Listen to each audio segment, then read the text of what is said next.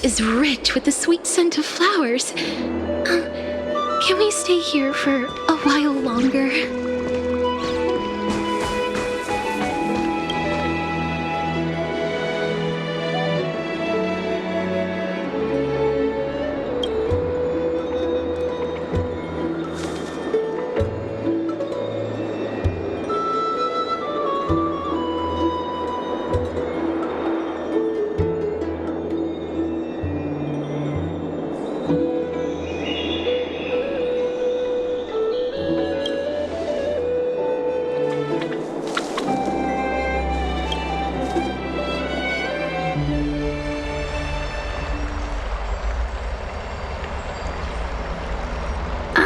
It's you, Cass. I finished the anthology of poems you lent me. Here it is. I thought you'd be too preoccupied to find time for reading. Precisely because of these obligations, I felt compelled to read it swiftly. Wouldn't all these preoccupations slow your pace? On the contrary, knowing that time is limited can push one to overcome their limitations. The weight of these responsibilities seems to have enhanced my reading efficiency. I understand completely. During my time at the Grove, the closer exams drew, the more efficient I became at tackling everyday mundane tasks. Anything but my actual studies. Precisely. As I remember, you and Finon were both disciples of the new Sporists. I assume that Anaxa's exams were as unreasonable as the man himself, correct? The courses Professor Anaxa taught were Introduction to Alchemy and History of Mythology. And to be perfectly honest, those two courses were the students' greatest nightmares. The History of Mythology, taught by the blasphemous great performer himself. I can imagine their fear. Now that I think about it, students would often rush to the podium during class to challenge him on those blasphemous ideas. May I ask, Lady Aglaya, has your relationship with Professor Anaxa always been like this? He openly dismisses people's faith and questions the very justification of the Flame Chase journey. Our positions have been destined to be at odds. While you were studying there, I assume you must have heard of his nickname. A Dromus draped in finery? As I see it, this nickname is more of an insult to the Dromus. Despite his insufferable arrogance, I do hold a certain respect for his nature as a scholar. To remain true to his principles, he is unafraid to stand opposed to the world, and that requires considerable resolve. Anaxagoras' life is almost like a satire. As a Chrysos heir, he refuses to heed the prophecy, while he disrespects the gods. The gods have chosen him. He was indeed chosen by Circes. Is something weighing on you, Cass? The golden thread is quivering. I sense there's more to this exchange than idle chatter. With all due respect, I'd like to know what you plan to do with him. In light of his assistance in the battle against the Flame Reaver, I am willing to grant him some time to find a way to remove the Coreflame. However, if Anaxa decides to make any move that places us in danger, I will not hesitate to take extreme measures. Just as I feared. The Flame Chase journey is the destined path for the Chrysos Heirs. Yet he now seems more like an empty shell. Given his strong sense of self-respect, I trust that Anaxagoras will make the right decision. Still, I can't help but hope for another possibility. Perhaps Anaxa will also overcome his limitations, now that he knows time is limited. I understand your stance. Let's continue this discussion another time. But now, let's greet our guest. You're here. Does this mean you're ready to take on Orynyx's trial?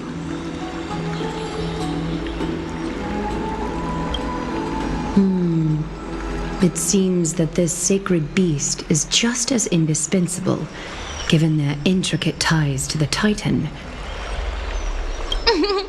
Memmy mem, memmy mem mem mem mem, memmy mem memmy mem. Surrendering the Coreflame is a Chrysos Heirs' duty. Your selfless assistance is deeply appreciated. However, I urge you to carefully consider the risks of accepting the trial. Becoming a demigod means forsaking your humanity.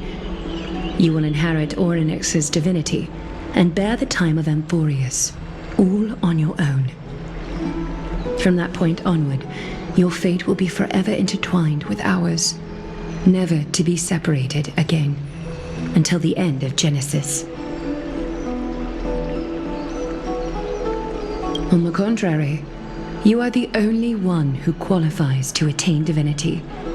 Yet, for that very reason, I do not wish to pressure you. It's exceedingly rare to find a capable Chrysos heir. If this path proves unattainable, I am willing to lower my expectations. There are still many priests of Yanissopolis and their descendants in the city. If I'm left with no other option, I'll try to find someone worthy among them.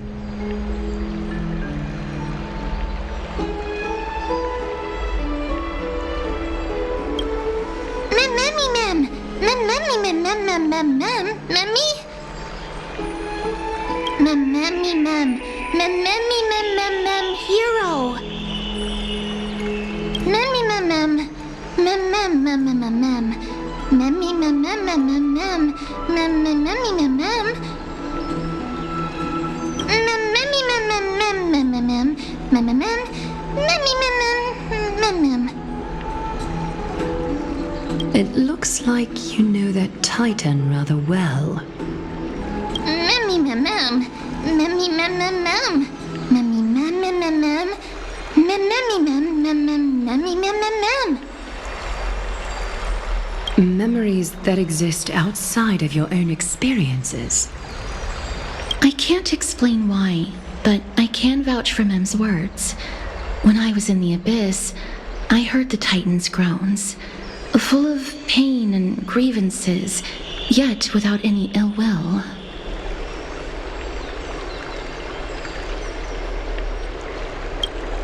Since you've made your decision, go back to the bath chamber and get some rest. Trinem will call for you when the ceremony is ready.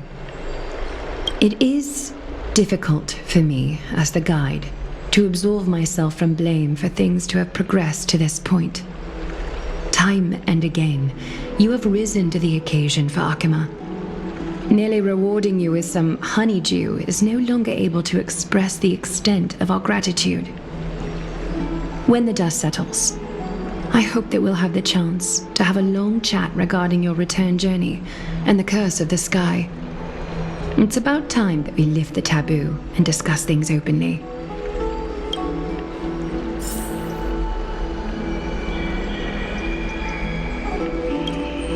Miss, may everything go well for you and Mem. It's nothing. I only came to discuss some matters with Lady Aglaya. Previously, I lent her an anthology of poems that Lady Trianne had gifted to me. Tracing back, this anthology was something left for Lady Trianne by a bard before their passing. Although personal properties should be cleared out once their owner has passed on, Lady Trianne gave this book to me since she knew how much I liked to read.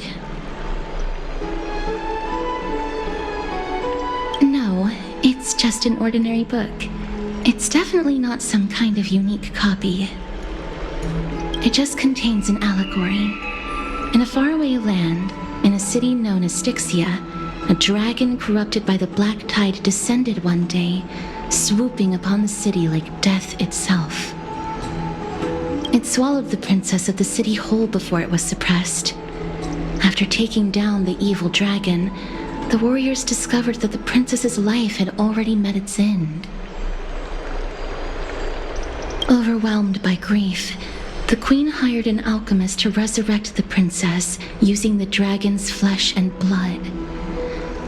However, having lost memories of her previous life, the resurrected princess turned into an evil dragon herself and wreaked havoc on the city. As a result, the prosperous Styxia met its demise.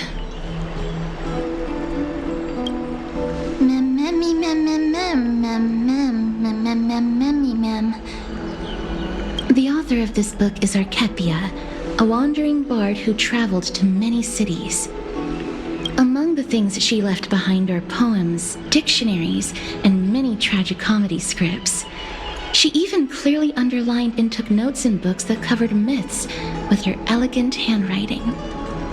While flipping through these books, I felt like I was afforded a glimpse into the life of Archepia. It felt just like I was traveling with someone that I'd never met before. It was as if she had yet to pass on and was still alive. That's right. Writing, drawing, and taking photographs.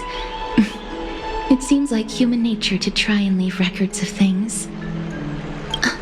Speaking of taking photographs, when I was helping you to take the photo previously, I did not look through the photos in your photo stone out of courtesy. But I'm also very curious about the story of the rosy celestial maiden. Despite having visited many cities in Amphoreus, I still understand nothing about the world beyond the sky.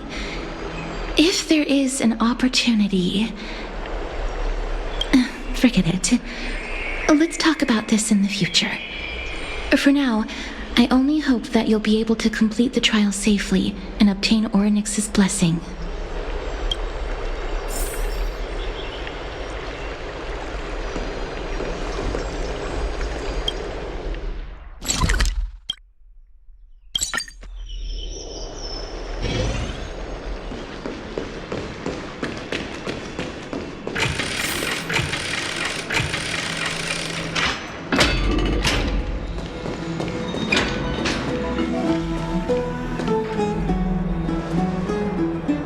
That's right. Oh, partner, you're back just in time. This is something that the both of you should probably know. Good news? I wouldn't call it that.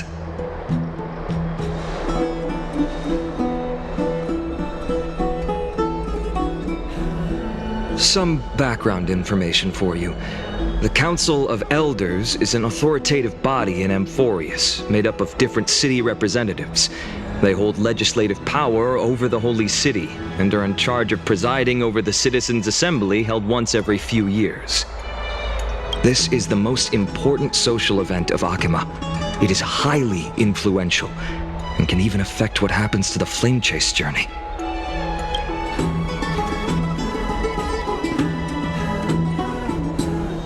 Despite her vision and wisdom that spans across thousands of years, even she cannot win over the hearts of everyone.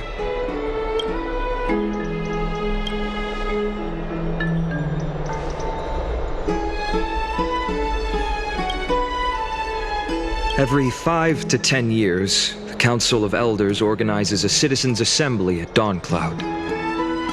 During the assembly, the representatives will vote on major issues, such as whether the Chrysos Heirs led by Aglaia should still hold the right to govern the Holy City, and whether the Titan's conquest should continue.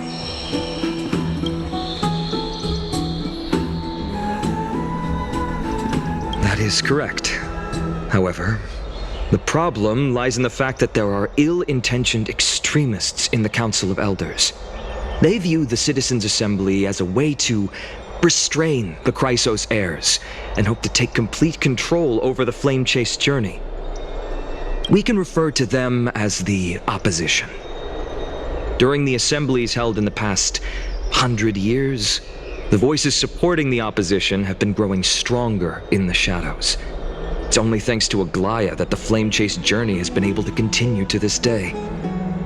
The Citizens' Assembly is just around the corner, but this time, There seems to be a new variable to the situation.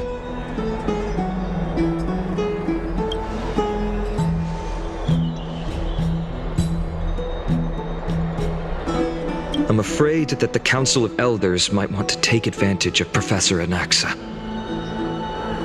Aglaia will surely take back Circe's core flame, but with Anaxa's current condition, it's so unique that nobody knows how taking the core flame away from him will affect him. He has always been someone that is only concerned about his own research. I'm certain that he must want to escape from the monitoring of the Golden Thread and protect himself. If the opposition were to offer an olive branch at this time...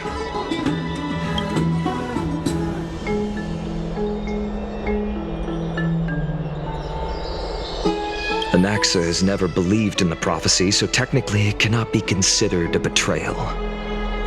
However, he has taught many Chrysos Heirs, and has long been considered an important ally of Akuma. I truly do not wish to see comrades turning on one another.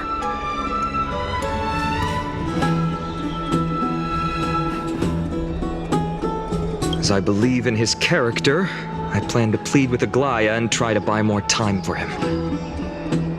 Then, the greatest way in which you can help is for you to know what I am fighting for.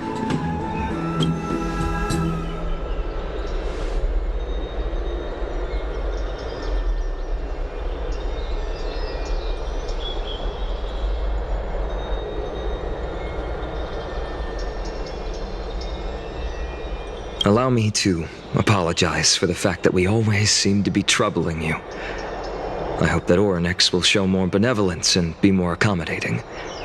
I remember that they seemed quite fond of you back in the Abyss.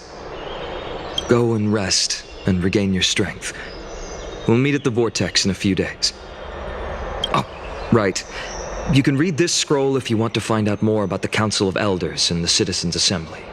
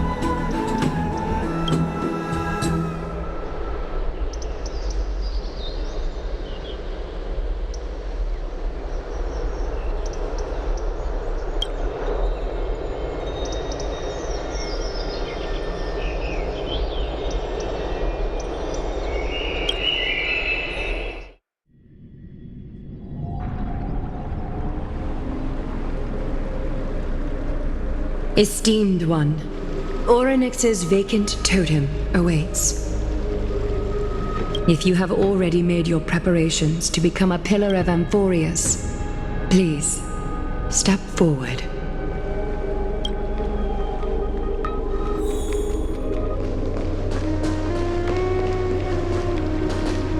Little Gray and Mem, thank you. Your resolves cannot be questioned. We praise your pure selflessness and courage. May Kefali light your path forward. Get ready to assume Oronyx's divinity, Trailblazer.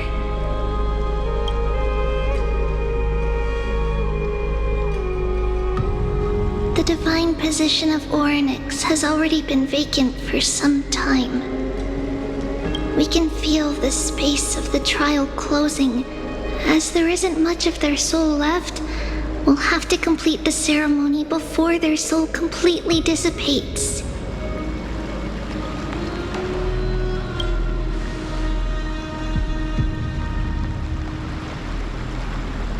The 8th core flame coveted by the miracle that once belonged to the great Vale of Evernight, Orynyx. It shall now be returned by the 2 elected heroes of the Chrysos Heirs, a traveler who is upright and courageous, and a sacred beast that invokes miracles.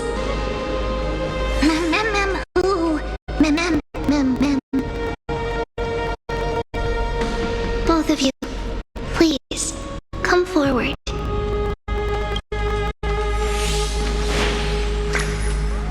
Recite along with us. O Majesty of the 12 Titans, pillars of the world, we seek your divinity to mend the rifts of the world. Fill our bodies with blood of gold till we wither in willing service to the prophecy.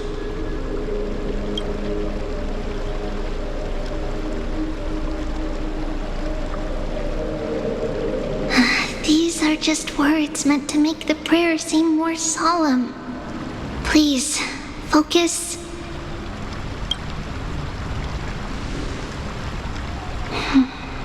And surrender the core flame.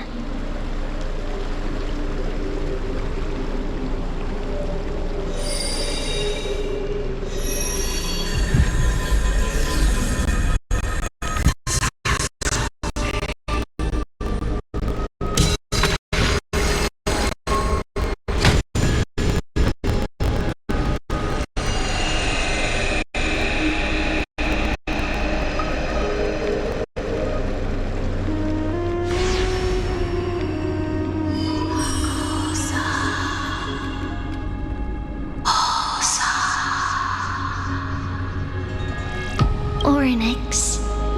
Their soul has been waiting for a long time. Perhaps they're also quietly waiting for the arrival of their successor.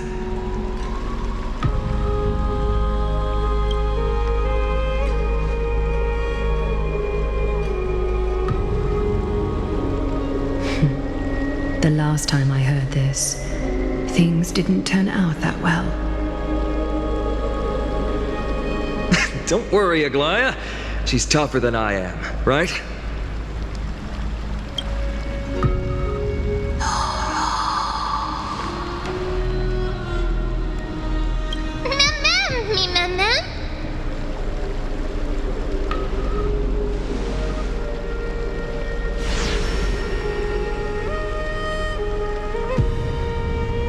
Traveler from beyond the sky, let us pray that the Titan acknowledges your worthiness.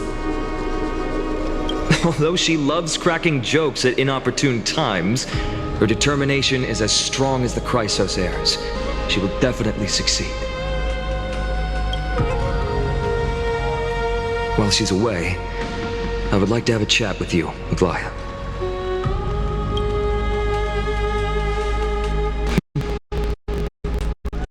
Speak. I'm listening.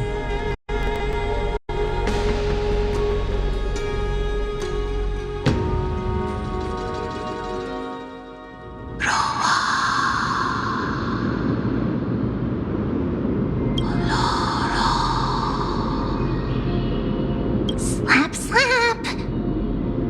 Wake up!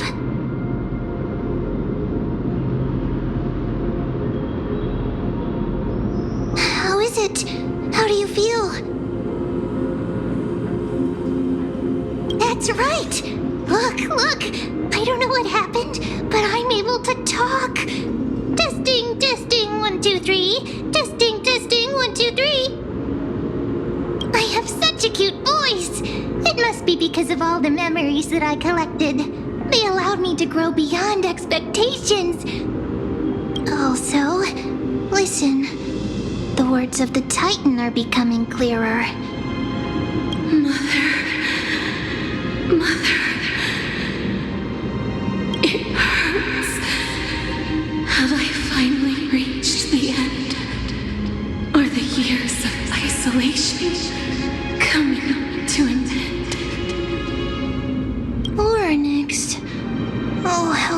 heartbreaking.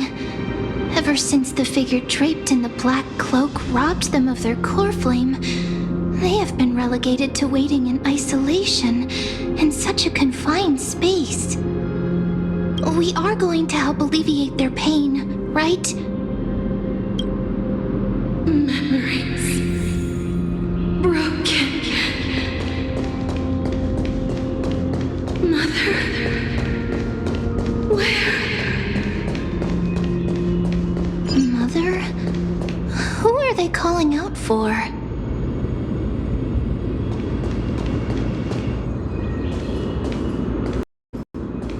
You. It's you. I remember you. Skyfather has gazed upon you. Mother is calling for you.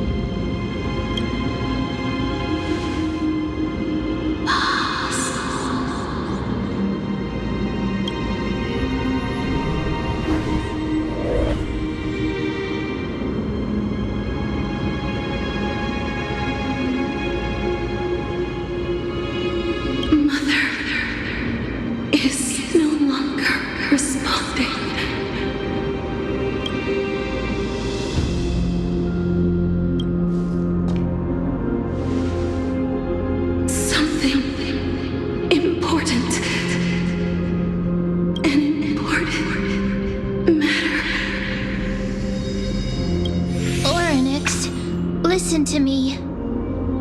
Aren't you tired? Throughout the long years, you have always been protecting the fate of Amphoreus. Each time people draw strength from within their memories, every single ripple falls onto your shoulders. There's no need for you to bear this any longer, Oronyx. From today onwards, someone else will bear time on your behalf. This is why we have come. Freedom. Freedom. I want freedom. Oh, poor child. Everything will be fine. Let us help you. You can have a good rest now.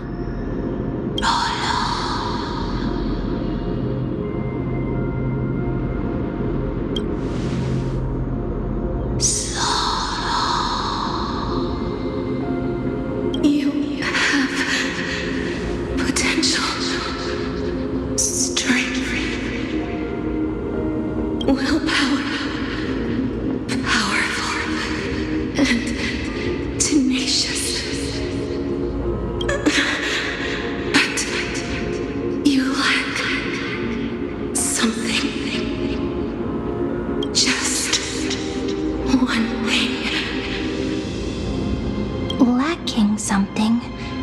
What is it?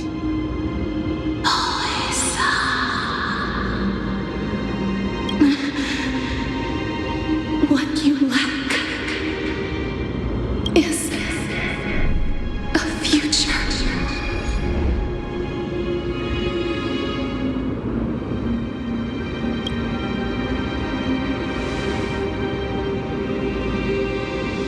Future? From the sky, you should have dissipated already. The gaze from the Sky Father stabilized your form, because from the moment you crossed the sky, your life was cast away. Right now, you are simply a collection of walking memories.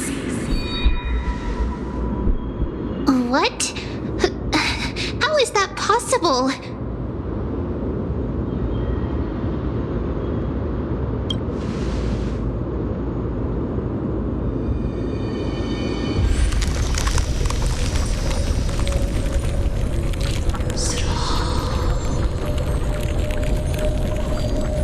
The space is collapsing. Someone must inherit the authority of time. If the pillar is lost, the loss of time will collapse.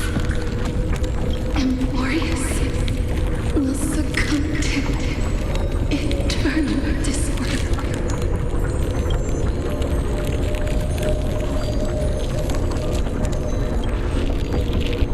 Time never compromises, never bears grudges, never forgives, never makes a choice. Child of humanity, Titans, Mother, Sky Father, time restrains everything that exists in this world. Oronyx's divinity is dissipating? Is the trial coming to an end? Pathstrider of remembrance, my strength, I shall entrust it to you. The fate of the world, if you wish to, save it. Go and find your future that has been stolen. Even if that means you'll have to cheat death.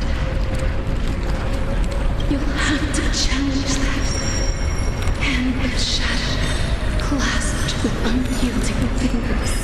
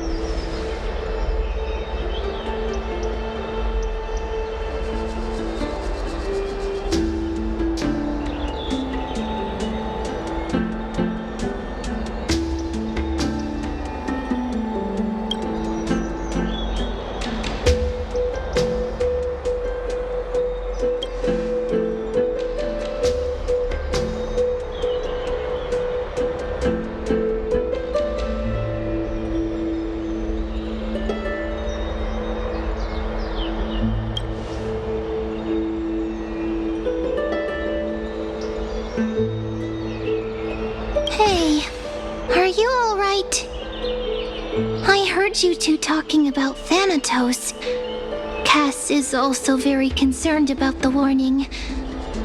She has left the vortex and returned to the garden. Shall we go and look for her? Thanatos is the Titan that Cass has always been looking for.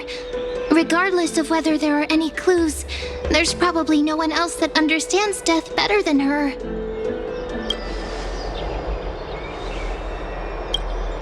Oh, right. There's something that I have to tell you. The Chrysos Heirs already know everything that has happened to you. I was too worried, so I told them everything. Please don't hate me, okay?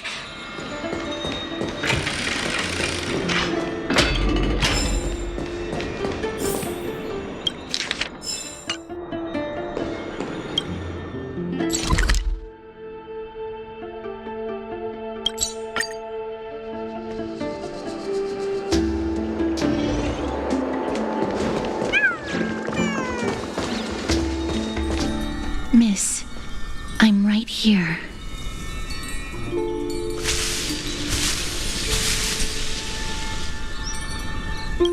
Please stay there and slowly turn around.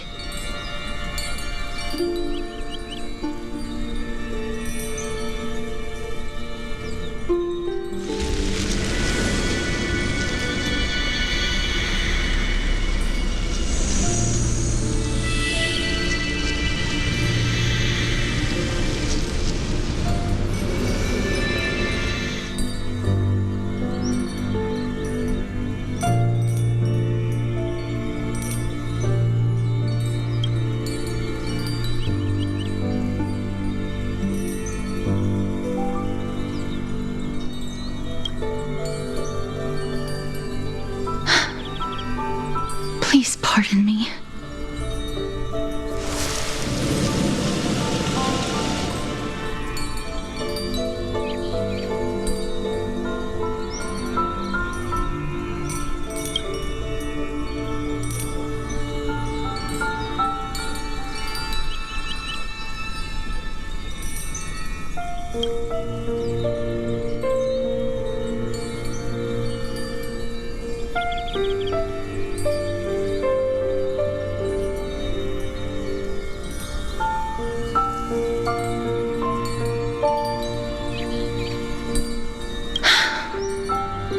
Just as I expected.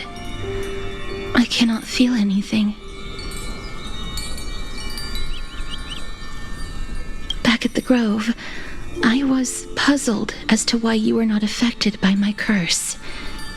I thought that it might have been the special ability of a traveler from beyond the sky. Never did I expect that this would be the true reason. I'm sorry. I should have noticed that something was amiss earlier. Miss, if my abrupt behavior just now offended you, I hope that you can forgive me. I'm just thinking, if your soul has really left your body, as a mortician, I might be able to trace where it has gone to. Cass, did you find anything? My apologies. Not as of yet. Perhaps I have overestimated my capabilities. But, Miss, would you be willing to let me try again? This time, I'll increase the area of contact slightly. Perhaps the result might be different this time.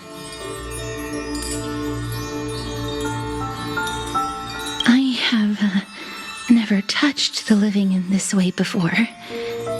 If my actions are in any way disrespectful, I hope that you can forgive me.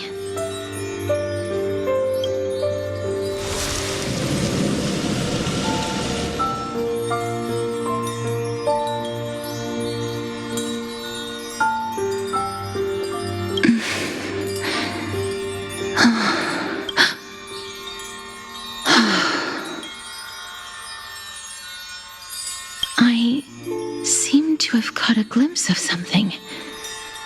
Your soul is currently roaming someplace and cannot find a way to escape. But perhaps it might not be a bad thing. If your soul is still wandering around, it means that we still have time. We have a chance to find it before the fingers of Thanatos sweep everything away. Clues. Just a few more. I need more guidance. The connection has been severed. With my strength, I'm not able to trace it. It was me. I was a little too hasty. Don't worry, miss. Although we currently have no leads, I will do my best to search for the whereabouts of Thanatos, bring back their core flame, and personally return to you the life that you have lost too soon. I know that I'm lacking in confidence, but I hope that you can keep this promise of mine in mind. Before I manage to deliver on this promise, please do your best to hang on. Amphoreus needs you. Lady Aglaia and Lord Finon are currently discussing some matters in the paths. They're worried about you too. If possible, please go there and let them know that you're well. Although, I don't actually know whether your current situation can be described as well. Also, please accept this Styxian fable. Reading can help one to focus and relax. I hope that reading this can help tide you through this difficult period.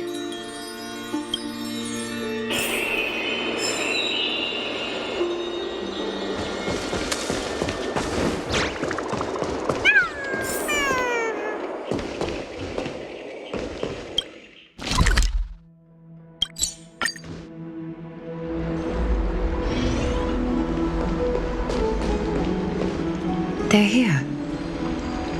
Partner! Hyacinth said you definitely wake up. How do you feel?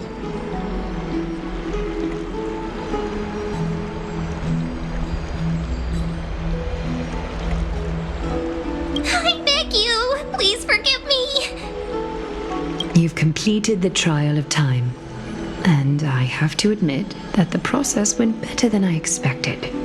Even in the end, that Titan's heart still showed a soft spot for humankind. However, I never expected that two people who have cheated death would appear in Akima at the same time. That's what we have been talking about. Mighty has been in Akima for such a long time, but has no one thought to study his indestructible body? If there were even any minor breakthroughs, we wouldn't be as clueless as we are right now. Many have had this idea, but so far there have been no results. If it were successful, Thanatos wouldn't have disappeared without a trace. Nevertheless, now is not the time for us to give up. At the very least, we can still see a glimmer of hope. Cypher. If anyone in this world knows the whereabouts of death, it would be her.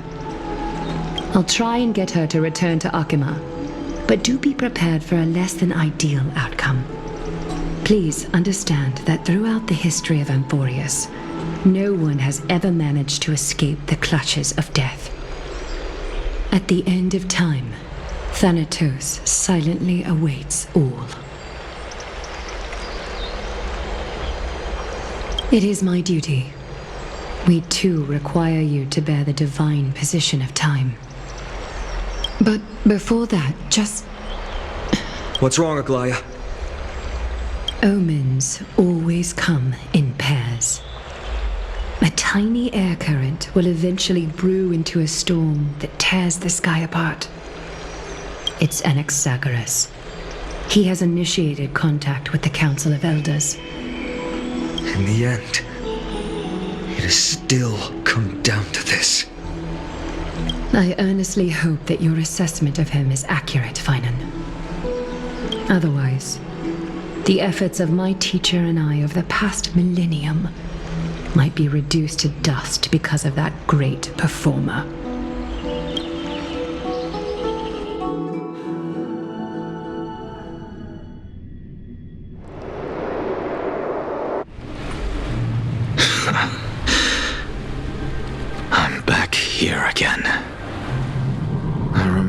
this dream. This realm is covered in a silk-like fog, and the land is barren and harsh. The crowd of travelers leaves tracks everywhere. Hey! Excuse me! What is this place? Where in Amphoreus are we?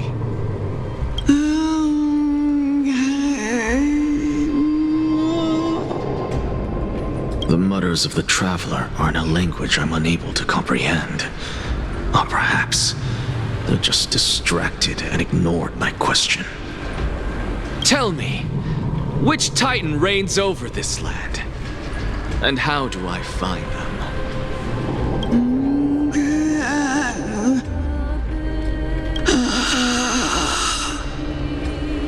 Hand of Shadow. Hand of Shadow Thanatos. Could this possibly be the Netherrealm?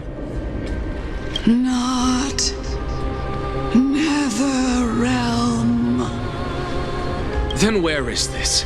River of Souls? The outskirts of the Netherrealm? Are you heading downstream toward the Netherrealm? The Netherrealm. Nothing but an illusion.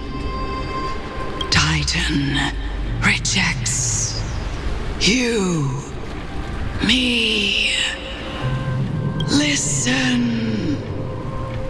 What? The traveler lifts their wrinkled fingers and remains silent. I look in the direction they are pointing and listen closely. There. A massive shadow brought the sound of rushing tides. The sound of tides. I can hear it. I hear it, deep within the tides, beyond the closed gates of the void world. A voice, about to recount something. Child of humanity, is it death's embrace you yearn for with such urgency?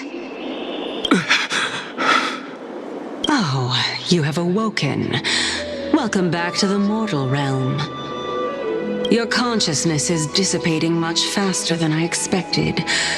Ultimately, it seems like the Titan's core flame is incompatible with a mortal body. How much longer can my consciousness remain in the mortal realm? In my estimation, at best, you'll see 15 more entry hours. 15 days and nights. What is it?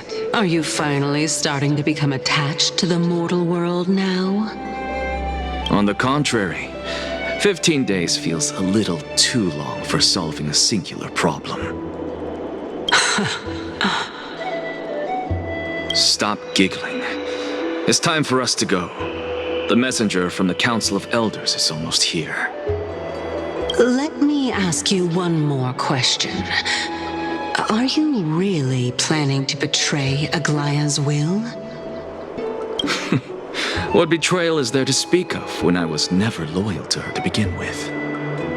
What about that white-haired student of yours? Acting so recklessly, do you not care about what might happen to him? There will be a price to pay for blind faith. This is also a lesson for Finan. You truly are a strict teacher. Of course. This is how I've always been.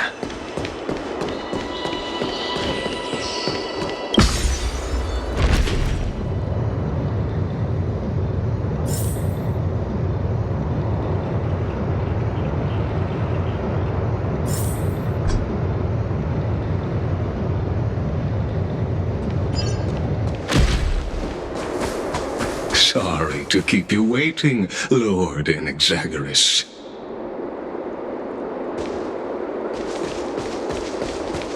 It's been a while, Lord Enexagoras. I greet you on behalf of all the citizens of Akima and express my deepest regret about what happened at the Grove of Epiphany. It's you. I never expected that you would personally come and meet me. By carefully into Lantern above, I have come as a testament to the justice of the Council of Elders. There are Antikytherans here? They have been a rare sight ever since the Chrysos War. I extend to you my utmost respect, revered Titan.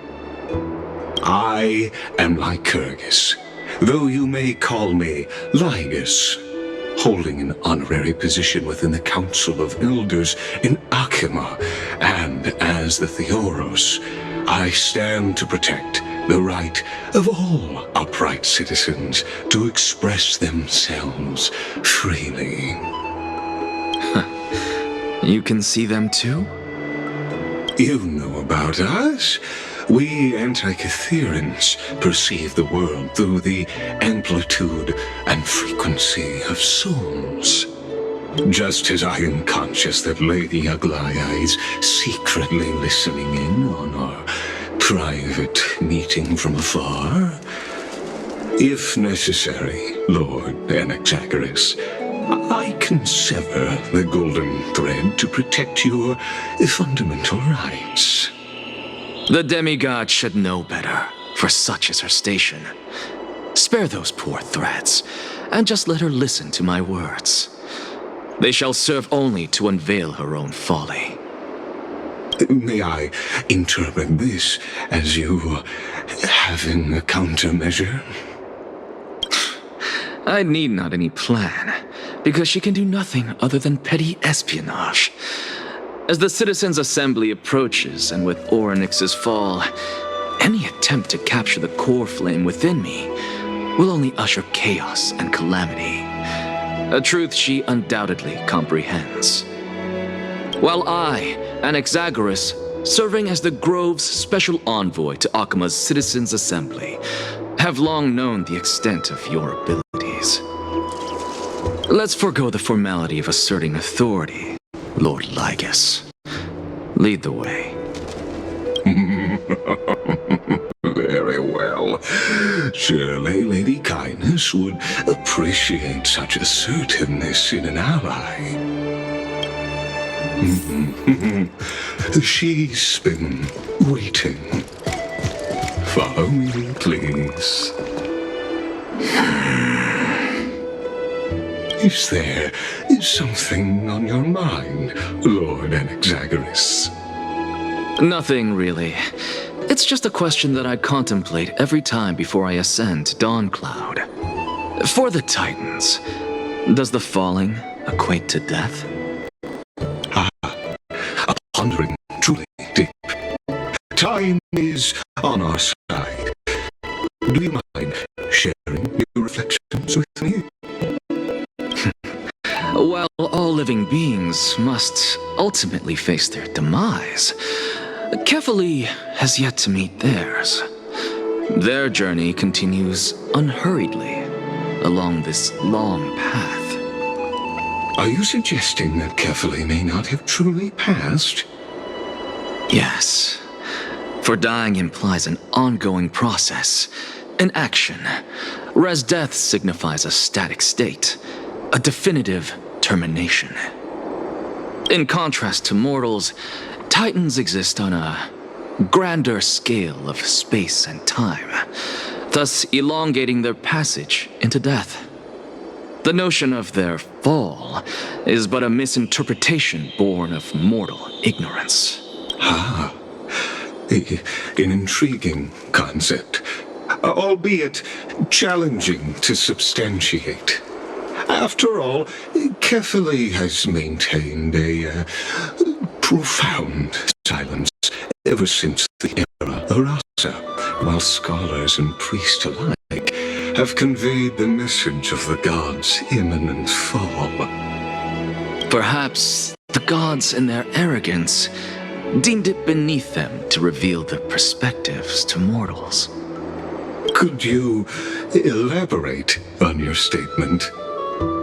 Circes, the kin of the Skyfather as recounted in myths, now resides within my brain. Were I to inquire, Kefali would have no cause to refuse. Oh.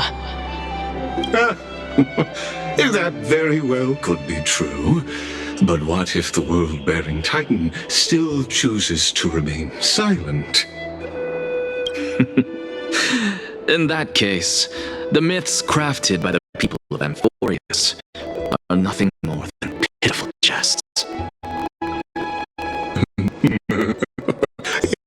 It's worth a try.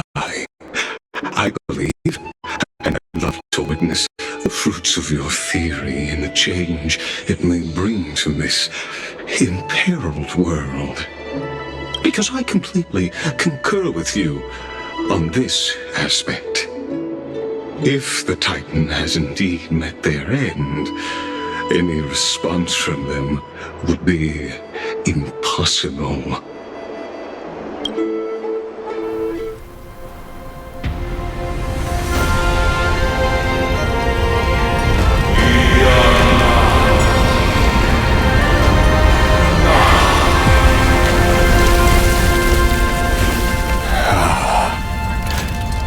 Please, Professor.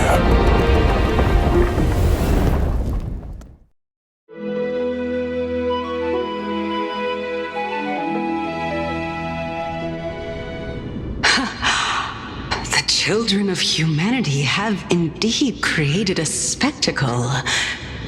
Welcome to Dawn Cloud. The atmosphere here carries a greater sense of solemnity than the mundane clamor of the Memorial Palace, with entry permitted only to the invited. Only esteemed beings grace this place, and among them I've received priests, scholars, warriors, and now we even have the honor to be in the presence of a Titan. Oh, what a joyous occasion. Once deemed a blasphemer, now a surrogate for revered divinity.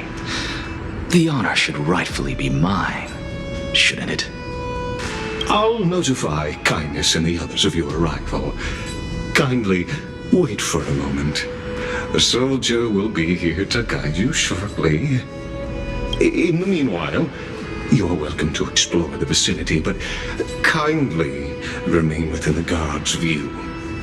Delaying the crucial meeting is something none of us wish to see, I presume.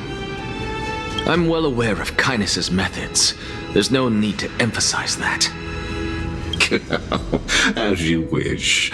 Your cooperation is much appreciated. Alas, I had hoped for a brilliant plan from you, but it turns out you just left one cage to enter another. Save your concerns. I know very well what I'm doing.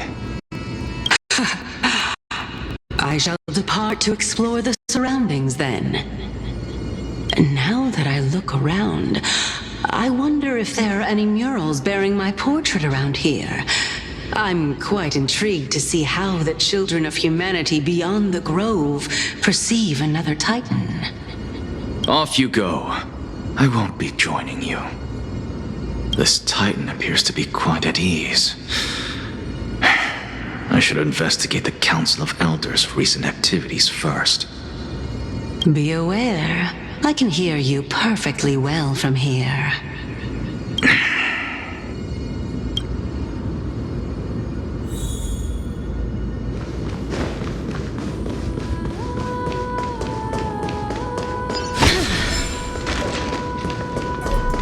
Professor Anaxa! Over here!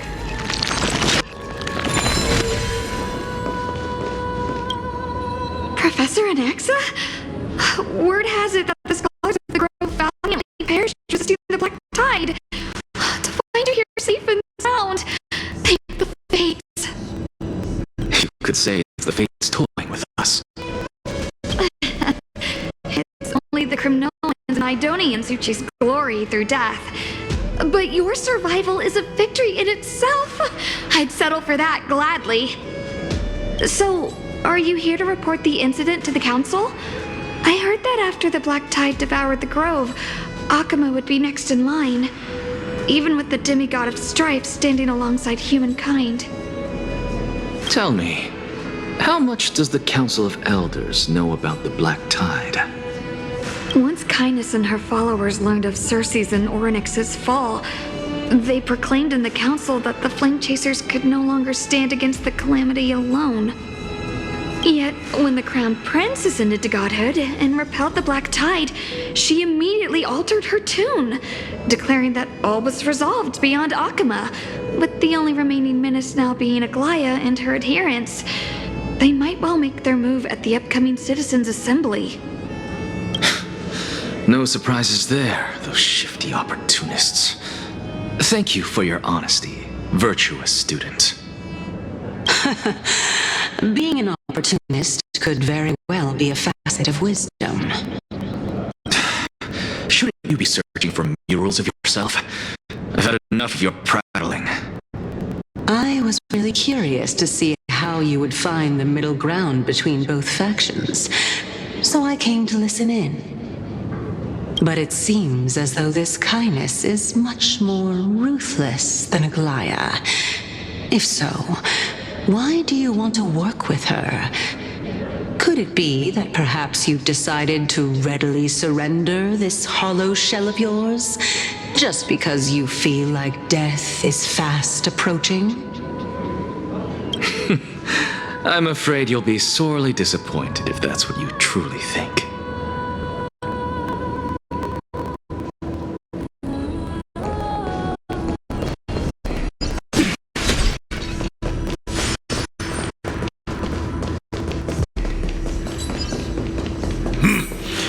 Even blasphemous scholars can come here, it seems.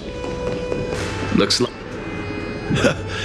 Anaxagoras, I thought that you had died to the Black Tide, just like the other scholars. As Kephales's priest, are you not aware of the decorum of respecting the dead? Surely you jest. You blasphemous heretics are not worthy of respect from the Supreme Being. Let me remind you that you're currently in Dawn Cloud, so you'd better keep your deranged language to yourself.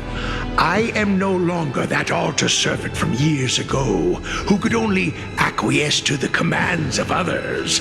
Now, I have plenty of ways to deal with people like you. I'm not sure whether I should laugh or cry right now. I can't believe that a follower such as you could have been made by a creation titan. As I see it, a dead titan can't provide you with this level of confidence, right? Then who is it exactly? Could it be Kindness? You. Seeing how fond of you Elder Kindness is, I shall let that slide for now. Leave immediately, and don't impede us from receiving the Supreme Being's blessings. Seeing as we were able to hear of this matter from the mouths of others, it seems that Kindness is indeed quite sincere toward us. Perhaps this affair will proceed smoother than I had anticipated. Oh my, what a thrilling confrontation. As expected of one of Kephales's followers. Are you praising or insulting him? Praising him, of course. As a believer of the God of Deliverance, it is only natural that he detests evil. Didn't you hear me? I asked you to leave. Go as far away from here as possible. Don't mutter to yourself like some sort of madman and disturb my meditation. I've had enough of this. Could the 15th entry hour arrive any faster?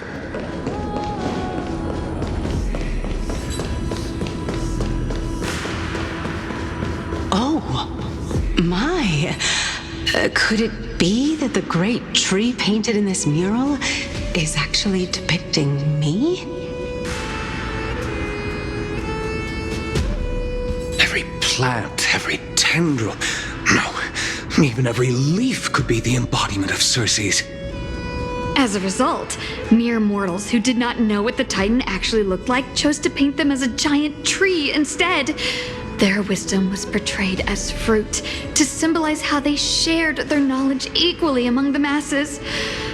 Such exquisiteness indeed. This mural is quite abstract. I really can't tell whether you are praising or demeaning yourself. Now I'm quite curious whether the reason Titan has studied figures of speech before. Of course, I find such stylistic devices interesting. For all we know, this could be the answer to the question, what exactly are we? I, for one, am not willing to admit that I could look this ugly. Was this the reason why you failed in your attempt to refine my soul when you were ambushed at the Grove? Since you are aware of this, why did you save me back then? From my perspective, this point alone was enough to separate you from the average person. How do two lunatics coexist in the same brain? Therefore, it seems that your journey to Dawnfloud this time is not just to seek protection. What, then, is the intention behind your actions? The entire plan is stored in my memory, so why don't you look there? Then don't mind if I do. 1 year old, 2 years old. Oh my! Even a member of the preeminent 7 sages must hug his dromastol to sleep? How interesting. That's enough. How unusual. Your soul is actually trembling. This must mean that behind this toy hides a secret that nobody knows, right? Since our days are both numbered, I don't mind telling you more about it. This is the present that my sister gave to me. It's a doll that was made to look like our family pet. So there are other members in her family, eh? Are they also living in Akama? Don't you just love to pick through my brain? Go on, continue flipping through my memories. It won't take long. You'll discover the answer when you reach the memories of when I was 5. Oh, the black tide is everywhere. I can't bear to look. When I was young, I couldn't accept this outcome either. Georios, Aquila, Kefali, and you, of course. Although I prayed to every Titan that I could think of for help, my efforts were ultimately futile. This...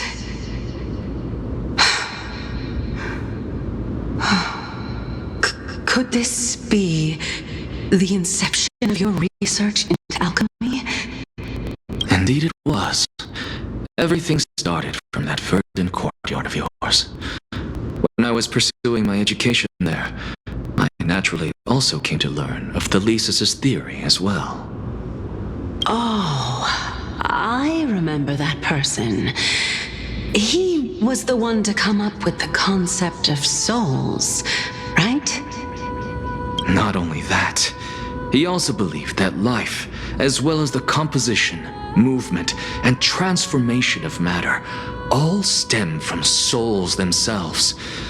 This is why I thought that, since all living things stemmed from the same origin, why could I not sacrifice myself in order to resurrect my nearest and dearest? Anaxa! You... I did it, teacher! But this is absolute blasphemy! Regardless of how much freedom the Grove provides, such an act could cause you to be burned at the pyre! Your beloved, where is she now? Send her away from the Grove at once, to a place where nobody will ever be able to find her. Otherwise, the both of us will be judged by the Council of the 7 Sages. Calm down, teacher. My sister, She's still not in the mortal realm, even to this day. What do you mean? It was naive of me to think that I could snatch the deceased from Thanatos' grip by merely sacrificing one eye. Equivalent exchange. All I received for that price was but an opportunity to see her for one final time. Nothing more. Let it go, Anaxa. As one of my best students, I cannot watch you go down the wrong path without doing anything to stop it. Never do something taboo ever again. Don't disappoint the deceased, and never harm yourself. If you can do that, this classroom will still be yours, and you'll have a chance to live out your own life. Since I was able to see her one last time, I have no other desires. You're right, teacher. It's time for me to start a new life. I am sincerely glad for you, child. Now then, what topic would you like to study? I wish to continue Thelysis' research. Continue the research into souls, but you know that the Grove has long since understood his philosophy like the back of their hands. Even if you continue digging into this subject, your efforts will likely be futile. No, teacher. After my fleeting glimpse of the deathly fog, I finally understood a single truth. Since ancient days, our understanding of the souls is but the tip of the iceberg. I may have lost an eye, but my view of the world has become clearer than ever. I have grasped the truth with my bare hands. Watch as I turn this farcical world upside down. Who would have thought such a secret lay concealed beneath that hefty eye patch of yours? However, this story doesn't seem to be connected to your plan. In fact, I'd say that they aren't related at all. The answer lies within the tale. If even you cannot understand it, perhaps you should relinquish the divinity of reason to me. After all, it'd be a waste for you to hold on to it. My story ends here. Now it's time for you to tell me your secret. After all, this is what equivalent exchange means, correct? As expected, you laid a trap for me to step into. Unfortunately, even if I was willing to talk about my past, I may not know more about it than you do. Oh? Are you saying that the renowned Reason Titan is now admitting a lack of wisdom? Your followers are going to be sorely disappointed by this. Child of humanity, remember this. Being cognizant of one's ignorance is the greatest wisdom of all. Now I understand. No wonder you asked me to answer your random, nonsensical questions. Not only that, you're the only one who can shed light on my query.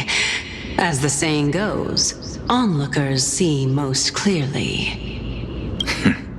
Is that so? Lord Anaxa. I saw you muttering to yourself and was wondering whether you were caught in a delirium of reflective thought. I'm sorry to interrupt you, but time is of the essence. I have a message from Lord Lygus. Lady Kindness has met up with the Council of Elders and is awaiting your arrival, so please depart forthwith. It's finally time. Carefully. The one who created the world, and the one who bears the world. If you truly have not met your end, how will you answer the challenges of those who defy you? I didn't expect you to agree to Lady Kindness's invitation. What a wonderful turn of events. To tell you the truth, there are many people who hold grudges against that Lady Goldweaver.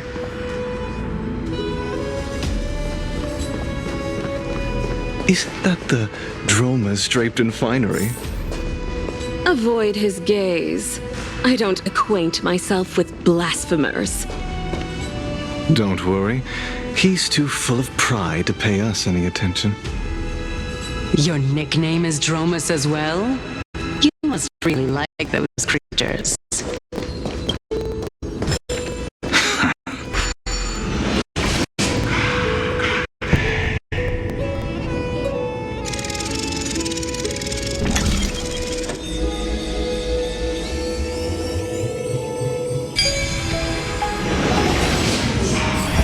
A student of Empedocles? I hear that his views run counter to the Venerationists. This is what being a scholar is about.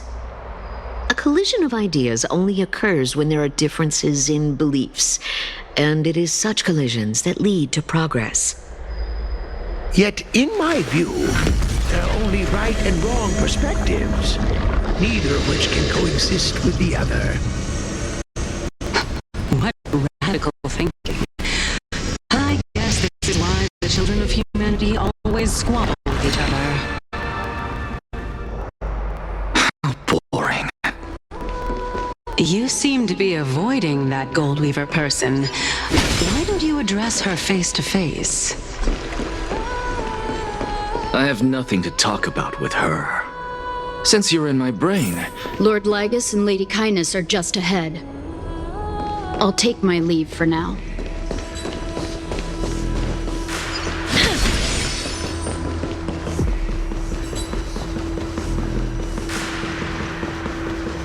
Welcome to the Demigod Council, esteemed guests.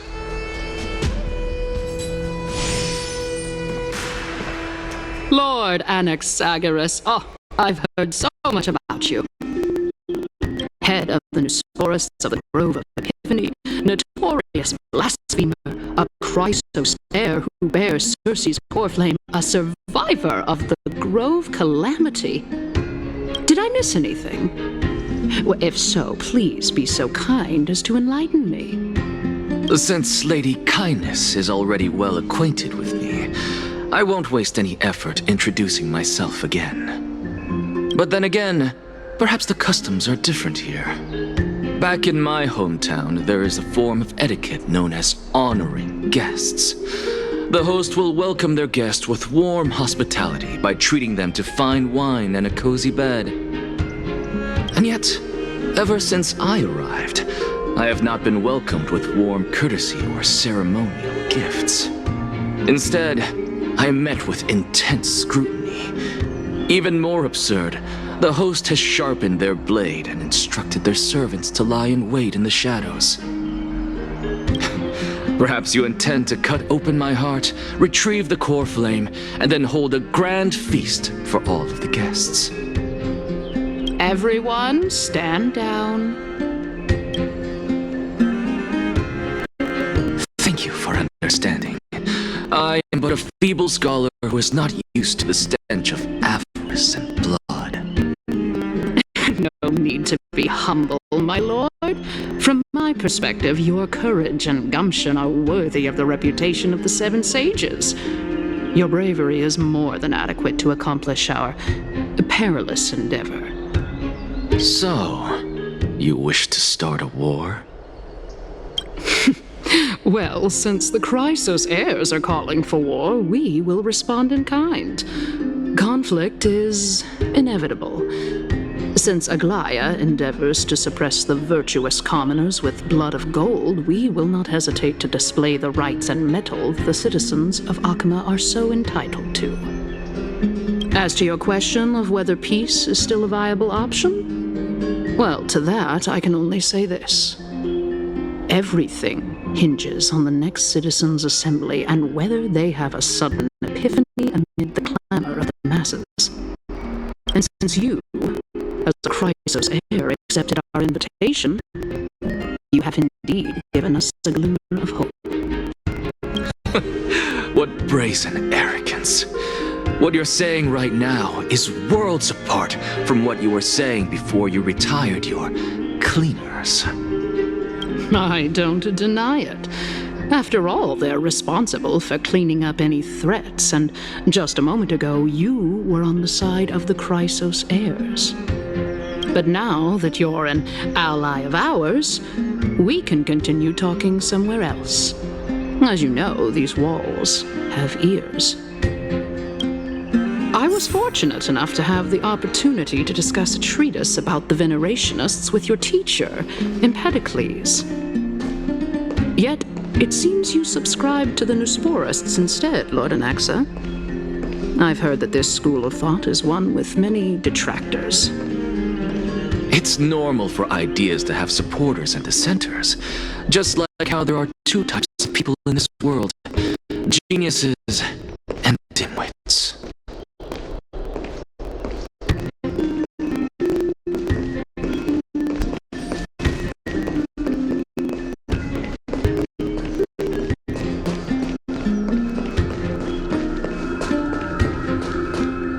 Welcome back to the hub of the Demigod Council, Lord Anaxagoras. Surely you remember that countless eloquent orators have stood in this spot before and emerged victorious by stoking public sentiment with their words. And yet there have also been innumerable blasphemous philosophers who set themselves up for failure because they refused to defend their actions. This tiny stage is the most profound embodiment of Akama in centuries. In 15 days, this site shall also become the most important, as well as the final turning point in Akama's history.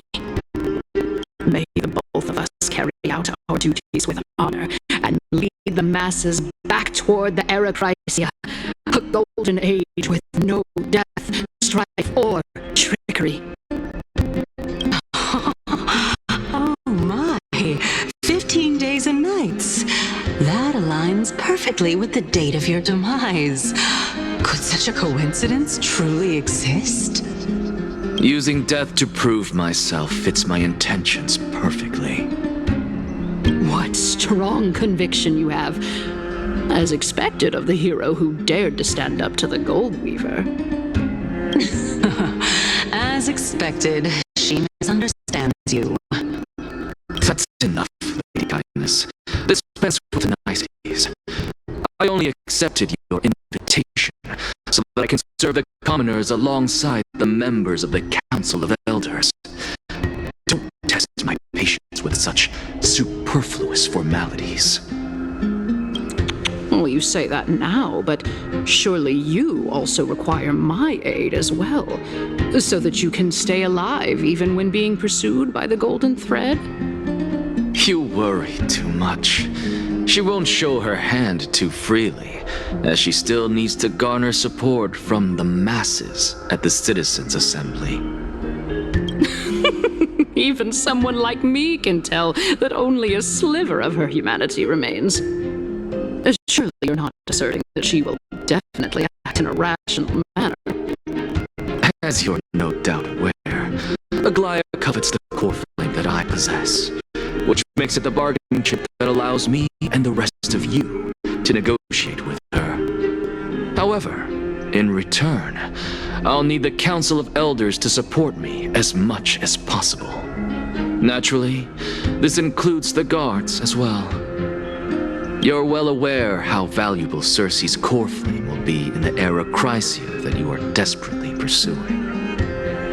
Talk is cheap, so you'd better act prudently as well. I understand. After all, this battle of wits is just a means for each party to acquire what they need. As long as your request is reasonable, the Council of Elders never shortchanges its allies.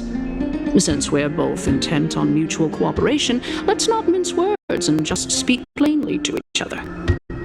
Let us decide how much we can secure for ourselves and how much we're willing to sacrifice like true philosophers, with our words and wisdom.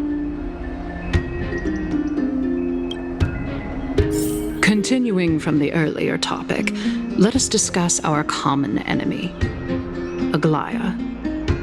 She is the second most experienced Chrysos heir across the whole of Akama, who has gradually lost her humanity to the ravages of time and the ablation of the Coreflame. A formidable opponent indeed.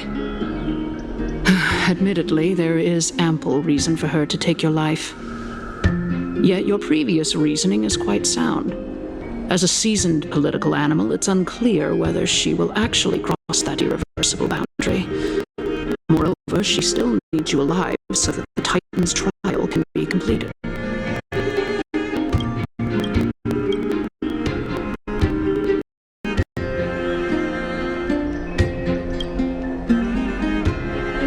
Is there anyone present who can swear by the sacred vow of Kefali and guarantee that you weren't in league with that woman before coming here? Are you just trying to pull the wool over our eyes and aid her in her savagery?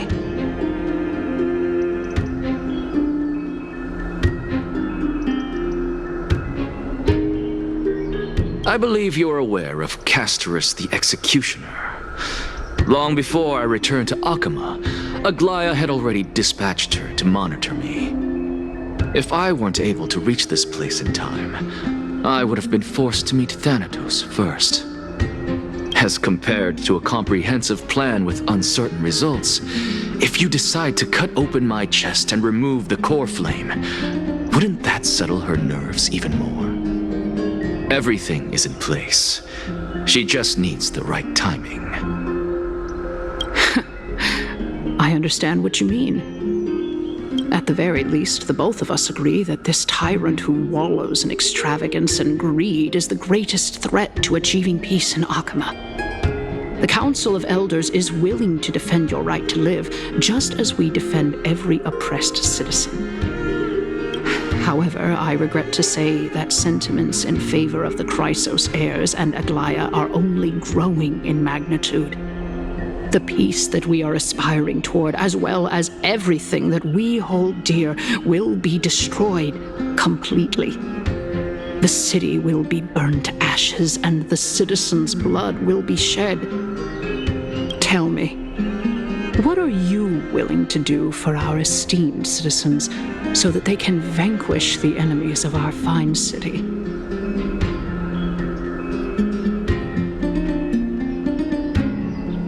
Although the circumstances are rather unfortunate from an objective point of view, it is an undeniable fact that ever since the Grove was attacked, I have become the de facto leader of the Grove. The Council of Elders needs more backing if it wishes to topple Aglaia, and it's evident that the Academy wields considerable influence. At the very least, I have served as the Grove's special envoy to Akama for a significant amount of time. Of course, this also means that I will hold a crucial vote at the Citizens' Assembly. In the name of Kefali, Akama thanks you for your sincere and valuable thoughts. At this stage, it's clear that you and I understand the benefits to be won from this discussion. Let me put it plainly. The Council of Elders has always been renowned for its fairness, and that fairness is built on a foundation of sincerity. The Council of Elders has vowed to all citizens of Akama that it will always remain loyal to them. As for you, my lord, how will you guarantee that you will be able to live up to such earnestness and will not betray Akama's indomitable citizens when the opportunity presents itself?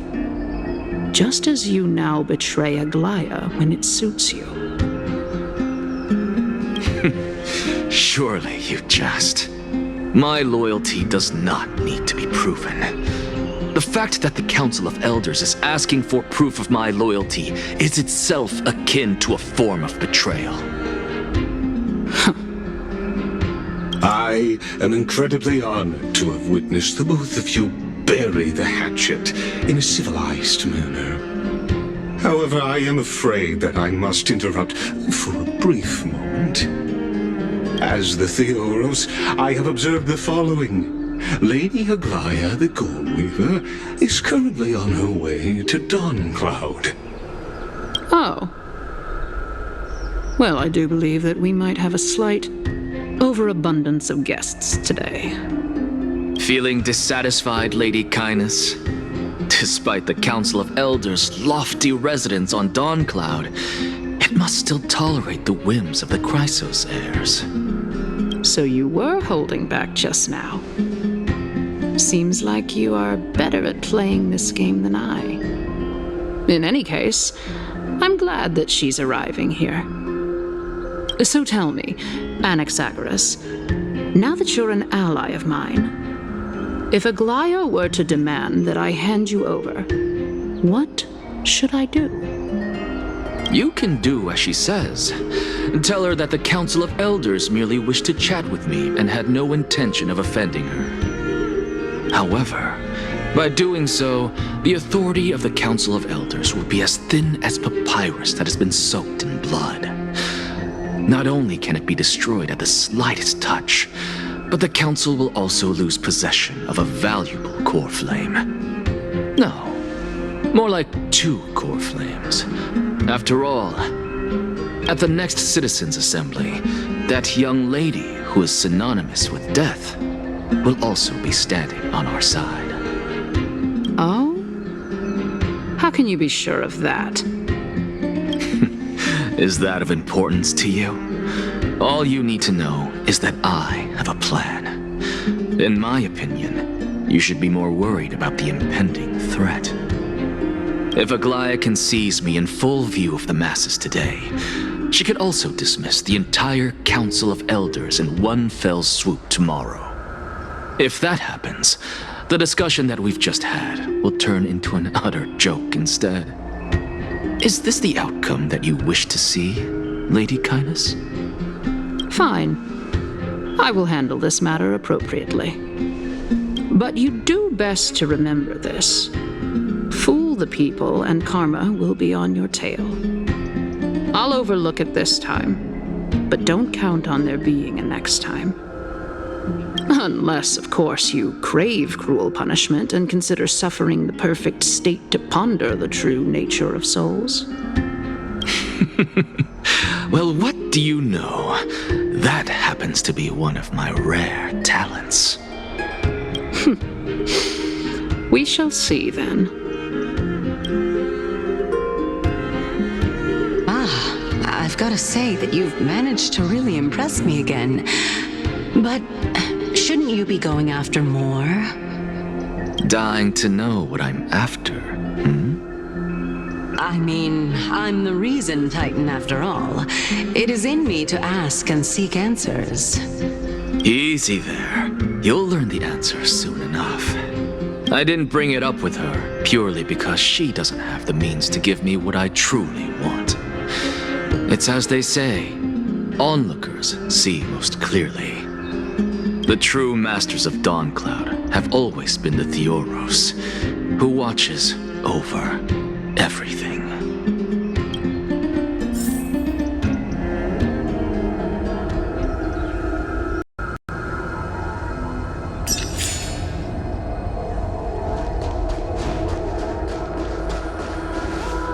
An expected visitor.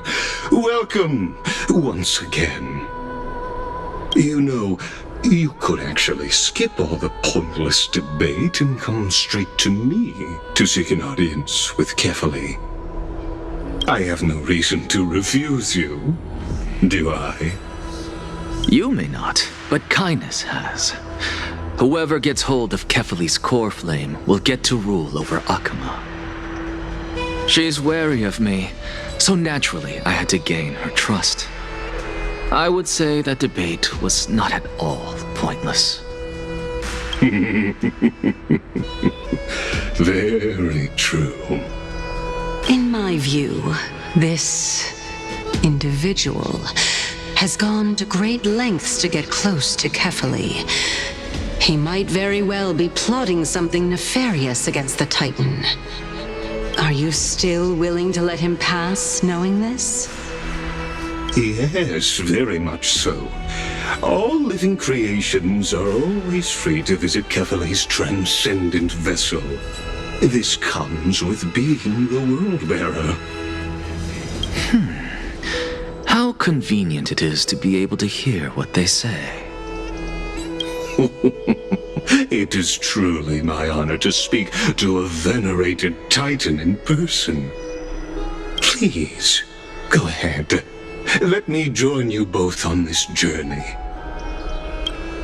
Oh, a bygone myth tells of an occasion where Kefali once answered their followers' questions on the peak of the holy mountain.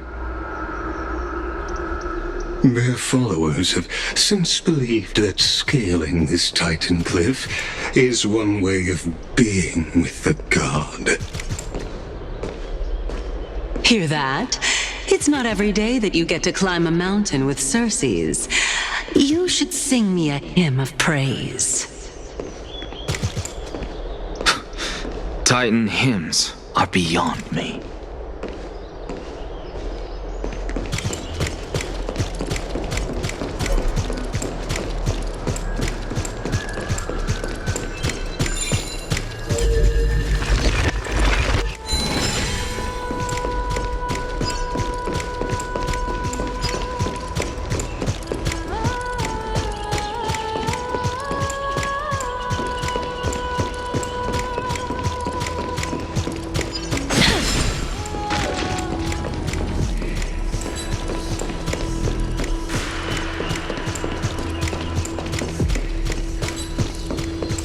Go on ahead. Take this Yanis shortcut, and the long pilgrimage stairway will be waiting for you at its end. I have to admit, I never expected you to not ask me anything. Not even my motive. Because I know very well what it is you are after. As the saying goes, a gentleman helps others achieve their goals. I have a feeling that your theory will be validated at the end of this journey. I believe Kefali will not deprive you of your right to ask your question, especially now that you're on the brink of death. You must be closer to Kefali than anyone else. Wouldn't you agree? I hope things go as you say, then. Putting a child of justice into a farcical world is bound to turn it upside down. It is my hope that you bring a much-needed change to this world, which is on the brink of destruction.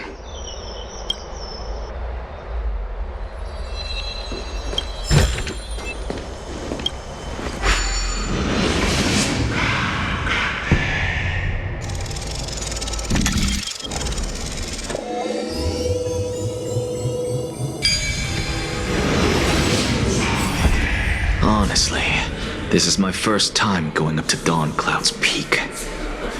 What a splendid view. Isn't it about time you recognize the magnificence of us Titans? Well, I don't see how this place is different from those temples in the city. All they have are magnificent facades. And even though I've come this far, I'm still doubtful about getting useful clues from him. I must be getting ahead of myself to be expecting to hear something nice from you. Oh? Haven't you been in my head for some time now? It's high time you get used to how I feel about things. All right, we're just a short hike away from Kefali. No time to waste here. So the intellectual debate from earlier was too draining for you, huh? If Amphoreus gets a new lease on life, you should focus on strengthening your body and stop shirking social interactions. Save your concern. The Titan is in sight. Can you make it?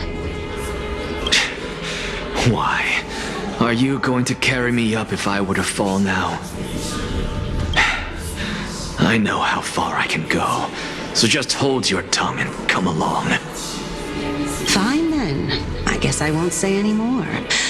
I'll just wait till your soul dissipates completely to gain control over your body. Wait. Who is that? Cersei's? Hey, look at that. Huh? What should I be looking at? Am I hallucinating? Or do we even get to see souls when we're close to dying?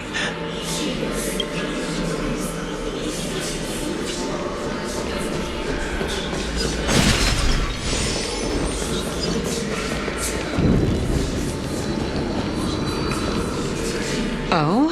Why didn't you bring your favorite spear with you on this trip, Nias?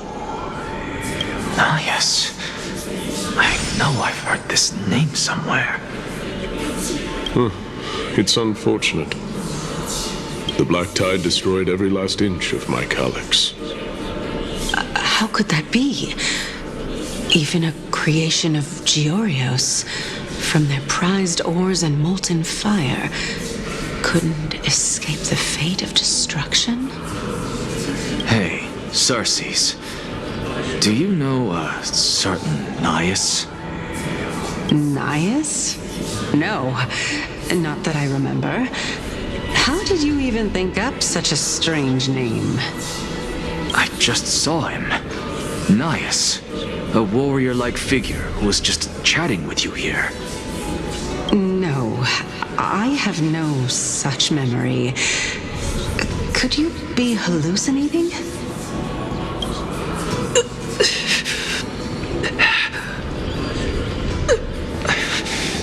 This is a departed spirit.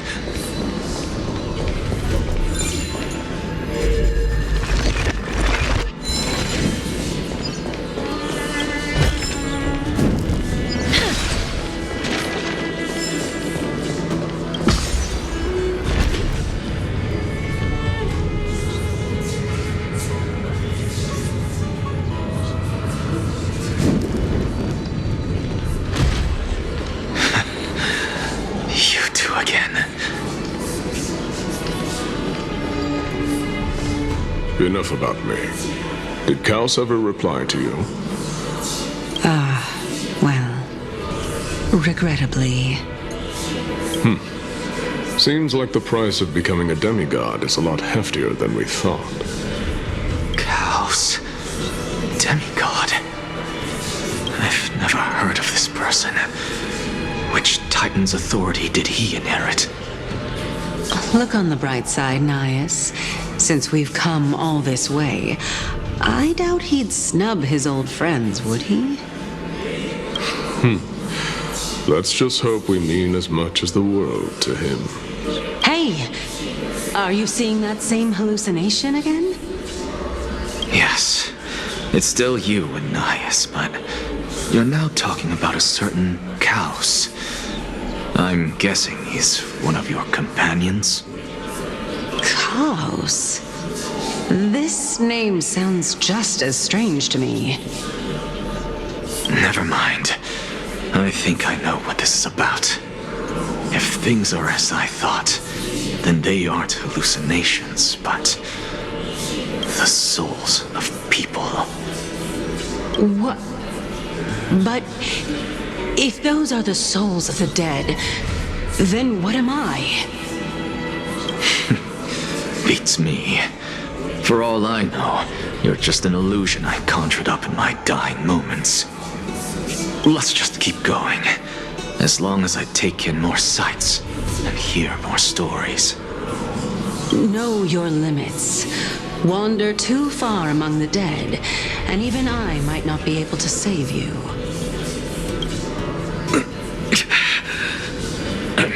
Fine. If this is indeed as I thought, then this will be very amusing.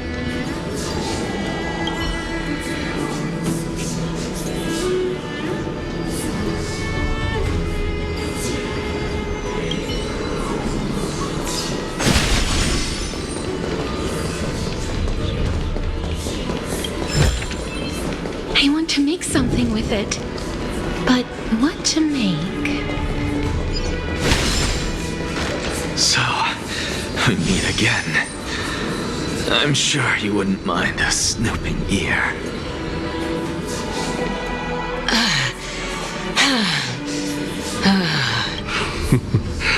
Can you keep going? Of course. I'm just... If I knew we had to climb a mountain, I wouldn't have come along with you. I guess this also counts as one aspect of the world-bearing burden. If Amphoreus does have a next life, you may want to get your body in shape. Keep your sarcasm to yourself. I'm not getting anything of value from them. I would sooner throw myself off this cliff and hit rock bottom than exercise even a little. I am Calypso of the eminent Seven Sages, after all. Training would make me no different from those Helcalithist barbarians. Calypso? She's one of the Seven Sages. A member of the Grove? No, she can't be. I would know her name if she really were one of the Seven Sages. Hey, Circes. Does the name Calypso ring a bell? Circes? They're gone. Doesn't matter. I can do this myself. Looks like I'm nearly there now. The land of the dead. Oh, beautiful old world. Where are you now? Oh, legendary era Chrysia, return to the mortal realm. Splendid gods once walked the paths we walk. Alas, all that's left of that warmth is a hazy mirage. Why are you chanting that too?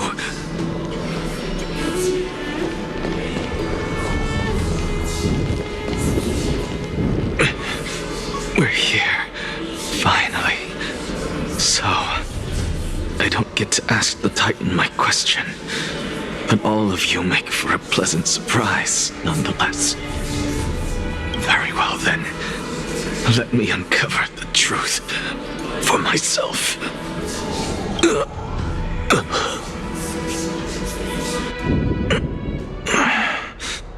Did I still fail to make it in time? So, I'm back here again. I can hear it. I hear it from the depths of the tides, behind the closed doors of the void world. A voice ready to tell me something. This time, the voice is a lot clearer than before. Since we've come this far, let's just wait. Lord Nias and Miss Calypso, are you both here to visit Chaos too? Yes, and we've been waiting for quite some time now. Regrettably, he hasn't answered us. The worst-case scenario is that he's already been overwhelmed and crushed by the world-bearing burden. You're overthinking, Lord Nias. I can still sense Chaos' soul in the area. And besides, we both know Chaos' nature. A deliverer like him wouldn't fall so readily, much less give up on all that he holds dear. Isn't that so? Yes, I have faith in him.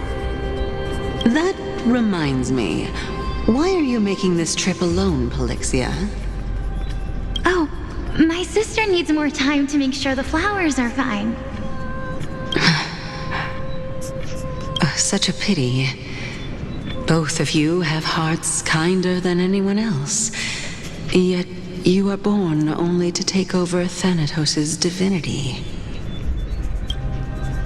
Everything that I see and hear this time has left me shaken to the core. What may seem like a mundane conversation is in truth a once-in-a-lifetime exchange that has revealed the ultimate answer to Circe's question. The conjecture has taken shape and must now be solidified into a theorem. Next, I only need to seek verification from Kefali. By doing so, I can answer Circe's question and reclaim my body. But no, I will not do that. That isn't important. Because another one of my conjectures, one that I have always dreamed of proving, has been proved right this very instant. Fusing a mortal soul with that of a Titan to replace said Titan is not a ludicrous idea after all.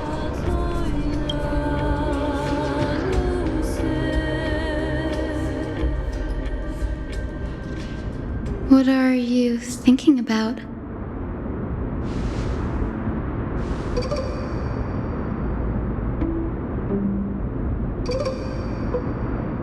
Is that so? You don't look the slightest bit amazed, though. Plus, you seem to be strangely familiar with the city around the Great Tree.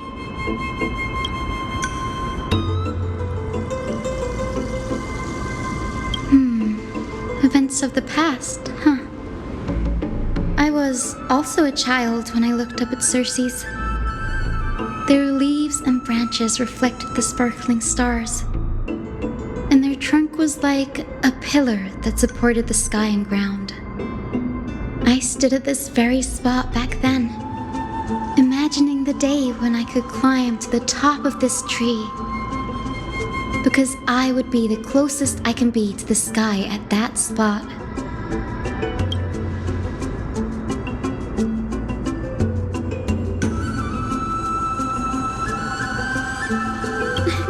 Don't read too much into it. I mean, can mortals even hope to reach Aquila's realm? They're a strict and draconian god, nothing like Circe's. Reason is willing to share what is theirs with others, but Sky only expects people to revere them. You get what I'm saying, right, Denny? After all, the Titan that imprisoned you and Grey here in Amphoreus is none other than Aquila themselves.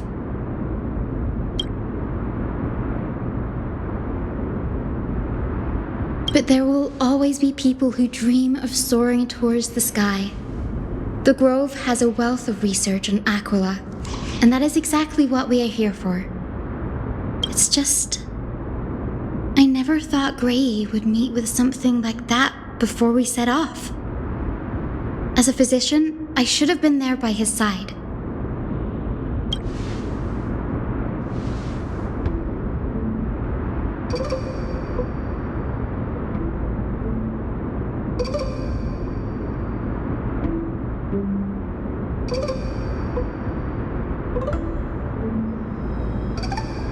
Yeah, there's no rest for the weary, huh? In any case, what we're looking for could be anywhere in this enormous grove. Let's split up to cover more ground. Danny, with your skills, I'm sure those monsters born of the Black Tide will pose no threat to you anyway.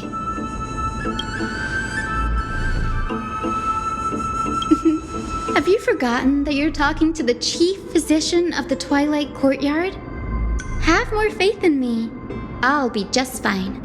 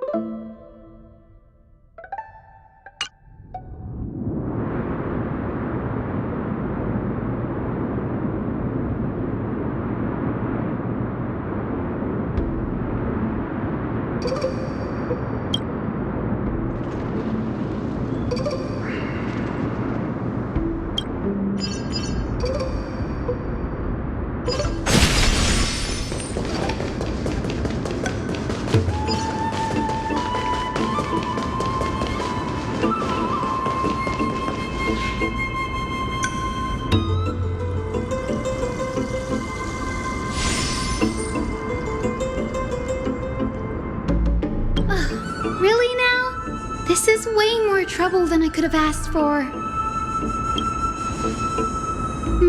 Or you could sit back and watch.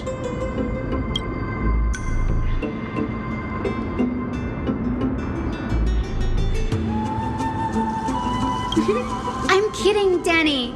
Lend me a hand, pretty please. All right, now let's get him.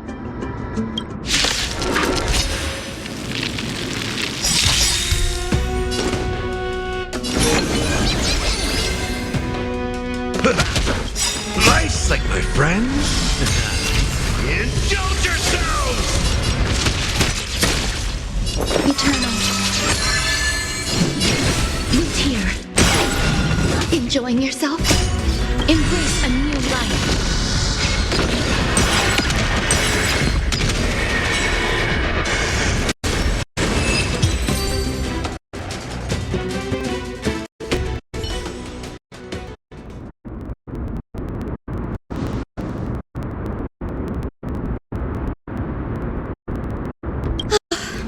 The black tide is remarkably quick to detect the light of Amphoreus. So or rather, the blessings of the Sky Priest in me, might have unknowingly called them to me. Anyway, never mind that for now. Here, you might want to have a look at this. I found it around here and thought it might be of interest to you.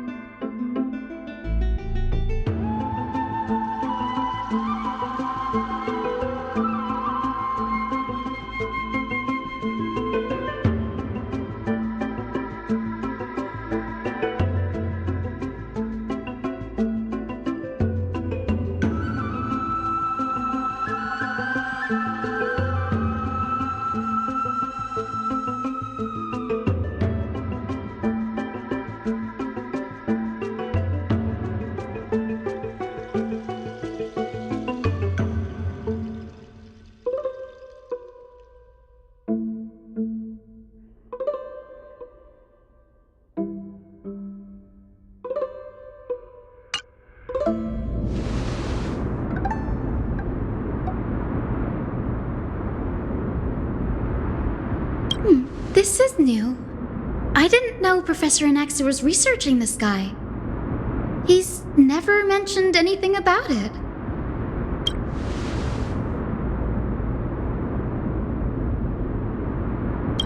Might is an understatement. Anaxa has never been one to venerate the gods, nor has he ever found it within himself to put any faith in the prophecy. People have come to think of him as a heretic, even in a place as liberal as the Grove. Yet, it is also this very blasphemer that Circe's favors. Fate sure works in mysterious ways.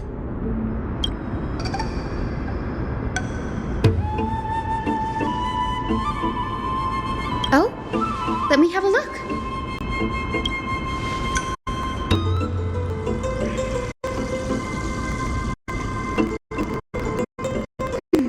By the looks of them, these scrolls are records of two conversations that took place in the same setting, one after the other.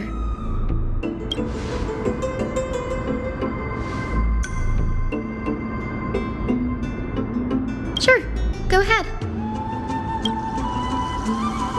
The Grove of Epiphany is home to 7 schools of thought. While all 7 schools are founded on the ideologies of Thalesis, the first scholar, each is unique in its own way. Among them, the Venerationists revere and worship the Titans the most. As the sage of the Venerationists, Euthyphro has always been at loggerheads with Anaxa. If we were to place the 7 sages on the scales of Tilanton, Anaxa and Euthyphro would be placed on opposite sides to achieve balance.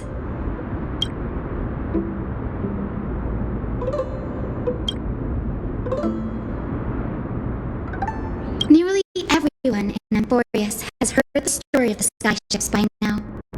Aquilus' stature is loftier than the heavens, and their divine retribution is merciless. That's why it's no use building giant skyfaring ships. Oh, but I do wonder if a supercharged mini Treevy cannon could slip past their watch.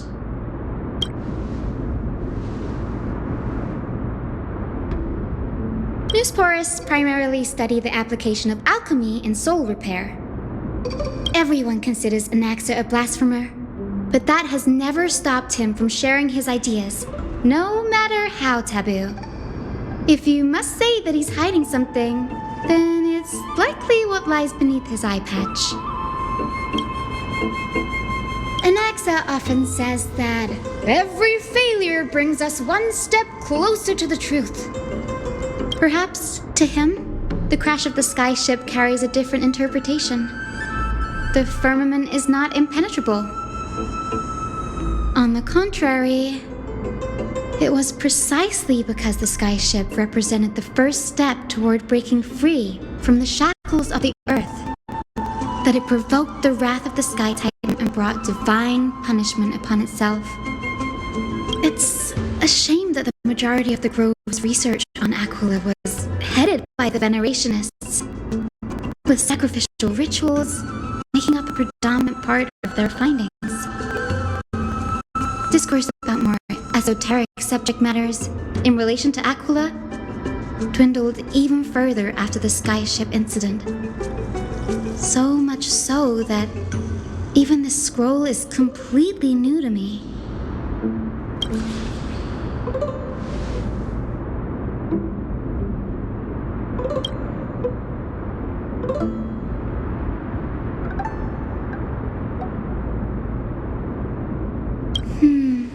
That's what I'd like to know. What are these experiments he's involved in? Even I, the assistant lecturer, know next to nothing about them. I have a bad feeling about this. Could there be more to what happened at the Grove?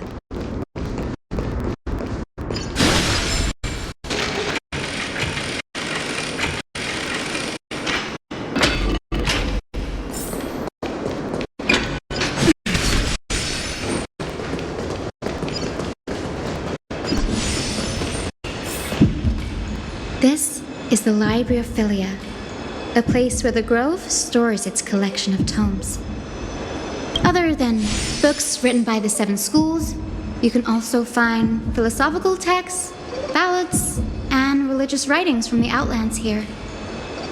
Cities that desire to learn from the Grove were apparently expected to contribute knowledge of equal value to what they sought. We've had more than our fair share of hilarious episodes over the years. For instance, it's said that the erythrocaramus once borrowed a manuscript from a certain author, but ended up returning a copy instead of the original. What's more, the original manuscript was supposedly then hidden here.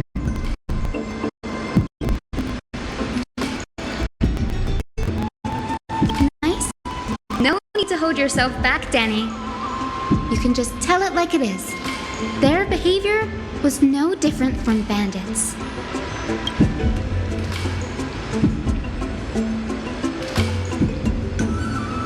Whew, you've got me there. Some said you couldn't even find a dictionary in Castrum Kremnos, so I guess they were spared. There are too many books in the Library of Philia.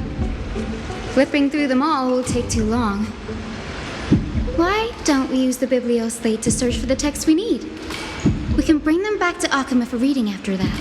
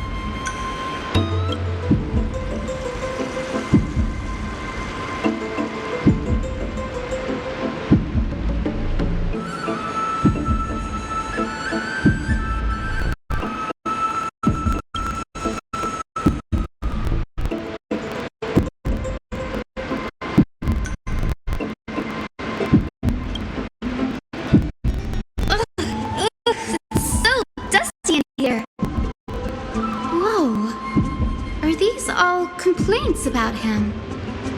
I can already see what they must have written. Anaxa has no respect for the gods. His very existence undermines order in our society. They're probably all things like that.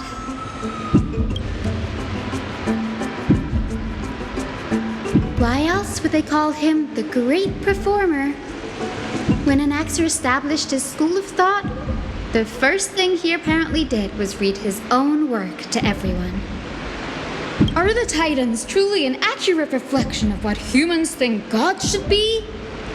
Worlds created by gods are indubitably perfect, but what of Amphoreus? Only foolishness and insensitivity everywhere you turn.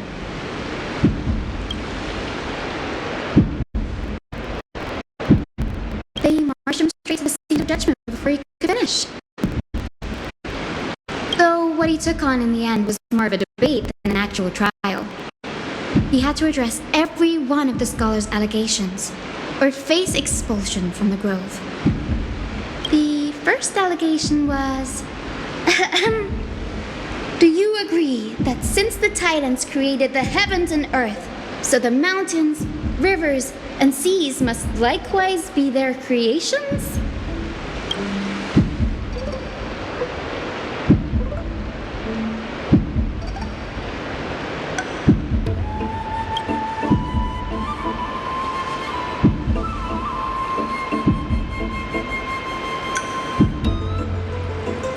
Anaxa would have probably been spared a lot of trouble if he had answered this way. Instead, he quoted past instances of the Flame Chase journey and posited that humans have the potential to take over the divinity of Titans. Needless to say, his critics didn't take kindly to his answer, so they followed up with a second allegation. You claim to be studying souls, yet you are, in fact, defiling them and committing acts condemned by the gods. Do you admit it?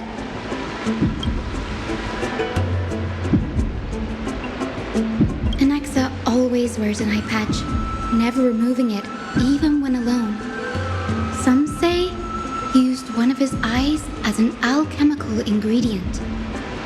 Every being in the world owes their safekeeping to Kifili, and this is even more so for the Chrysos Heirs who have divine blood coursing through them.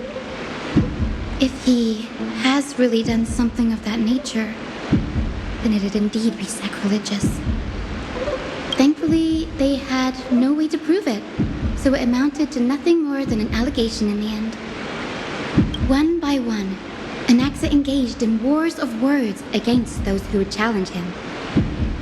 Toward the end, a scholar asked him, "Anaxagoras, have you any respect for the gods?" It was only after a brief silence that he answered, "I have never denied that Titans are meant to be noble constructs."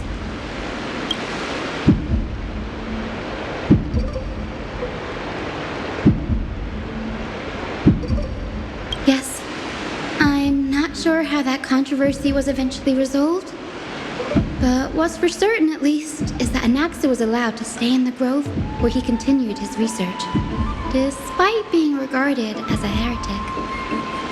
By the way, this stack of complaint letters has reminded me of a place in the grove. We may find clues there that aren't on the teleslate. I'm talking about Anaxa's alchemy lab, hidden between the cornerstones.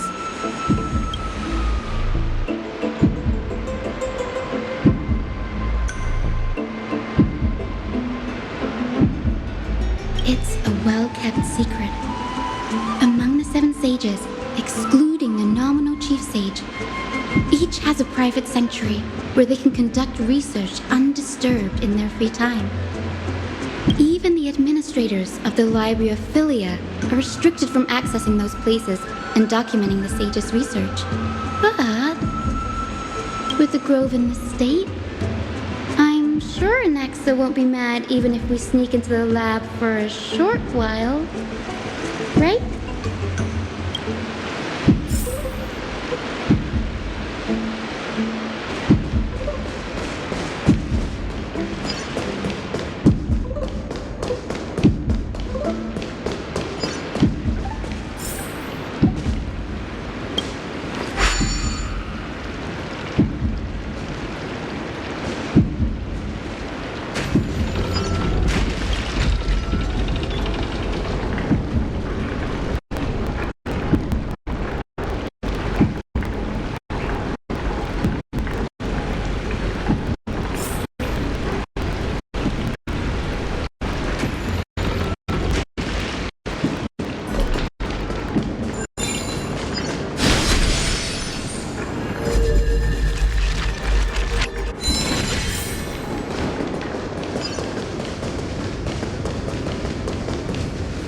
This is the place, but where is everything?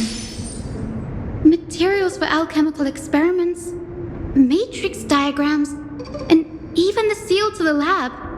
They're all gone. Did the black tide destroy it all?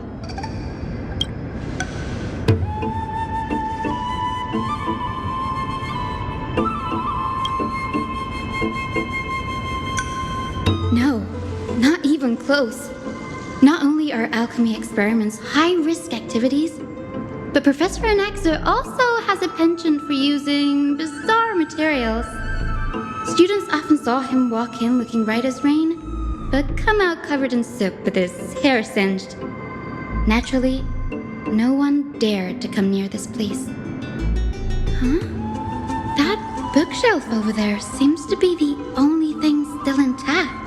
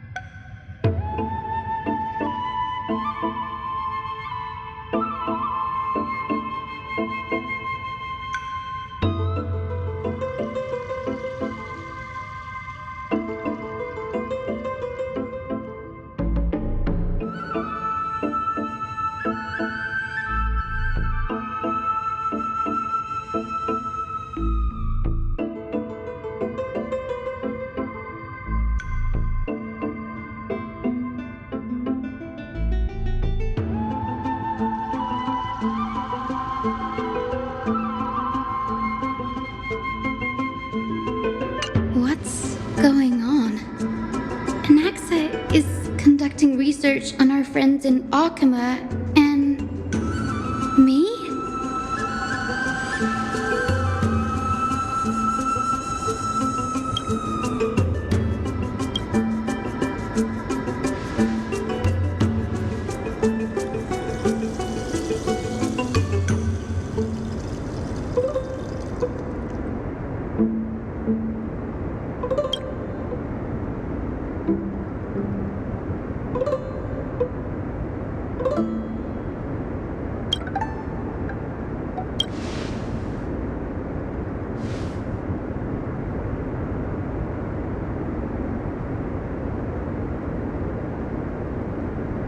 It wouldn't have been so strange if he had focused only on Cassie, given her own curiosity about her origins. Plus, considering that the new sporists have crafted omnipotent medicines capable of curing diseases, it also makes sense that he would conduct research on immortal Chrysos Heirs. But now, it seems Anax's objective was never to create medicine, but to identify the origin of the golden blood and figure out its inner workings.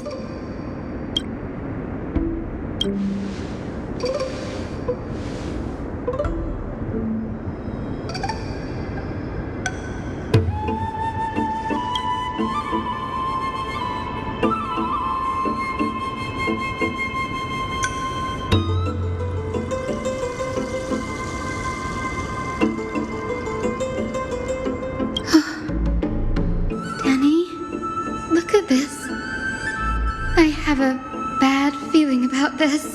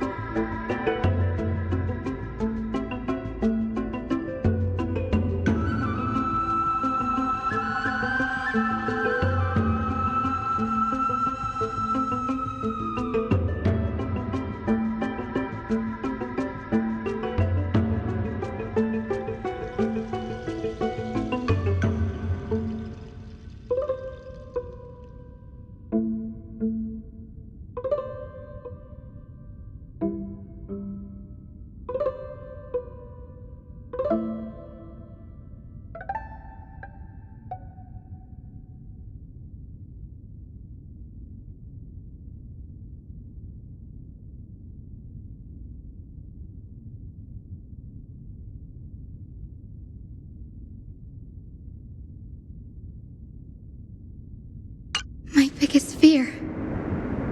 It's come true. After going through his notes, I think I can piece it all together now. Anaxa was carrying out experiments on soul transmutation.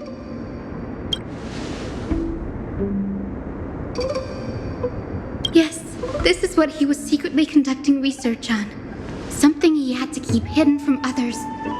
Compared to his public speeches, this is the real blasphemy. Oh, I just thought of something.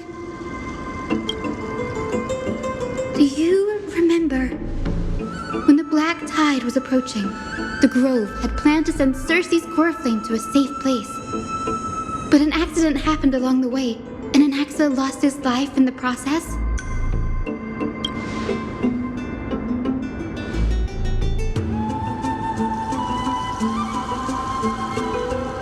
That's right. But what if Professor Anaxa's fusion with the Coreflame of Reason wasn't an accident? Put yourself in his shoes. Knowing that the black tide was closing in and your time was running out, what would you have done?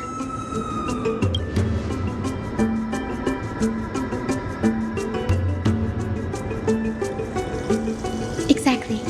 When the black tide came, the true reason Anaxa headed to the Luminary Throne was to transmute and fuse himself with the Titan's core flame. No. Judging from how he reacted after the event, the results came as a surprise. Maybe Maybe he failed to consider the possibility that Xerxes would make a similar decision. The manuscripts detailing all the alchemical formulae have been taken away. His research is still ongoing.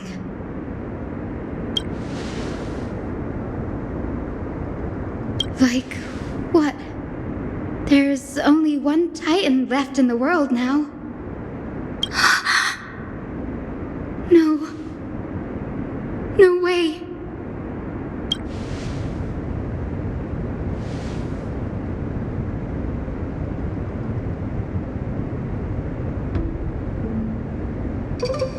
He's after Kefali.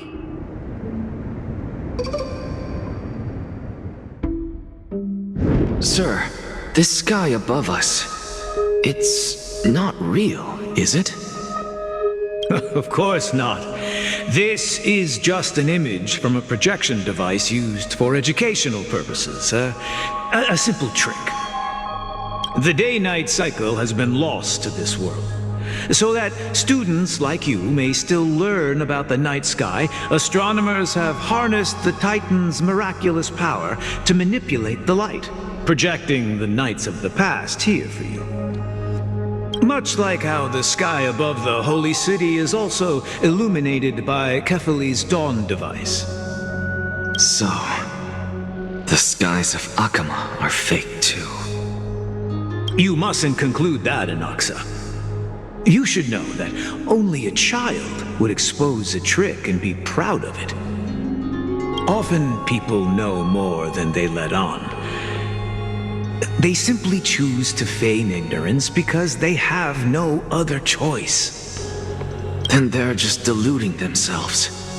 People believe in Kefali's tale of Genesis, accepting wholesale whatever the priests preach. But we're different. We've already walked out of the firelit cave of ignorance. We have already realized that we live in a world where Titans make the rules. Even when we look at the sky, we're only seeing what they allow us to see, rather than gazing at this mockery of a night sky fabricated by them for the rest of my life. Why shouldn't I be the one to take control of the projection device instead? So much time has passed since you sowed the seeds of doubt in my heart, child. Many a night, I find myself penning down all my theories and wild ideas, only to burn them to ashes when I open my eyes in the day. Why? Because we'll face death by burning if word gets out? As a sage of the Venerationists, my soul has already become inextricably linked to the great tree. Every word I say and every move I make is certain to influence every leaf, every branch, even the tree itself. But above all else, my days are numbered. Instinctively, I have my doubts about the golden blood and the human soul, yet I have no means of verifying them. The golden blood in my veins is woefully thin, and I am loath to waste what little time I have left obsessing over a hypothesis that cannot even be proven in the first place. But I can, sir. I can do it for us. The time is right. Give me all that I need, and I shall accomplish this grand feat on your behalf. You're right. I shall do just that. In the next meeting of the sages, I will spare no efforts fighting for the rights you deserve. Go. Establish your own school of thought. Find out what we are. Become the one who conquers the ultimate truths of the world. Child of humanity. You didn't go to such lengths for an audience with Kefali. Just ask him a few questions, did you? So, you figured it out. If I were as foolish as Adromus, perhaps I'd throw myself down and prostrate before their greatness. begging for the gods' prophetic wisdom. Well, sorry to disappoint, but I'm no Dromus.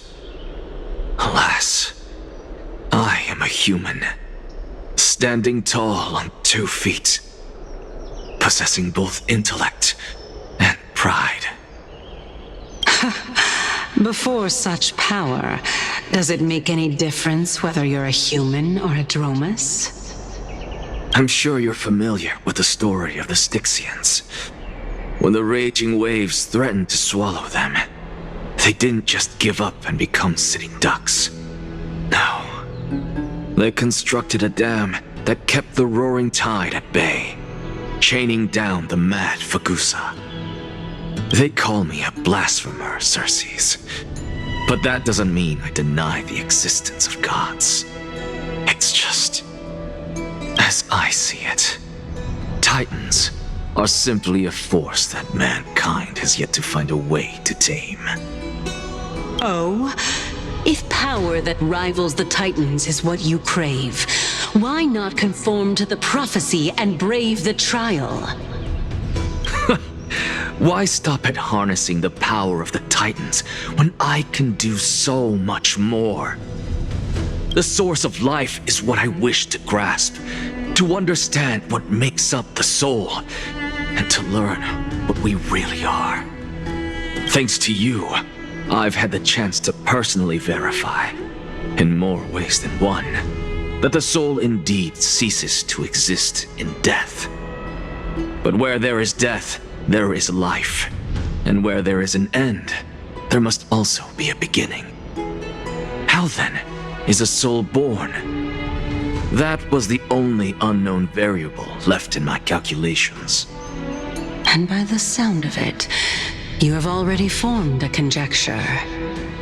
No, I have already drawn a conclusion. In my journey unto death just now, I finally saw the answer with my own eyes. Professor Anaxa, I'm here. Her life hangs by a thread. I must ask you to refrain from taking any unnecessary steps. Of course. I'll bring this to a conclusive end and give you the answer you so desire. However, in accordance with the principle of equivalent exchange, I must also demand from you what I need.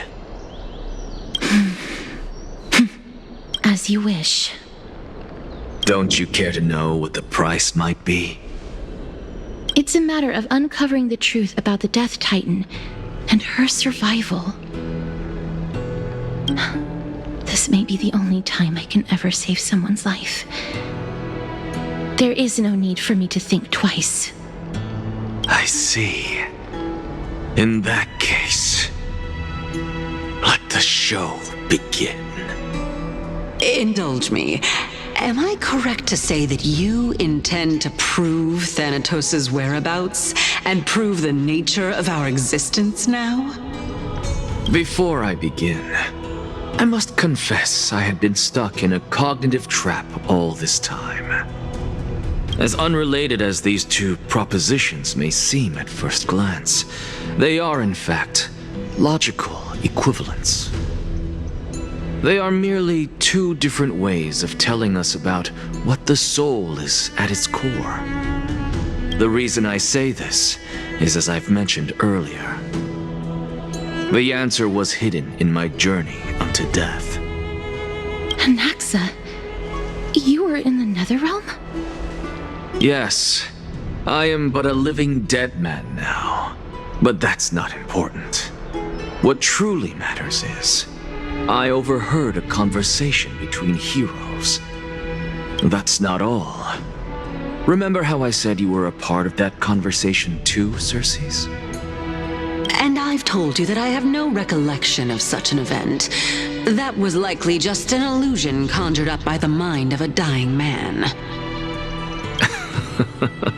Of course you would remember. Because that wasn't you. That was Calypso, one of the 7 sages of the Grove.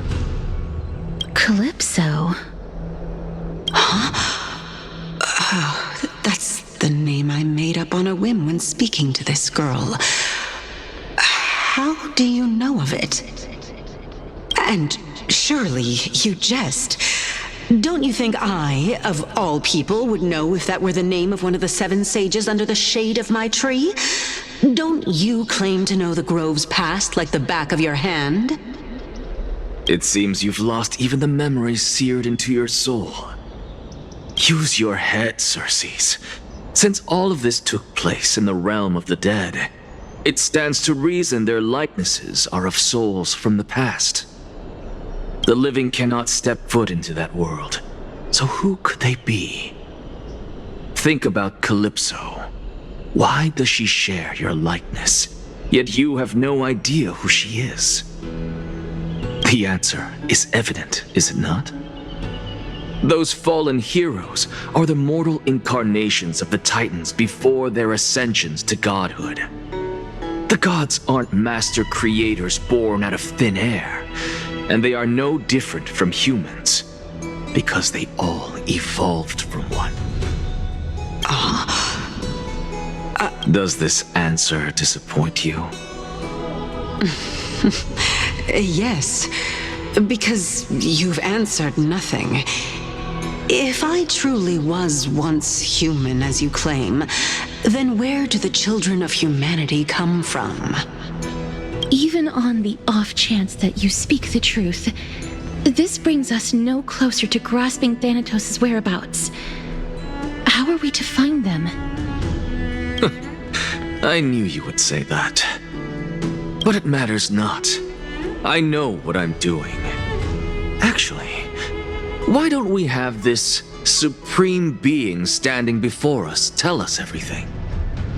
You can revive a Titan? Humans cannot return from the dead. Neither can gods. But all we need to do is look at this from a different perspective, and the problem will resolve itself. The solution is simple. Just like what you did to me. If I'm reborn as Kefali, I can rebuild the world and all within it as they once did. Simple, is it not?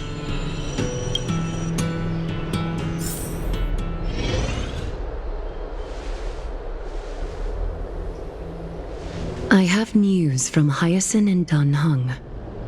Anaxa might be trying to do something with Kefali's divine body. Kefali? But what could Anaxa want? Is the Council of Elders going to sit around and let such a sacrilegious act unfold? That is not possible. He is indeed the great performer, capable of fooling anyone and everyone with his tricks. I'm sorry. No need for guilt, for this is good news to us. The Council of Elders has found themselves a traitorous ally. Anaxa's ambitious desires will be something we can exploit. What we should be doing now is to keep our eyes peeled for whichever trickery Kynus is up to, and react accordingly to thwart her plans. Being Akima's political center, the Demigod Council holds just as much significance as the Vortex of Genesis. Someday, after my duty is over, this site will take the place of the battlefield where you hunt gods, become the next challenge you ought to overcome. Till then, it's best to get used to this place as soon as possible.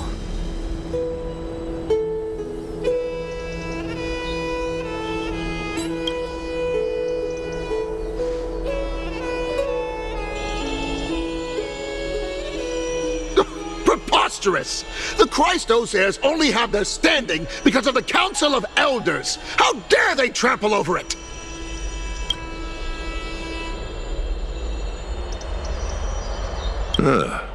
It's been a while.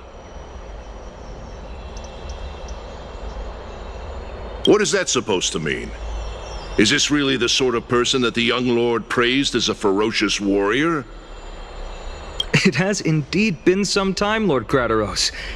What brings you here in such haste? Shh, keep it down. Be more vigilant. See those duplicitous dogs over there? They do the dirty work for kindness. I've already ordered my people to hold them back, but we should still lay low. Unless you're itching for a bloody fight to get a workout in. My bad. So, did something happen? Did you hear thunderclaps last night?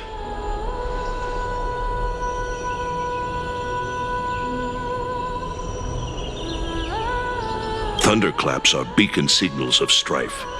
They are a message from the young lord. He threw a spear bearing several words in Akama. Watch out. The Flame Reaver is back. I guessed as much. We didn't actually kill them back at the Kremnos Arena. I figured this is something you would want to know. We Kremnoans never back down from a fight. So if you plan to take that thing down in a battle, reach out to me anytime. You have my gratitude. I will let Aglaya know about this right away. Remind her to be on her toes while you're at it. That vicious kindness has been unusually active lately. Those lackeys she keeps under cover have been going in and out of the city a lot more frequently these days. Some even seem to be getting Kremnoans to defect to the council.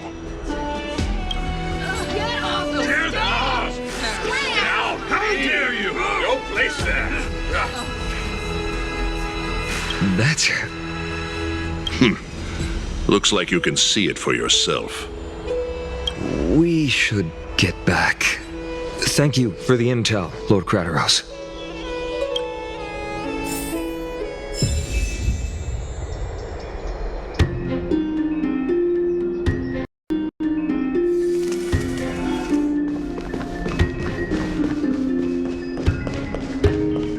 By Catherly into Lenten above, as the Theoros I have observed. Virtuous citizens of Akama, fine and vidi. Aglaya, what happened here? I know about the poisonous fangs of that king snake through the golden threads. In the past, I would be confident about keeping her in check, but I admit I am now unable to do so. What do you mean? It is no longer about eloquence or arguments. I have been a demigod for far too long that I hardly have any humanity left. Before I realized it, I have become no different from these hypocrites, no longer capable of relating to the people. This has come a lot sooner than I expected. But perhaps it is time. I need you to step up, Finan, in order for me to retreat behind the scenes. Yes, this is my duty, but... It is far easier for the Council of Elders to fool many than just fool one person. Their so-called more support is no more than a ruse to distribute power using words instead of lances. There is no glory in winning this debate, but that makes having respect for humans so much more priceless. Finan, you are a Chrysos heir without flaw, capable of relating deeply with humans. I appreciate what you've taught me, Aglaya. I hope we'll live up to your expectations and win this debate.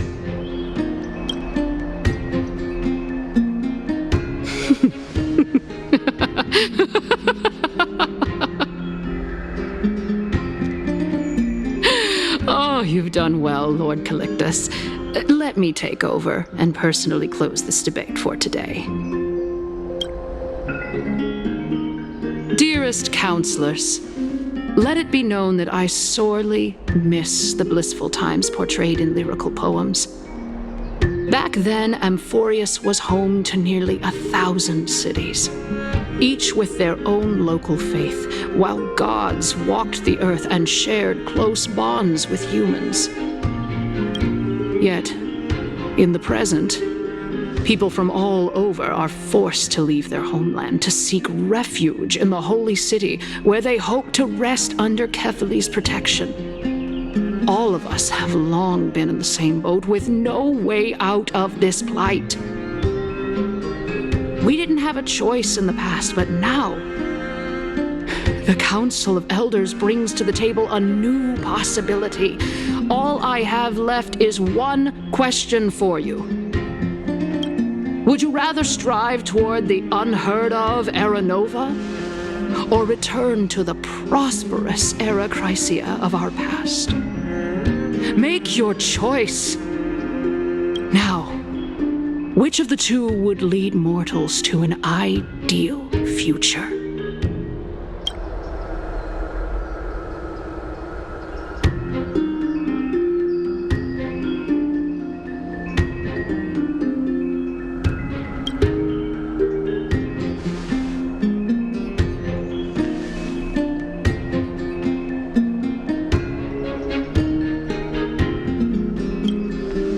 We all know that Era Chrysia is a thing of the past, Lady Kynus. Please, enlighten me.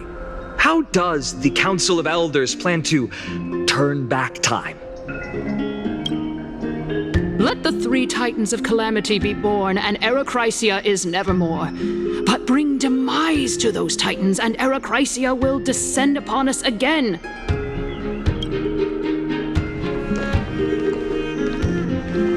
Know that the Council of Elders is never one to make empty promises. Look at who we have on our side. Anaxagoras, one of the Grove's 7 sages, and Castorus, Idonia's goddess of death. With the help of these 2 heroes, I can promise all of you that Era Chrysia will exist once more. Aren't they Chrysos Heirs? They're supporting the Council of Elders instead? It's clear from the start that these heroes do not get along well in their group. All the more proof that Aglaia isn't fit to speak on behalf of every Chrysos Heir. I am in favor of Era Chrysia. Era Chrysia! Era Chrysia! Era Chrysia!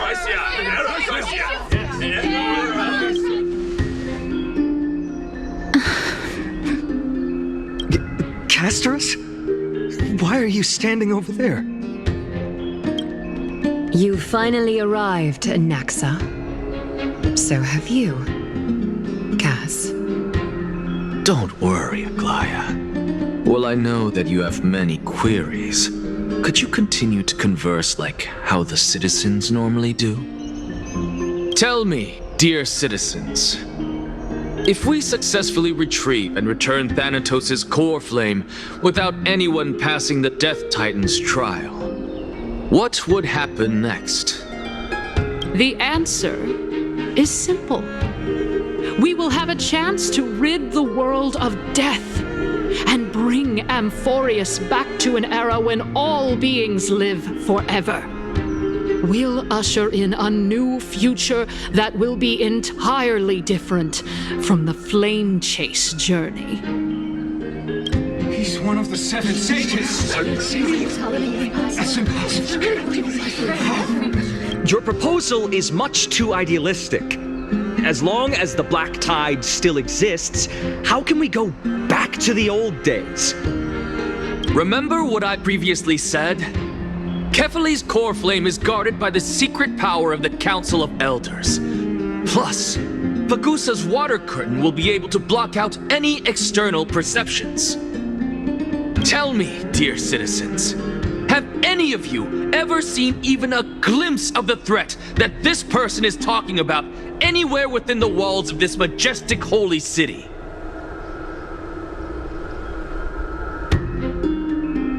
Oh. Could it be that you heard that from the Flame Reaver themselves? Citizens, let's loudly sing the blessed hymn. Oh, beautiful old world, where are you now?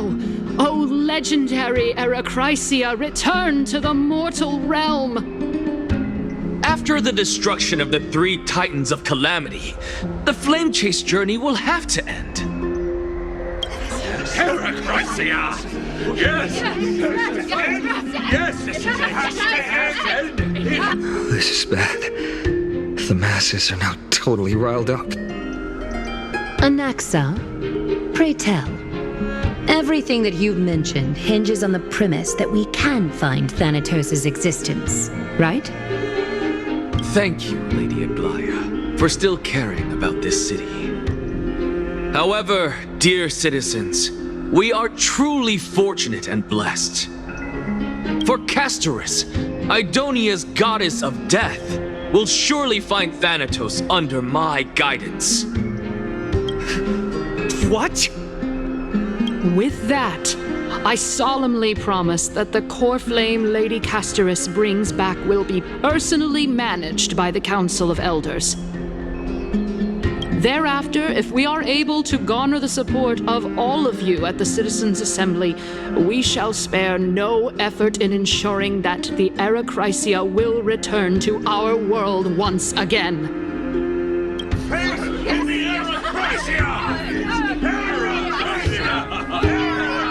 With the balance shattered, the result is clear.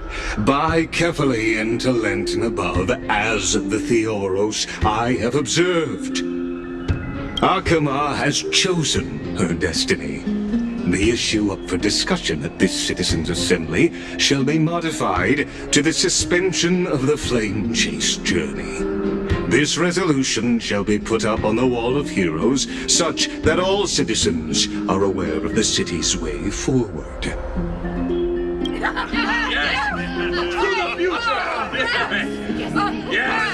Fantastic! Aglaya, dear Aglaya, what has caused your heart to soften? You also don't seem to be as quick-witted as before. Wag your tongue as much as you like. Since the Flame Chase journey has been preordained by the prophecy, our failure has never been on the cards. Well then, I guess we'll find out if that's true at the Citizens' Assembly.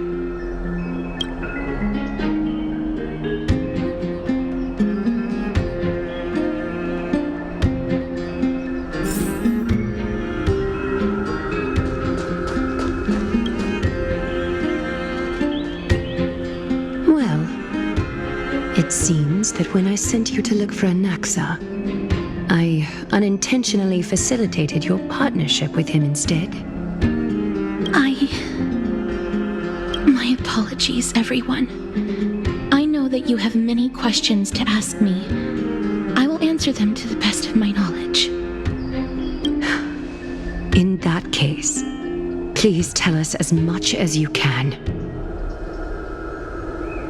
In actuality, he showed me a past that was both long and heavy. The reason I say this is as I've mentioned earlier. The answer was hidden in my journey unto death. Anaxa, you were in the Netherrealm? Yes, I am but a living dead man now, but that's not important. What truly matters is, I overheard a conversation between heroes.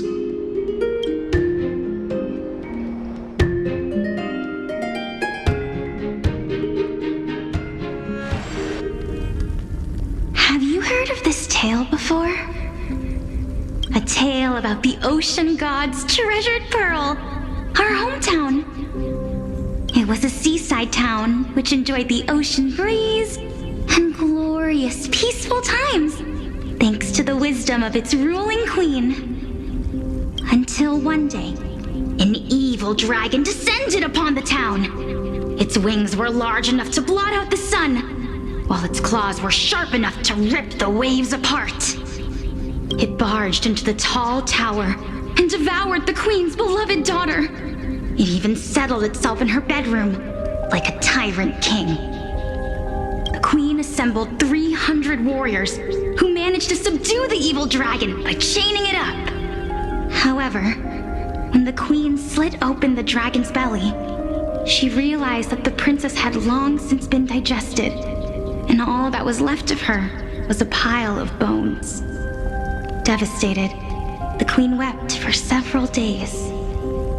It was then that a devious, smooth-talking scholar arrived at the palace and suggested that the princess could be revived through the use of dragon bone and dragon blood. That liar called this process the secret art of alchemy. The princess was reborn!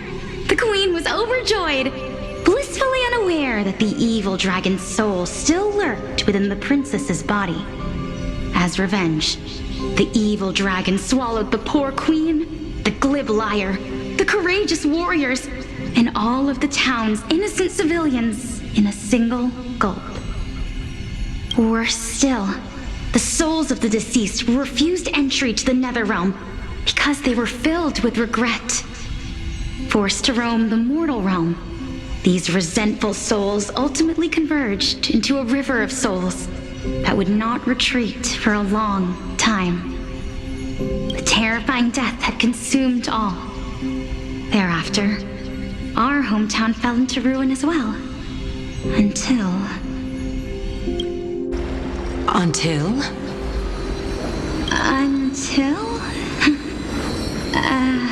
Actually, I don't know what happened next either. Oh my... It seems that you still like to whet people's appetites even after all this time, Pelixia. So, according to your story, this is how I used to look? It's practically a mirror image. And yet, what exactly is this? A miracle that I created with alchemy. As for what it is and how I was able to accomplish it, I'll keep the answers to myself for now. Oh, my goodness. Is this cliffhanger really necessary? Quiet, Titan. Continue to enjoy this splendid play, and the truth will naturally reveal itself. Dragon, huh? I've heard this legend before. In that case, what do you think of it? I think that this so-called alchemy was a tenuous analogy added to the story by future generations. After all, you've never heard of a tradition of alchemy in your hometown before, have you? Indeed. Before I left home to pursue my education, I never even knew that anybody was looking into this area of study. Therefore, we can just treat this tale as a fable told to young children.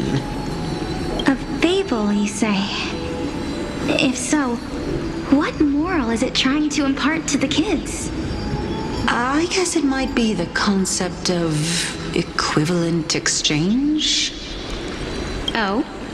I thought the moral might be closer to something like honor the dead.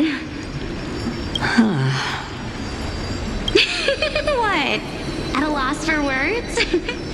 No, I merely realized that we're both thinking of the same principle. If life is priceless, then there is hardly anything else in this world that is of equal weight to it, right? Indeed. As expected of the wisest scholar in the land. You flatter me. Why don't I ask you a question as well, as a form of equivalent exchange? Of course. What is your question?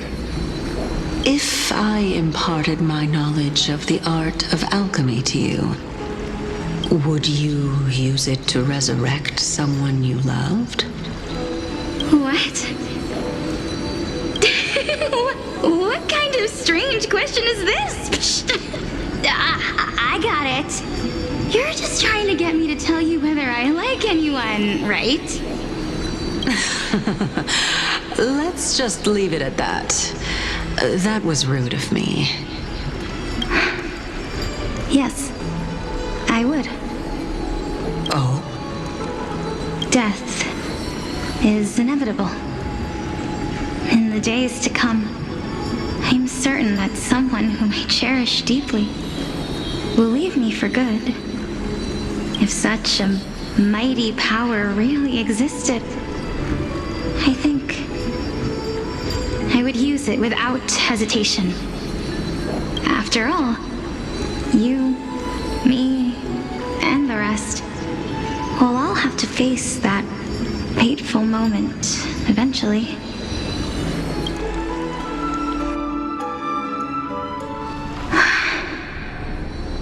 My time is finally here. However, perhaps because of my firm belief in the immeasurable value of life,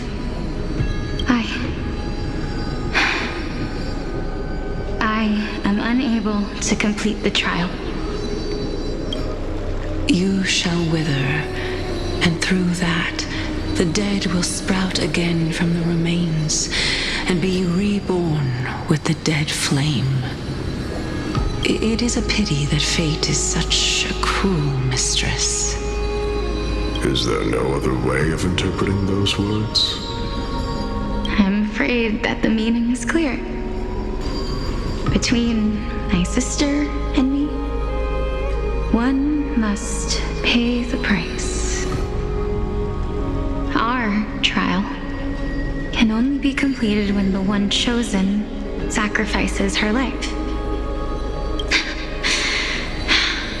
I'm afraid that the prophecy might even have selected a pair of twins for this exact purpose.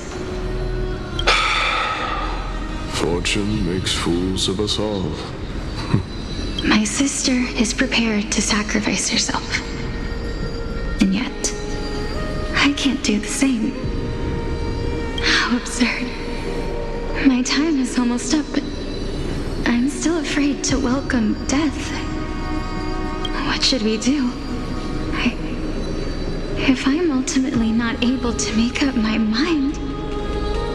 Since Chaos is willing to guide all of us and leave this trial to the end, there is still plenty of time for you to ponder. That's right. Don't allow the fog of an uncertain future to cloud your mind.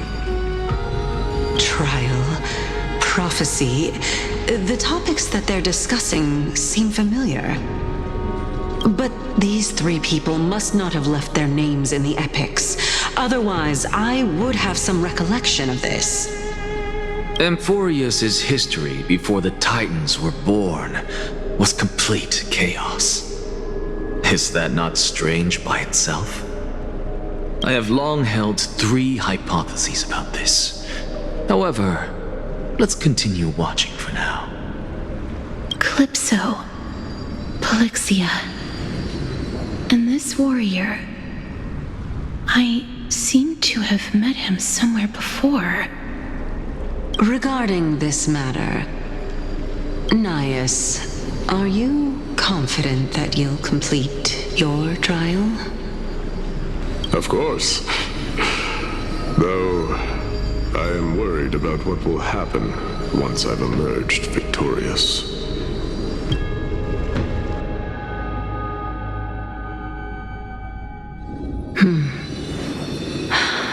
Looks like you have made up your mind. Yes, this is the safest course of action. Completely separating courage, honor, tenacity, sacrifice, and reason. You really know how to make things difficult. Please, young lady, witness my fall and demise. Lady Calypso, you shall host the soul-rending ceremony. I do not understand. Why would you dare to sacrifice yourself for a future that you won't get to witness? Because this is our destiny. The power that resides within me is so intense that I will one day be engulfed by it. Furthermore, a valorous death before glorious return has always been the path I chose to walk. A journey I began long ago. If your sister or Chaos were in my position, I believe they would make the same choice as well.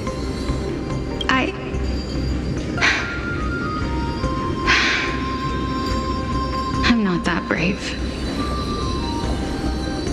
I don't know how I'm supposed to face such a serious affair.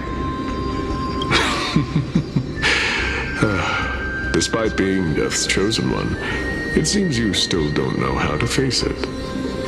Let's chat, young lady. Perhaps I shouldn't end my journey so hastily. Since there's still time, I'm not worried about letting fate wait a little longer. Of course. This warrior is Lord Anias. As the embodiment of Nikador's divinity, he entrusted his life to us and allowed humankind to end his madness. That means that what I'm currently seeing before my eyes is, in fact... Looks like one hypothesis of mine has already been proven true. These heroes are the true forms of the Titans, before they attain their divinity. If so, the chosen one of death that he speaks of is actually... Polixia! Is the previous form of Thanatos? But her appearance... If this is true, as long as we can find out where she went, we'll naturally be able to figure out the location of the Death Titan. But before that, we first need to witness what ultimately happened to Lord Anias.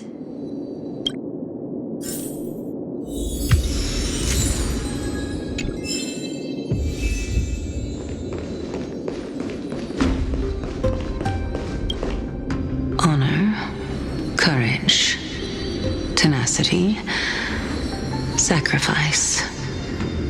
And finally, the only thing that remains is reason. Cheer up, young lady. There is no need to shed tears over a glorious death. All farewells in this world are sorrowful, Lord Nias. No, young lady. As a warrior, I have witnessed too many bitter deaths. But now, all I feel is peace. I did not know until this moment that mortals could live their lives in such a way. Although only a sliver of your soul remains, you remain so optimistic.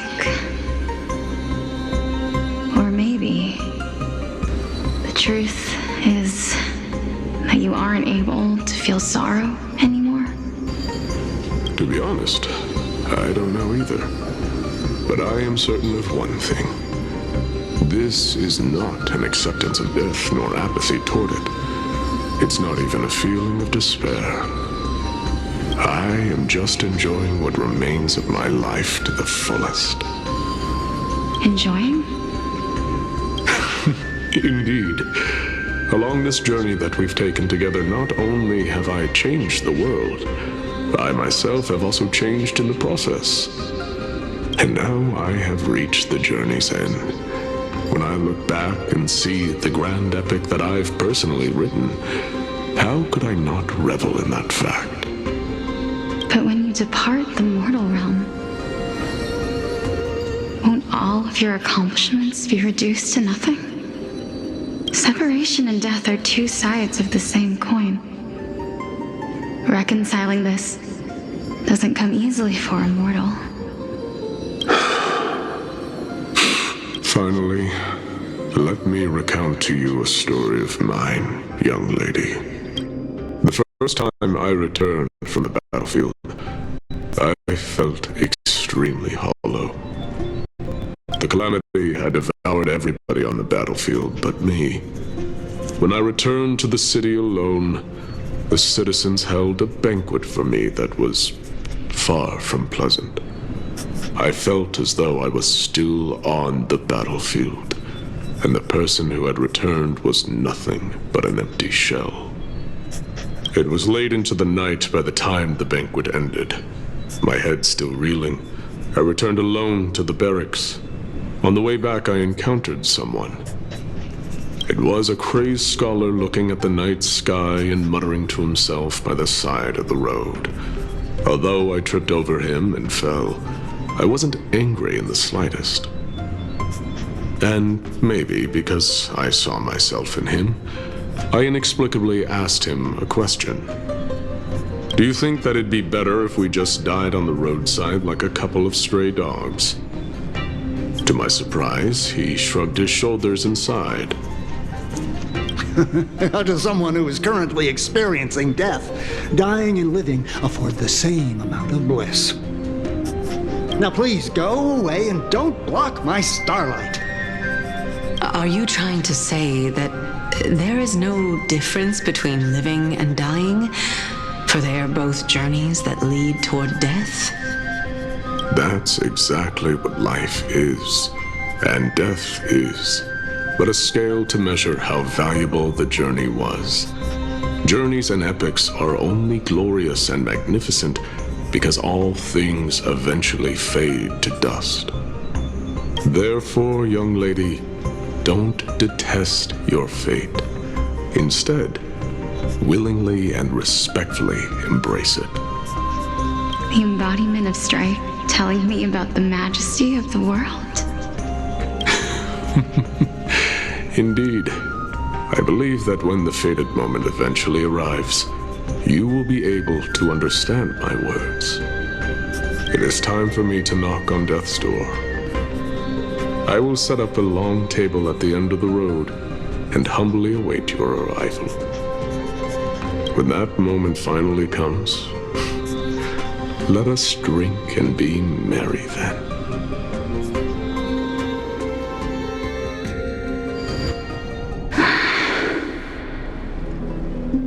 I knew this day would eventually come.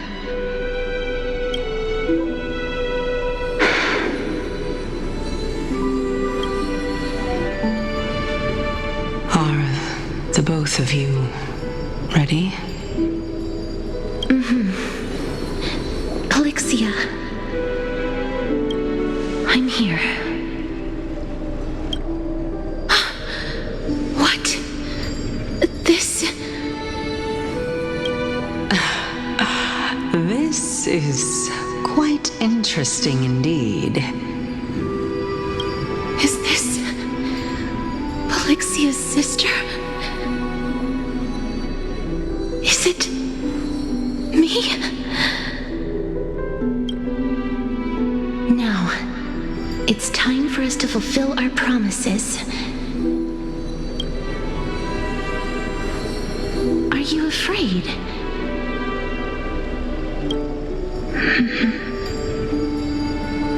What are you afraid of?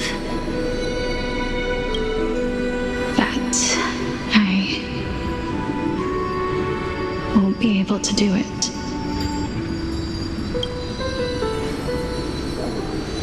You shall wither, and through that, the dead will sprout again from the remains, and be reborn with the dead flame.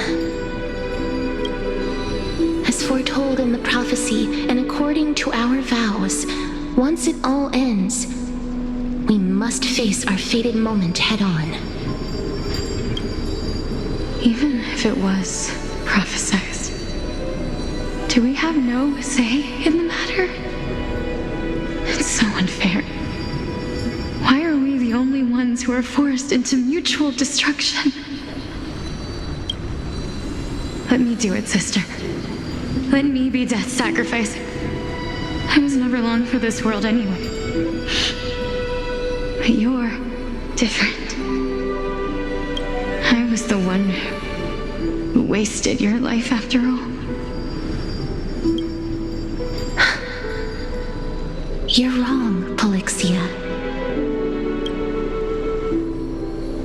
I don't think that my life was wasted.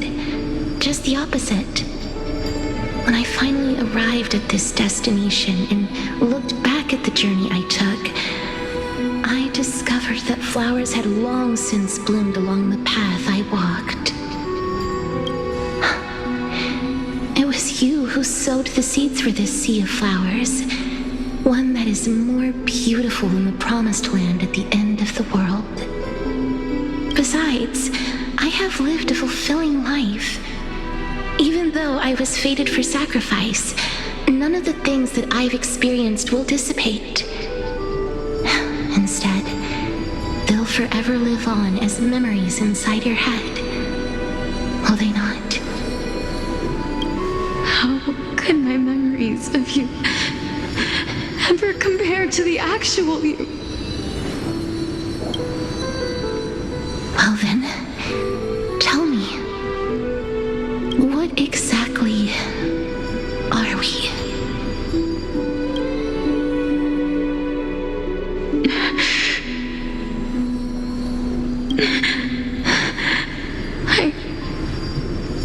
I don't know. I don't know either. But regardless of what the answer is, regardless of how we're shaped by others, or even by this world, ever since we were born, the fact that we existed was predestined, and nothing could erase it. This is why I will always, always be by your side. We're twins, after all.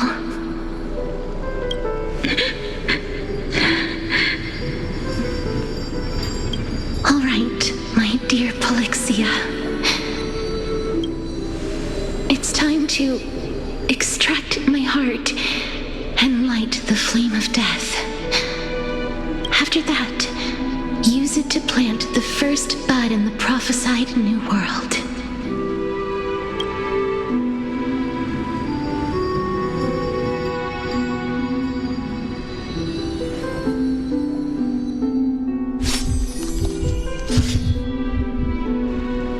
If I imparted my knowledge of the art of alchemy to you, would you use it to resurrect someone you loved?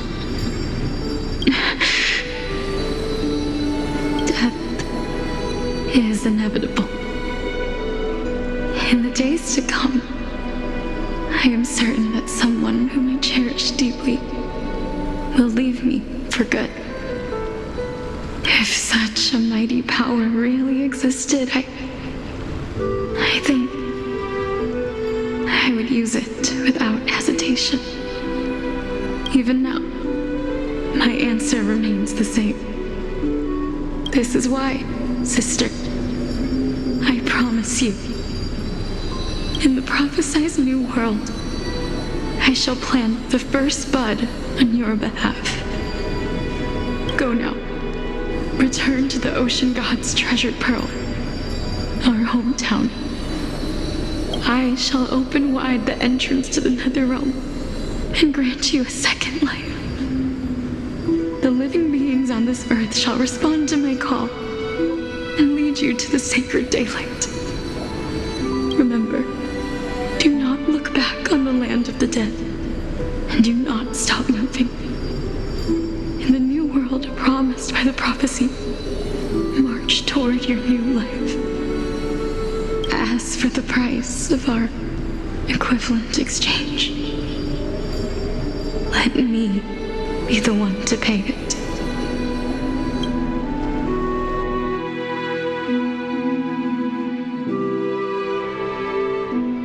Everybody, we've come to the end. Unfortunately, I am not compatible with the Supreme Being, so I was unable to completely fuse their soul into my own body. However, being able to glean all this from them is exciting enough. I'm certain of this now. Before the Titans that we are well acquainted with were born, a group of heroes roamed the land. These heroes followed a prophecy and took possession of divine authorities one by one, until they eventually became the pantheon of the new world. Just like the flame chase journey of today, Amphoreus' history is cyclical in nature. What a startling revelation. This means that the demigods who bear the Coreflames will also become the new Titans at the world's end, thereby shaping a new world? I believe that this is the truth behind the Era Nova, as mentioned in the prophecy. This is utterly unbelievable. Besides, those twins in the past, even if they really are Thanatos, their whereabouts are still unknown even today. Are their whereabouts truly unknown? Didn't Polixia mention that seaside town, the birthplace of alchemy and the tale of the dragon? In our world, there exists a city which perfectly matches that description.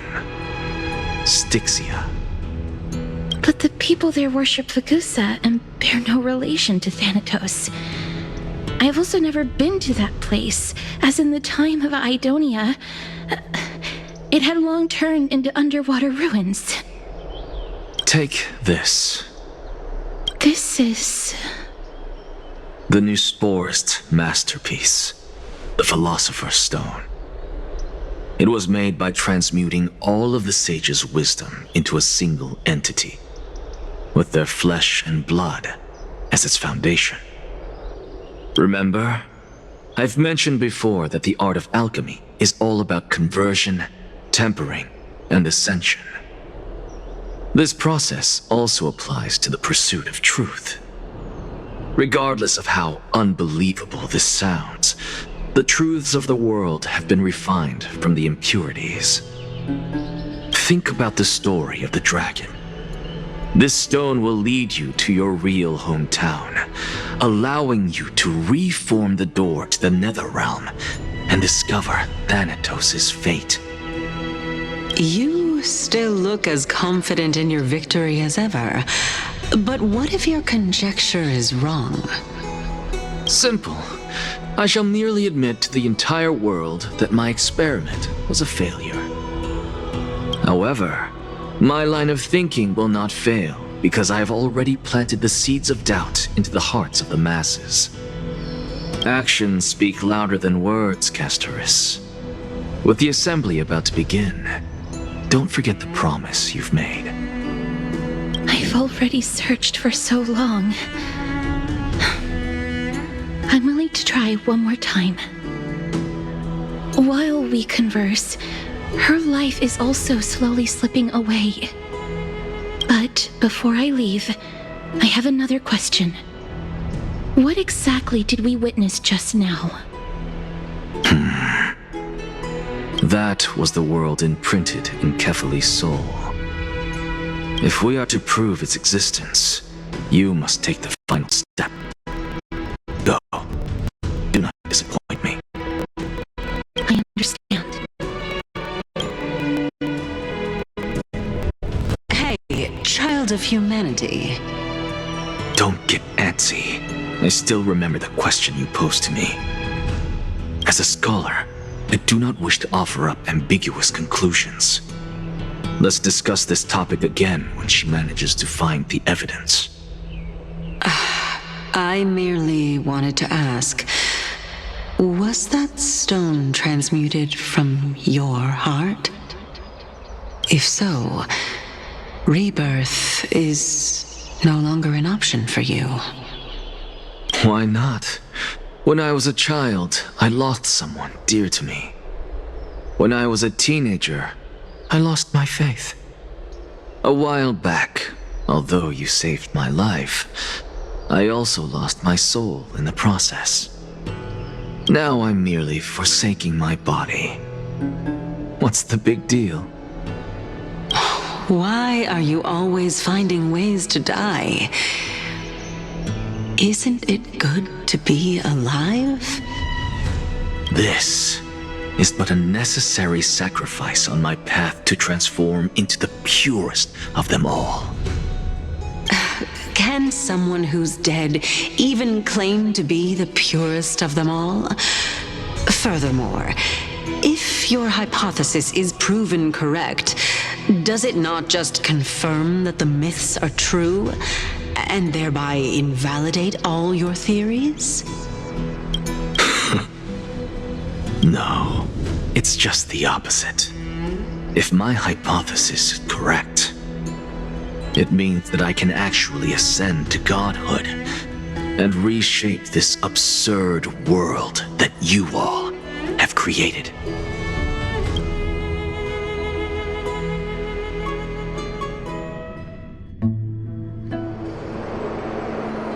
That's a lot to take in at once.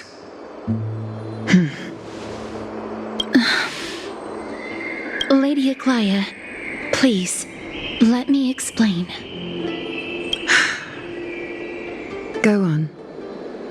You know that the Coreflame of Death has always been the greatest unknown regarding the Era Nova, which is why both you and Kindness desire to gain the power to control that Coreflame and the approaching Citizens' Assembly. Professor Anaxa has come to a consensus with Kindness. They want to suspend the trial once Thanatos' Coreflame is reclaimed, hoping thus to eradicate death from this world. If they're successful, then the flame chase journey will cease, and Akama can enjoy everlasting peace. But I know this runs counter to your wishes. So long as we do not usher in Era Nova, the Black Tide will never be eradicated. Even with Lord Mighty on the front line, and the Black Tide not posing an immediate risk, the danger nevertheless remains. Honestly, it's difficult for me to assess the pros and cons in this decision. But someone must bring the Coreflame before we can begin negotiations over it. The Titan could be very near. I cannot let this chance slip by. Besides, someone has to make this trip to bring back Mrs. Soul. Well said. You already had every reason to seek an audience with Thanatos. It's that great performer who has weaponized your wishes and placed us in this difficult situation. A world without death. Do you desire that too? If fate dictates that my path must oppose yours, I will do all I can to resist it and protect what I aspire to achieve. Lord Mighty showed me that without taking the first step, all talk of what follows is moot.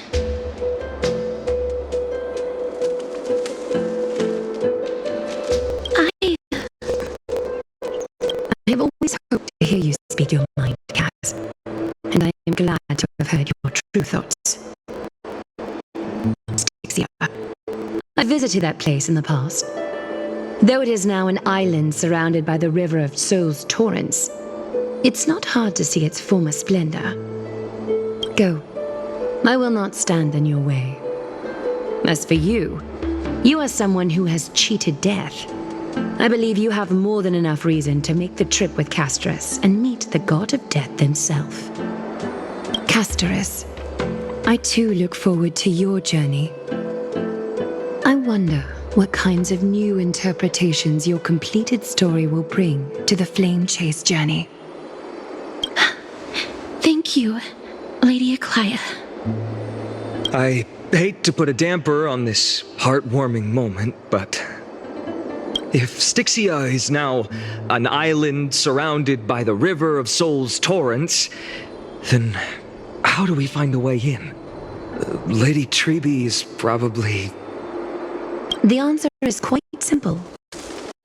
In the myths, Zagreus once made the domain of the dead their treasure vault.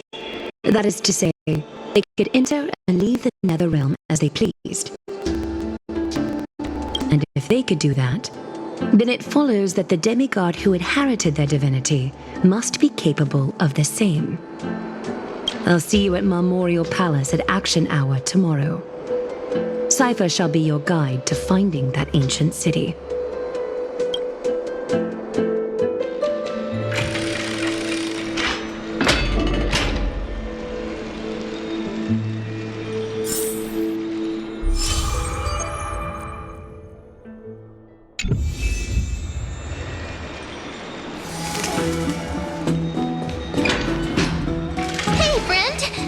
the debate finally over? Did you win?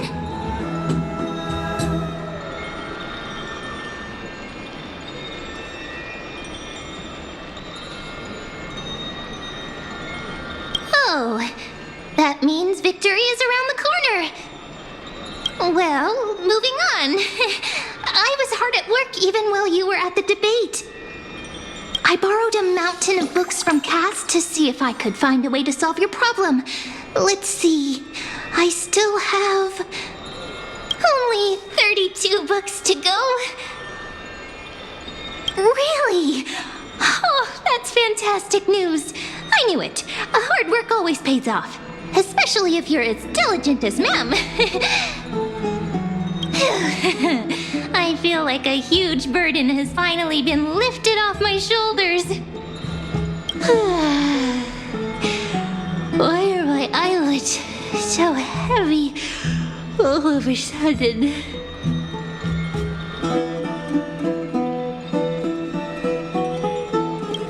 You're right. Then I'll go back to...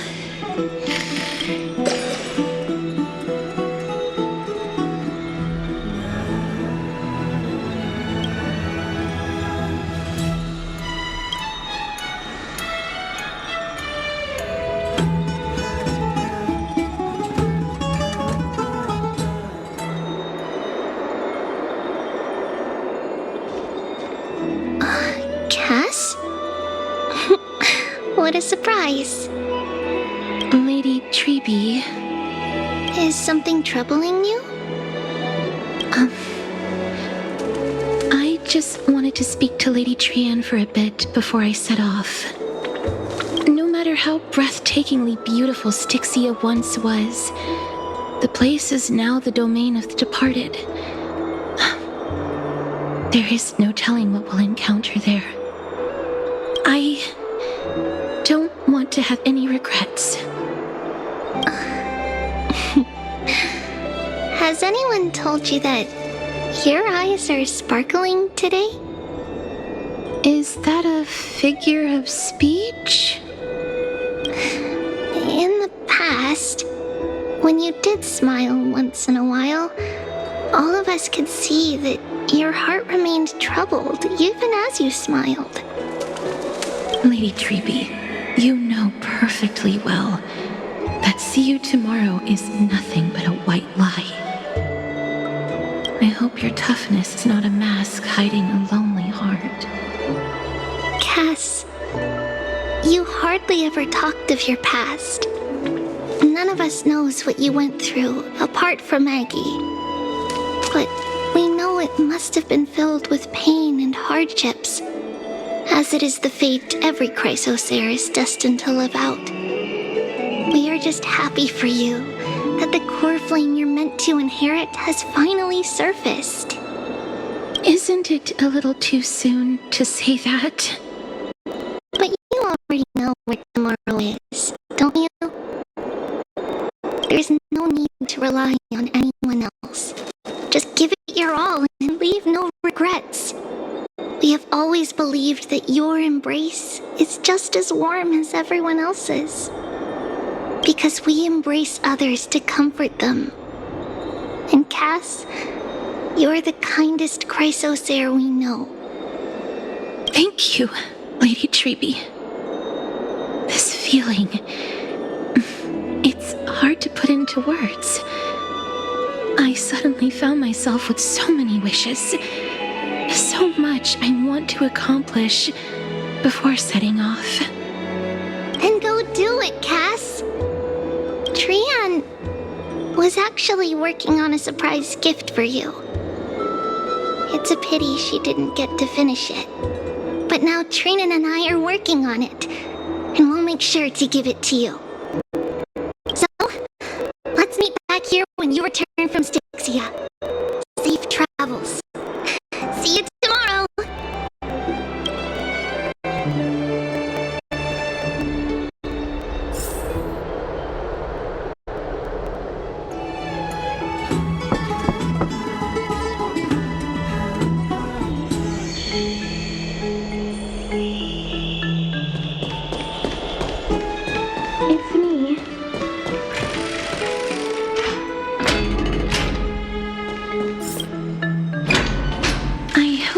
didn't wake you.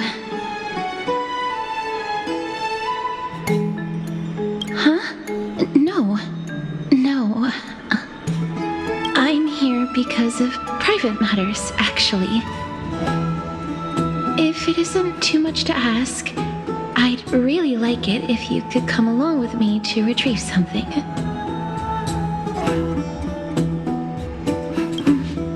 Aren't you going to ask me what it is? It isn't a long way from here. Shall we?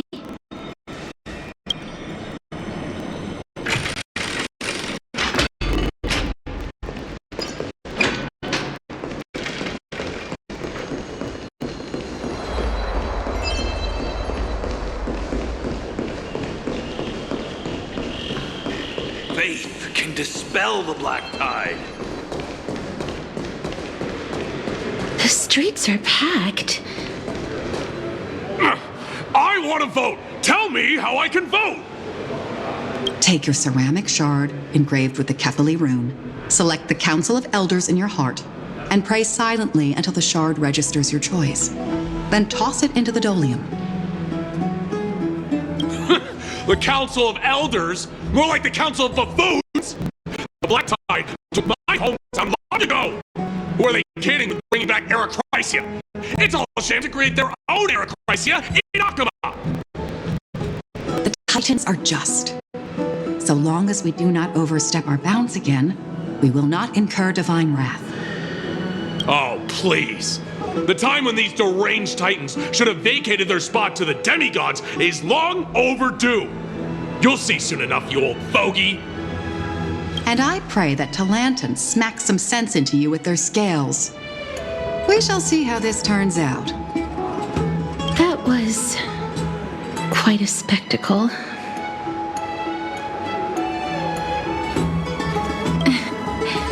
I suppose peaceful is technically correct if no actual violence happened.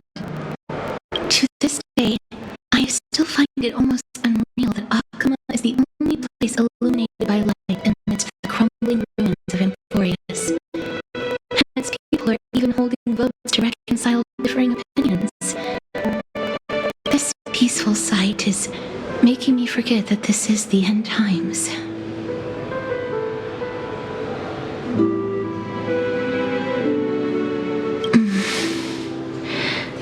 Before coming here, I had lived for many years in Idonia, a city of rime and frost.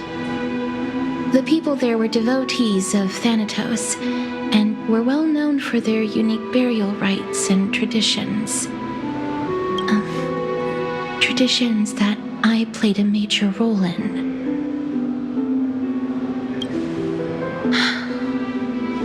Yes. You now know me as the Mortician of Akama. But back in those days, I was Idonia's maiden of war. I was trudging across the frosty plains on my own when the Idonians found me. They saw the curse in me as a blessing from Thanatos, and believed that my hands could correct the Arachrysia's mistake and lead them to meet the great god of death.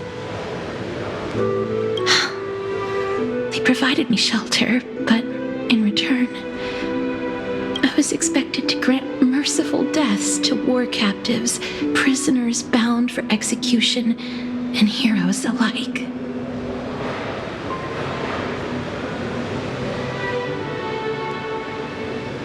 Is that how you see it too? But no matter how kind or cruel the means, nothing can change the essence of death.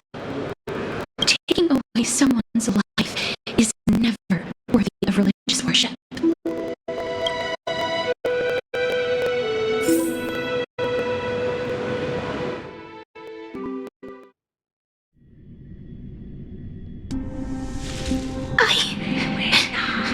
I can't do it.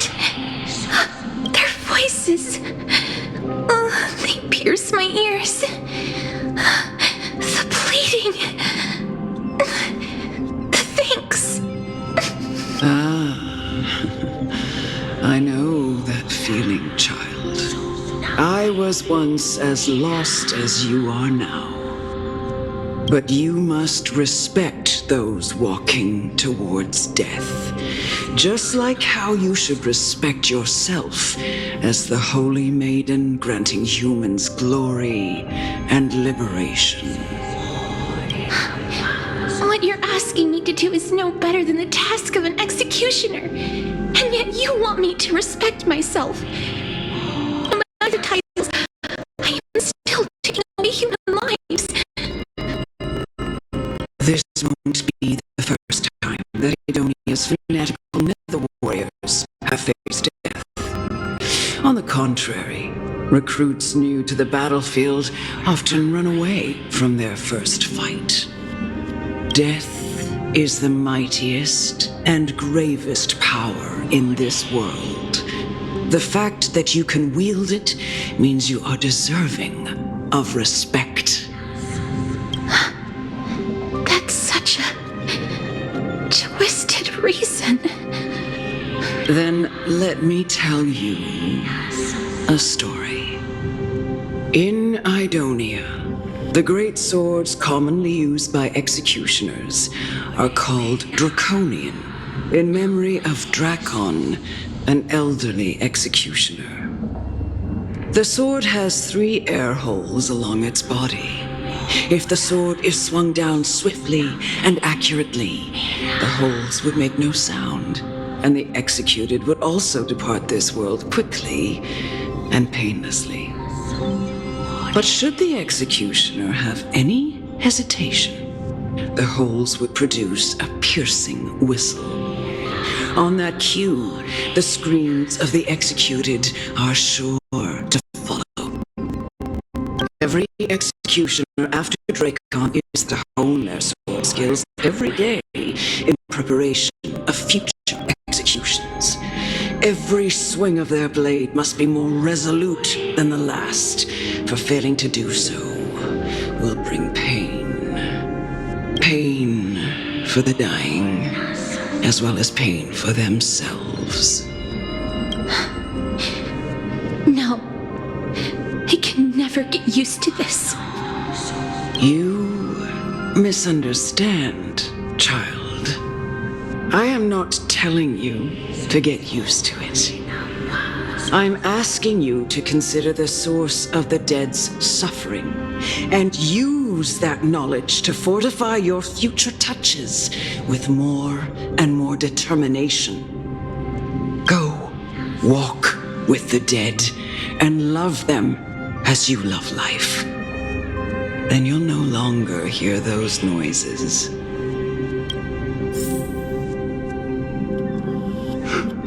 Please, don't kill me. I don't want to die.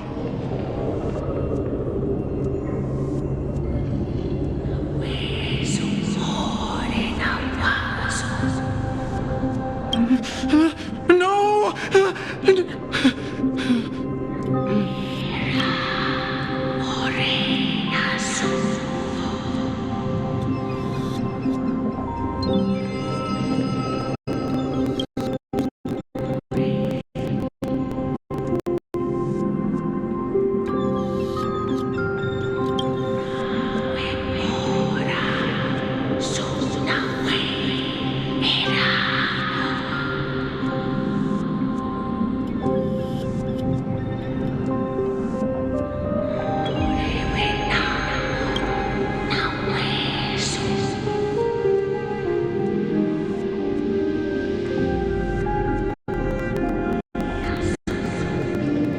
May you gain some insights through his sacrifice.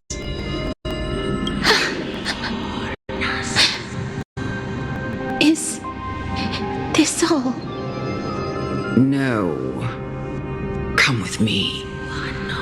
This is just the beginning of your life as the Maiden of War. You executioner!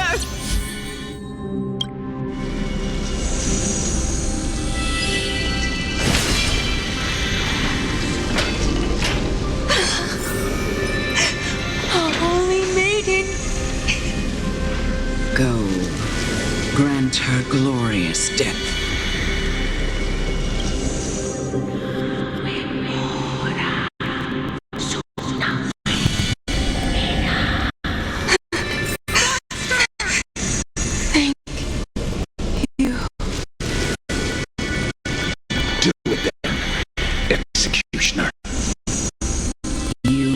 heard him.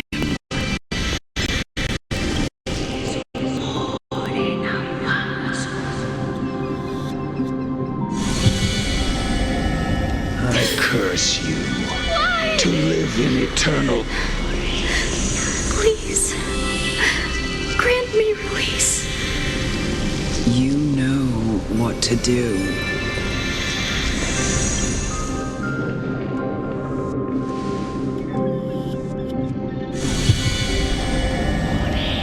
When will this ever end?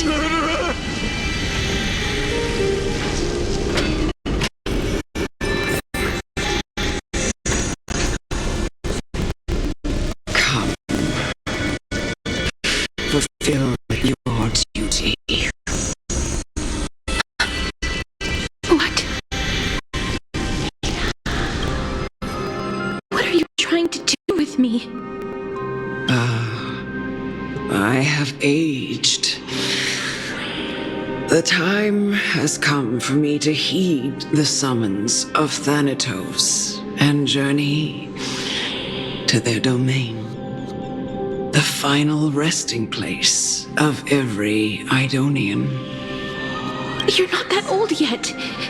You still have many, many years ahead of you. No. I'm already dead. For I have come to fear my declining health and impending death. Ah, Castorus, will you give me one last chance to charge towards fear and prove that I am no coward?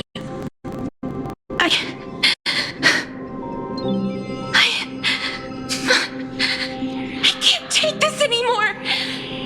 Child, it was I who brought you here from the frosty plains and set your farcical fate in motion.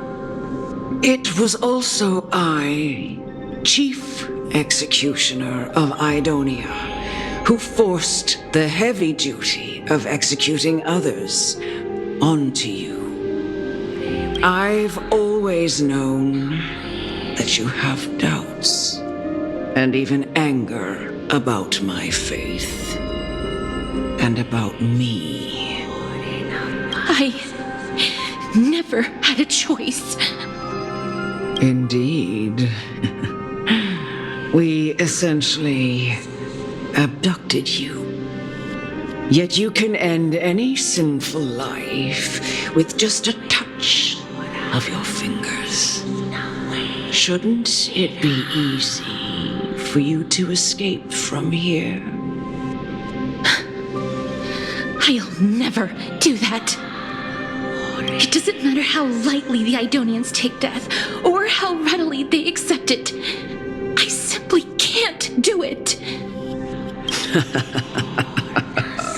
I knew I was right about you. What do you mean? I've taught you and cared for you as my own daughter all this time because of this blessing that's been with you since your birth. I know no one else in the world would understand the weight of life and death more than you do. In the eyes of an Idonian, death is the end of all life, a destination we will all eventually reach.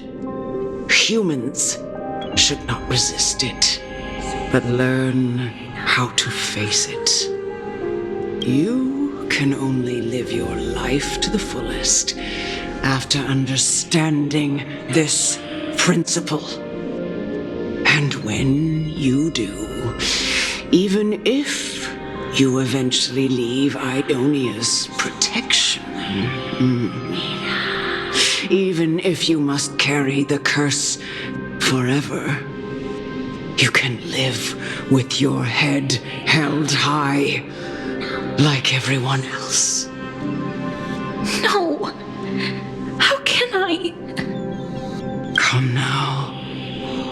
It's time. I've already taught you all that I know. Show me that you are a fitting holy maiden, or at least that you possess the resolve to become one. Come now. It's time. I've already taught you all that I know. Show me that you are a fitting holy maiden, or at least that you possess the resolve to become one.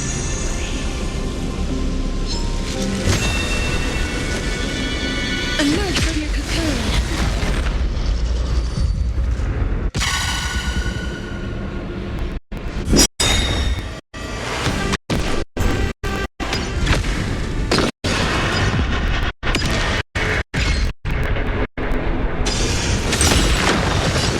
Every petal and all will be swept away by the wind.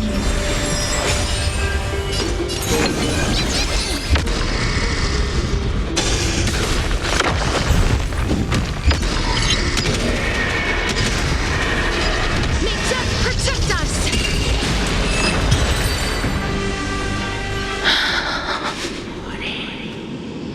This was the last time I followed her command. I gently touched the elderly woman before me. The executioner, who had seen too much death, died the same way as everyone else. I gasped for air, a wistful look in her eyes, and a barely perceptible tremor in her fingertips. Elder Amunet, the person who tried to teach me about death, ultimately vanished like dew in the morning mist.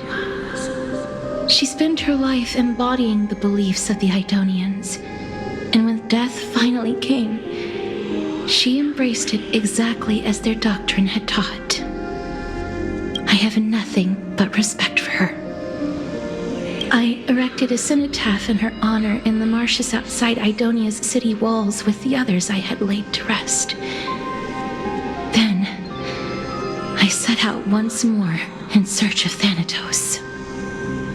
It was a long, long journey.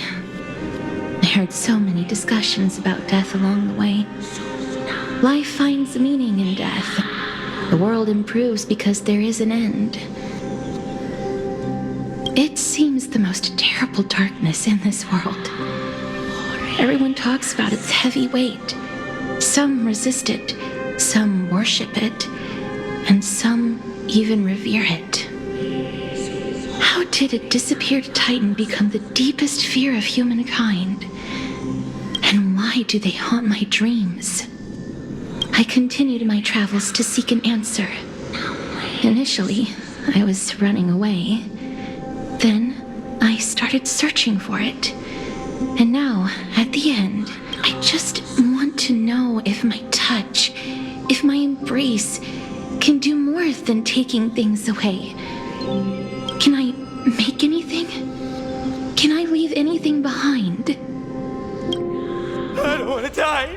Please, I fucking you, just let me go. I don't want to die, please. I don't want mercy like this. Just let me go. I need him. I don't...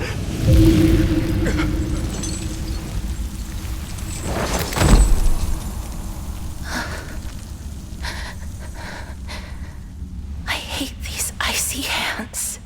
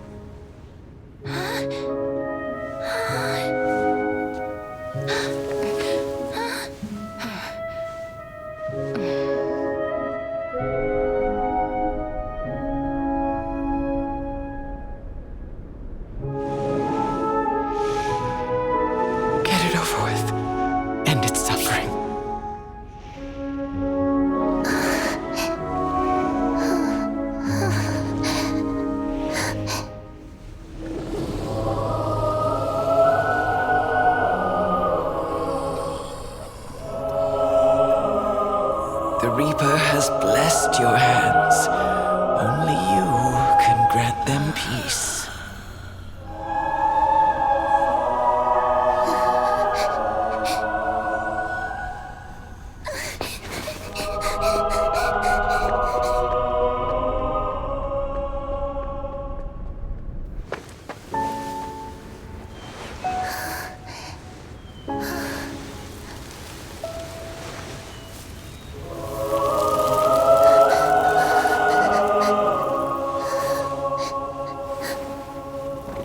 Embrace death. Walk alongside it.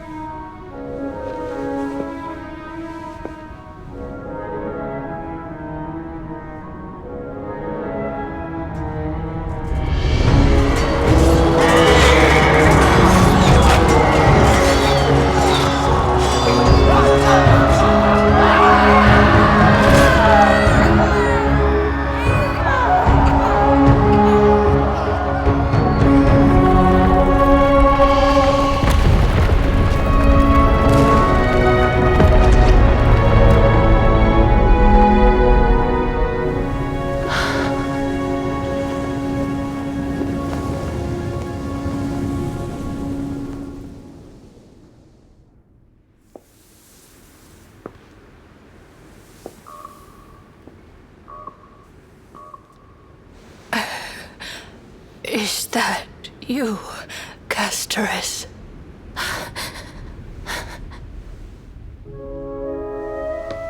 All of them have gone, heeding death's summon, crossing into their domain. I must go too. I don't fear it, just I have some regrets. Watching people leave this world again and again, it must be lonely for you. You must want to desperately embrace them before they go. I can't. These hands, they're too cold.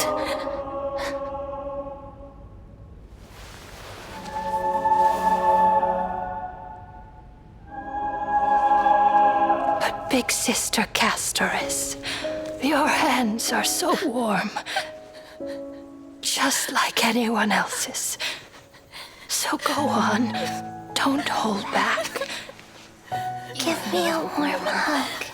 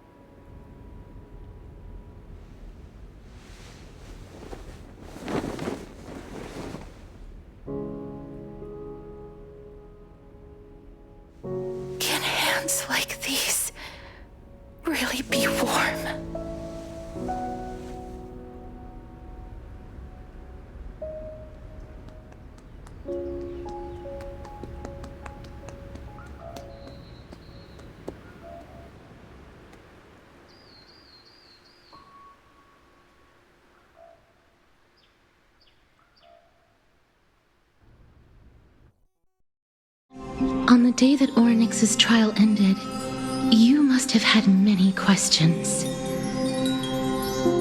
I felt just as confused.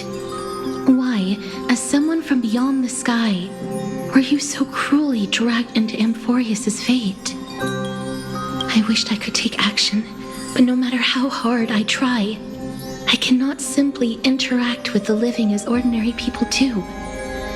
Even when we brushed against each other unintentionally in the grove, and it was obvious that nothing had happened.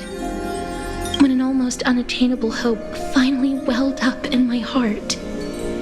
When I thought that perhaps my touch would no longer bring sorrow, fate declared to me, it wasn't that the curse of death had finally been lifted, but that your soul no longer belonged to this world. And there was nothing left for my hands to take. Nothing. And did I really think this time would be any different? It's not that I don't understand this reality, just that I'm unwilling to accept it. Having walked such a long road, I am still unable to find the answer to life and death. I am resigned to eternal despair. Anything I wish to hold on to, death will inevitably wrest from my grasp. From that moment on, I lacked the courage to confirm it again. Until Oryx laid bare the cruel truth before us.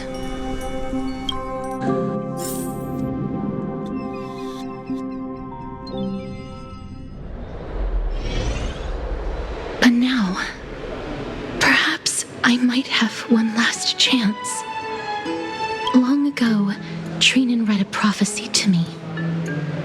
At the end of the Sea of Flowers, the souls of the living shall warm thy fingertips, and after an embrace, there shall be eternal separation. I found no surprise in it, for her words sounded not like a foretelling, but a perfect reflection of my past. Embraces in this world are born of reunions, yet my touch speaks only of farewells. In that moment, I had no doubt that this destiny would weave itself through the entirety of my life. And yet, things have taken a turn for the better. Now that I can finally have an audience with Thanatos, perhaps I can rewrite the meaning of that fated prophecy. I have no reason not to give it my all. For your sake, and for my own.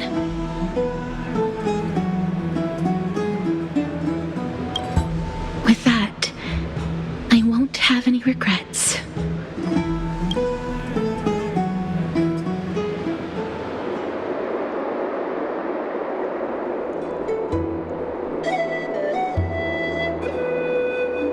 Let's put that aside for the moment. We've arrived. I want to retrieve a small gift I specially prepared for you. I made it myself, like the trinket I gave Lady Trianne. I want to leave something for everyone, if possible. The journey to seek an audience with the Death Titan cannot be an easy one. I want to make full use of every moment I have before we depart, so that I don't have any regrets. No, it isn't. You'll know when you see it. Look, it's right there. Huh? Where did it go? What's going on?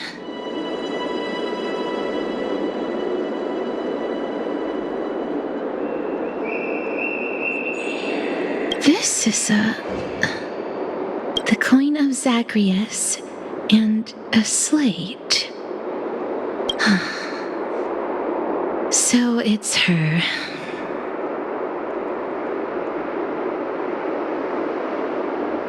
It's a lady's cipher the demigod of Zagreus whom Lady Aglaia had spoken of. She's a master thief who's left legendary tales all over Amphoreus.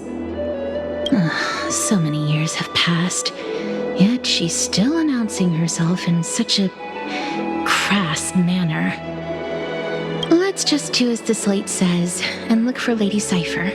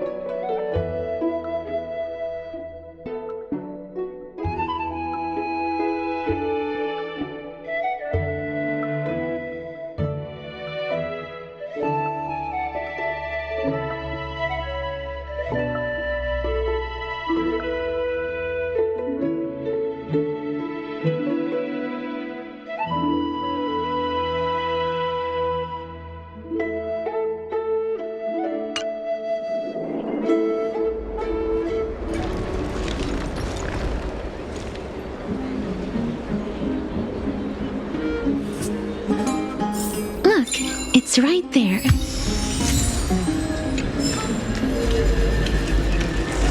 We must pursue her.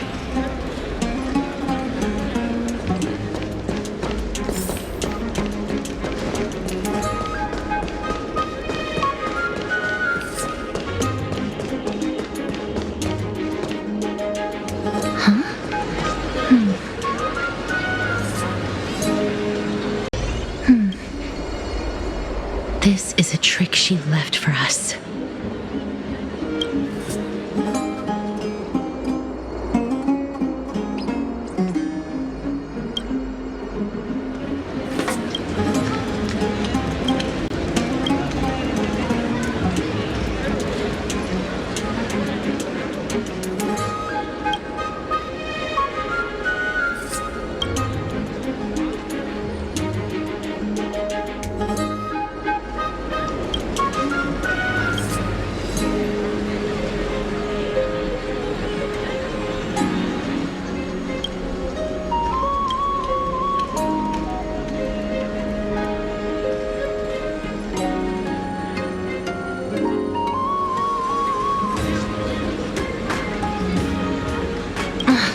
She's incorrigible. Follow me.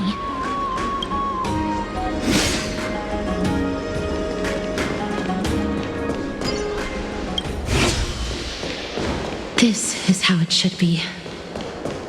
We must pursue her.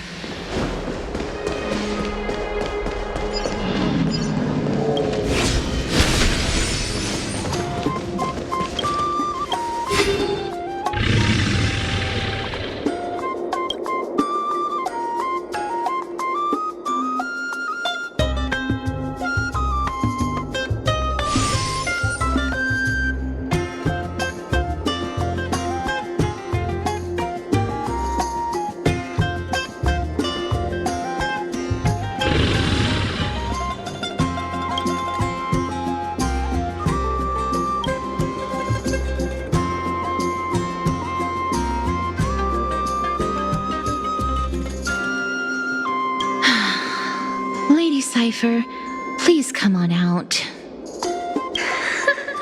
You're still careless as ever. Shouldn't you keep such a precious gift near your bosom? Since you know it's a gift for someone else, please give it back to me. Stop hiding among the people and letting the wind carry your voice. Now, since I know it's a gift, that just means I need to milk its worth. The children of the wind never stay for long in one place. Unless your offer is tempting enough to steal the wind. What say you? Name your price. I'll give you however much you want.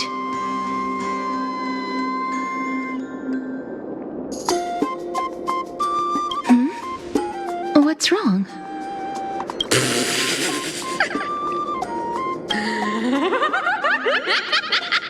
No wonder they call you Princess Homebody. Why don't you two come over to my place? It'll make a better venue for proper business discussions. You can find where I live through the winds I've sown. Right. Piece of cake. I can do that even if I can only sense your soul. Alright, I'll see you there. By the way, everyone cool with me collecting a deposit before we reach an agreement, right? Now, come this way.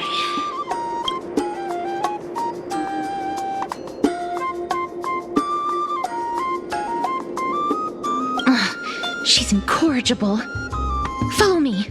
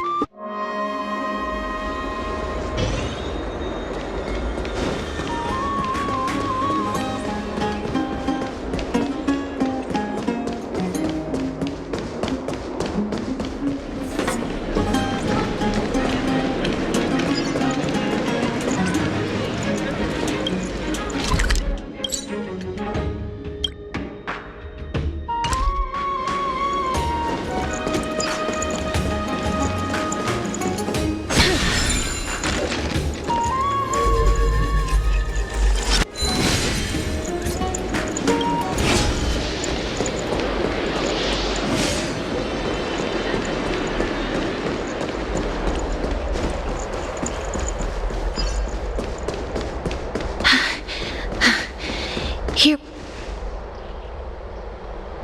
Over here! Over here! No, not that way! This way! Come on. If I really wanted to hide, you'd never find me. So relax, you two. No need to get your hackles up. I'm not that scary, am I? Meow.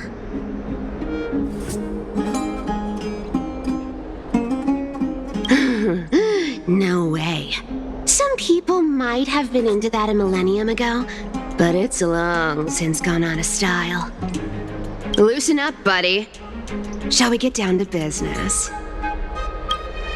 Give me the jewelry piece first, or everything's off the table. Oh, come now. Don't be so upset. Relax. Relax. Look, isn't the view here just great? You can see what everyone is doing and where they're going, and they won't even know you're here. Now that we've broken the ice, let's get to the point. Everything I've said so far has been a joke. I'm inviting you two here for 3 things. 1, the seamstress found me and wants me to take you to Styxia to look for the Death Titan.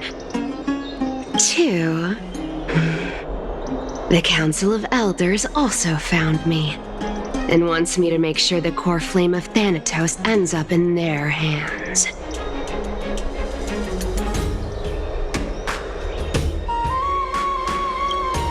Of course, I may keep a low profile, but I'm still a bona fide demigod. And last but not least, I'm telling you that I'm not interested in doing either of those things. Don't go look for the Death Titan. The end.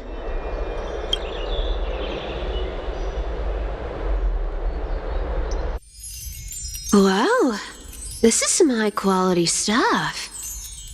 And this room is full of it. How much are these worth, Did you get all this through that Aeronova gimmick?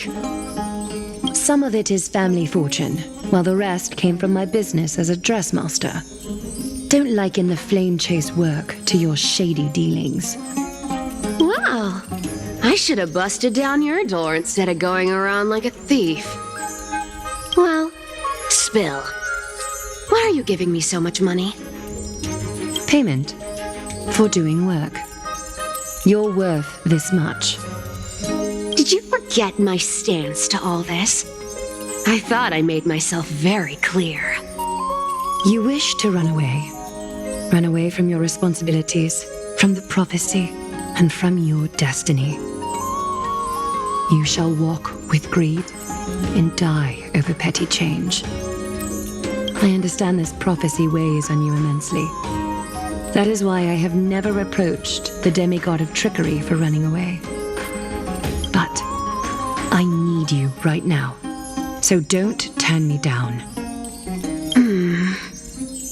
You know, maybe the gods got your tongue with their golden threads, Aglaya. I'm not hearing any sincerity in your words. Give me a reason why you're bowing your noble head to me. We lost Trian. Oh. The divine power of passages is running out. I need another demigod to escort Castorus and help her fulfill her lifelong wish. Oh, I get it now. You're sending Castorus to her death. And you want me to die with her.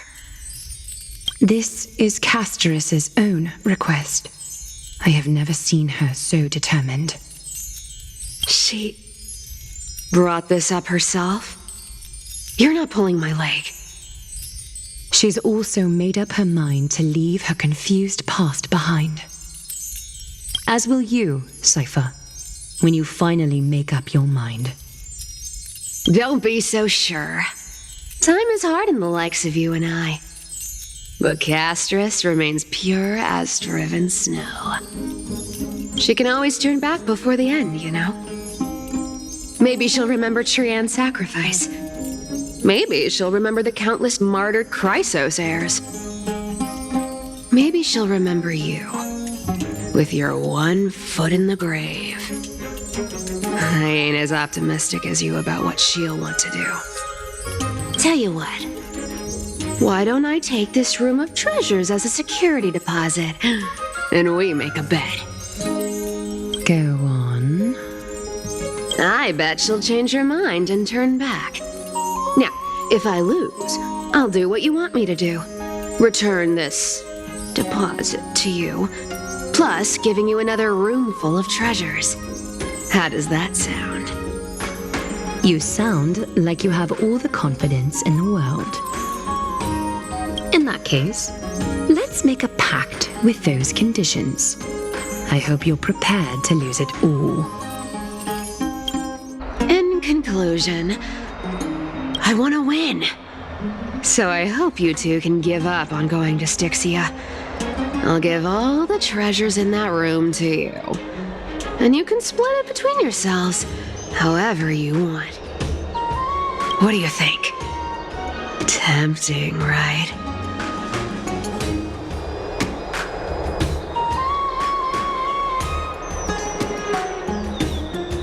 I decline. If we don't find the Death Titan, her soul will... Oh? I can't go into the details, but we have to go to Styxia. I really don't get how. Princess, homebuddy, you keep talking about needing to find Thanatos, about getting rid of your curse, and you don't care about anything else. But did you ever live for your own pleasure? Even for just one day? What are you trying to say? I'm saying, contrary to your beliefs, Aglaya didn't take you in just so you can die for her Aeronova. The flame chase journey walks hand in hand with sacrifices. Isn't that why you're always running away from me, Aglaya? Fine. Never mind. We all have our own problems. gonna say anything anymore. It's not like I was gonna honor that bet anyway. But listen to me. Styxia is no tourist destination. Sure, the treasures buried in there are 10, no, 50 times richer than Aglaya's vault. Yet, I've never been there. And I never plan to. Because even a demigod can't be sure they can walk out of that place alive. And now I'm supposed to escort you to Styxia. Sure. Pay up.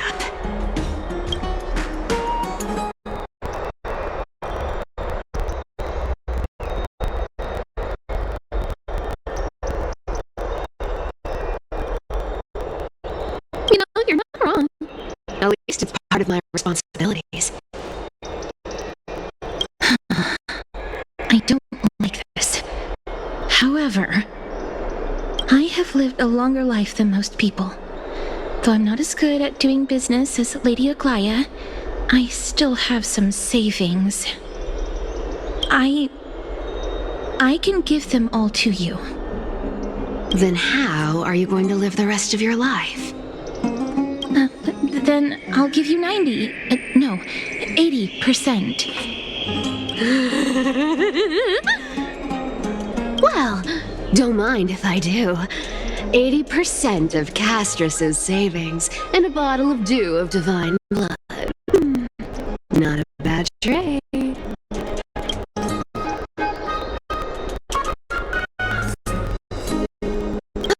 Okay. I didn't know you hold grudges. Gray mystery. Here, catch. Be careful with that! A minor change in plans, though. Don't go to the bath tomorrow. Come look for me at Akama's city gates instead. So, why are you changing the meeting place? Oh, nothing really. Just a bit scared of the seamstress's frosty face. I wouldn't stay a second longer in Akama if it were up to me. Well, now that we've struck a deal, why don't I give you guys a lift back? It's gonna be a long ride. So good rest.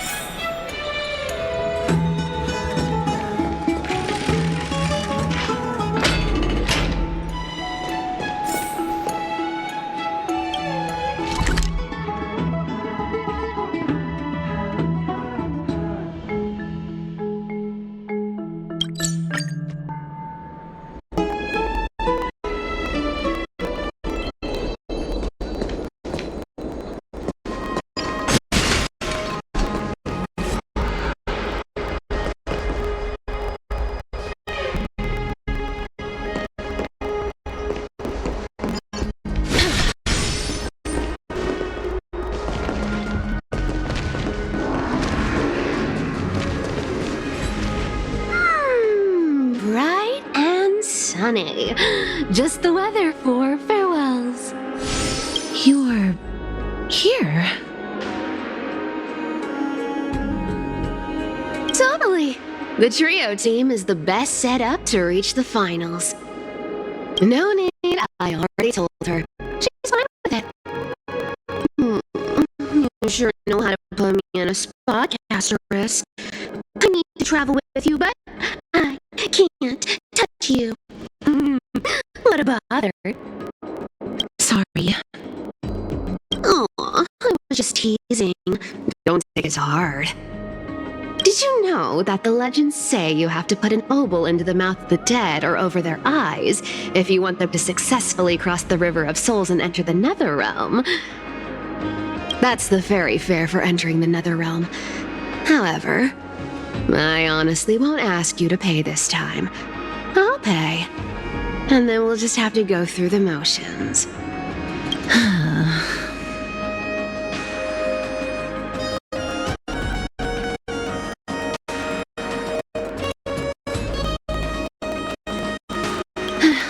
Don't worry.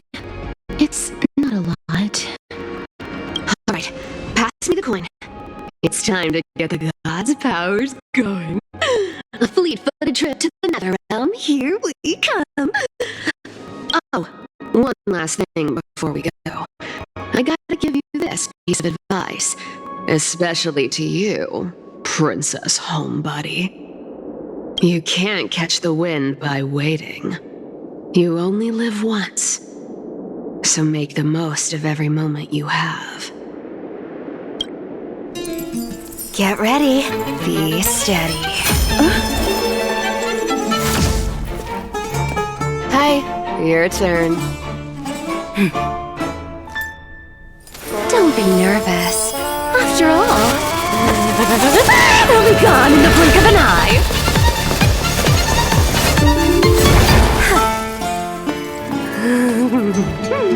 All done. Bye.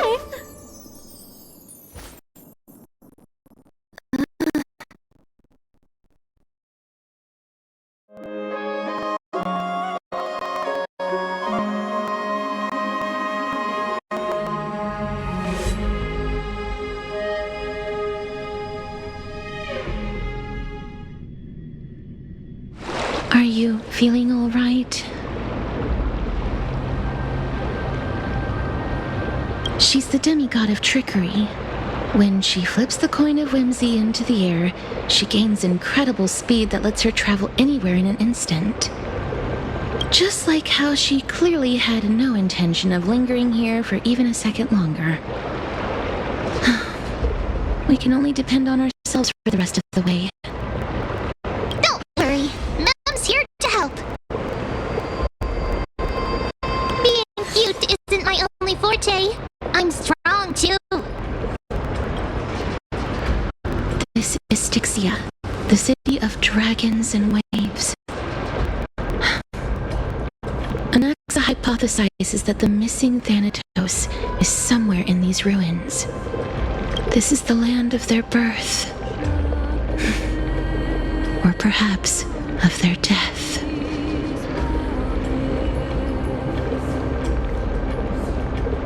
Anaxa had used a secret alchemical art to temporarily fuse his soul with Circe's and Kefali.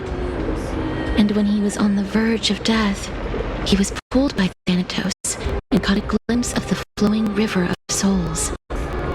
This alchemy, considered a sacrilegious act, might actually make the souls of mortals and titans attract each other. Even though Thanatos has been missing for 1,000 years, and even their followers haven't been able to find them, perhaps that special attraction could summon them here. Oh, so are we going to use that Philosopher's Stone to conjure the Titan? I guess that's the only way. The only leads we have now are the name of this city and the fairy tale about the dragon. Thanatos is even more mysterious than I am. Indeed. Even one as erudite as Anaxa could only point us to this place, and no further. We will be entering the unknown as soon as we take our first steps. But that won't be the first time in my long journeys. I believe that, rather than standing still, taking action is by far the better option. Perhaps fate might take pity on us today and show some compassion.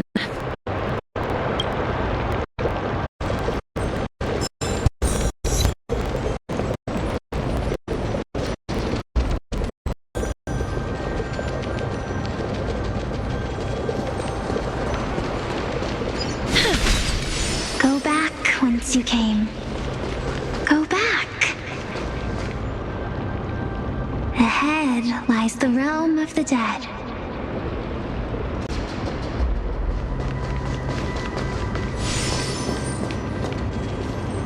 What a beautiful butterfly.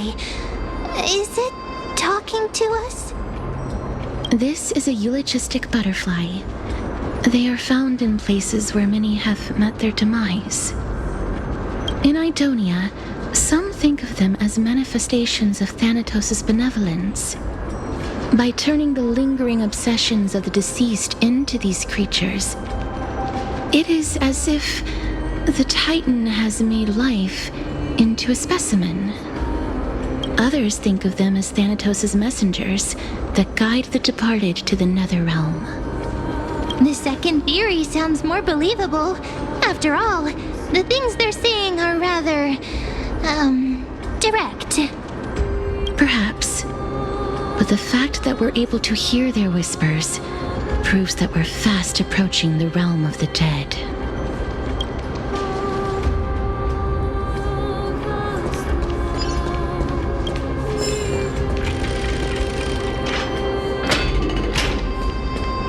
These shadowy figures. Are they illusions reflected by the River of Souls?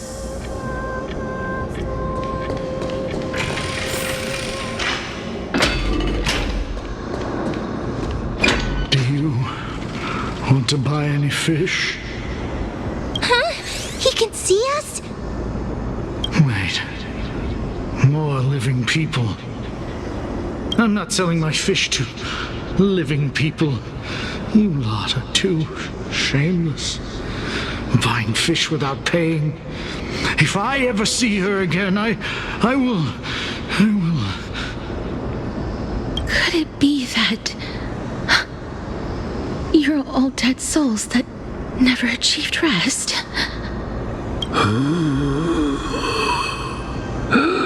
The Nether Realm does not exist. Titan rejects you. Me. So, do you want to buy any fish? But there aren't any fish nearby. Other fish gone. The people are gone too. I can only keep selling fish. So, do you want to buy any fish? Apologies. I don't have much in the way of savings, but perhaps there's another way for me to release you from your suffering. Please relax. May you fall asleep peacefully amid a gentle field of flowers. This. I knew it. These people aren't illusions. They're the souls of the deceased. They're supposed to reach the end of the west wind by floating down the River of Souls. Yet, they have floundered upon the shoals of the stream, unable to move forward. Did Thanatos reject them? Or perhaps they didn't really die at all?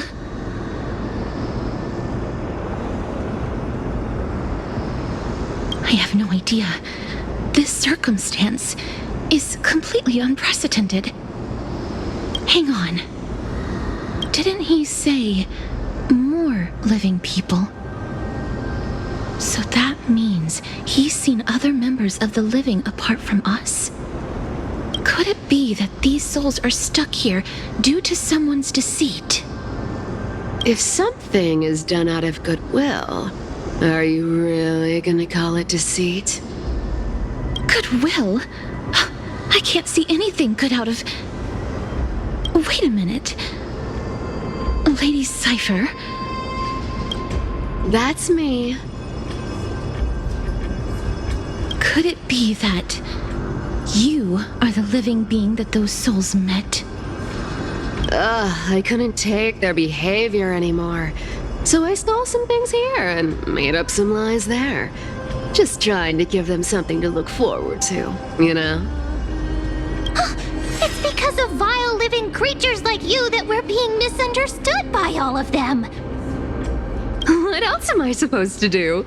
You can see the mess this place is in. These poor souls are denied by the Netherrealm. So now they're stuck in a few brief moments of their life, unable to move forward or back. Did you see those two blacksmiths on the way? They've been here for as long as the sun's been around, wailing over and over about casting a shield. Styxia is so freaky. Then why have you come back, Lady Cypher? Hey, I'm not here to aid your adventure. I hate water more than anything else in this world, especially that stinky river of souls. But, I just discovered some stuff before I left, and I reckon you should know about it. It's about that boy who defied death. I found traces of him here. Lord Mighty? Oh, right! That's his name. Well, now you know. As for whether that info is actually useful, that's for you lot to figure out. So long, Princess Homebody. So long, Grey Mystery. Huh? She disappeared just like that? Lady Cypher has always been a free spirit. In any case, she has brought us some valuable information.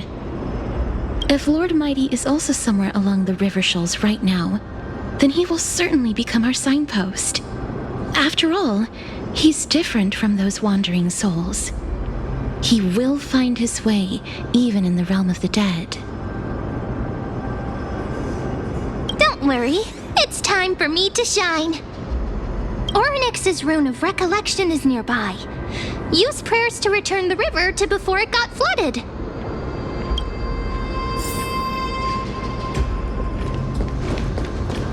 Hey, over here!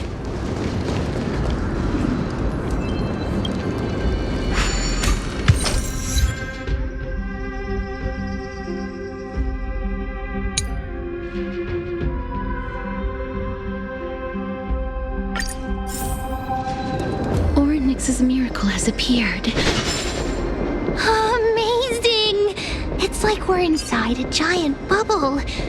Even the river got parted.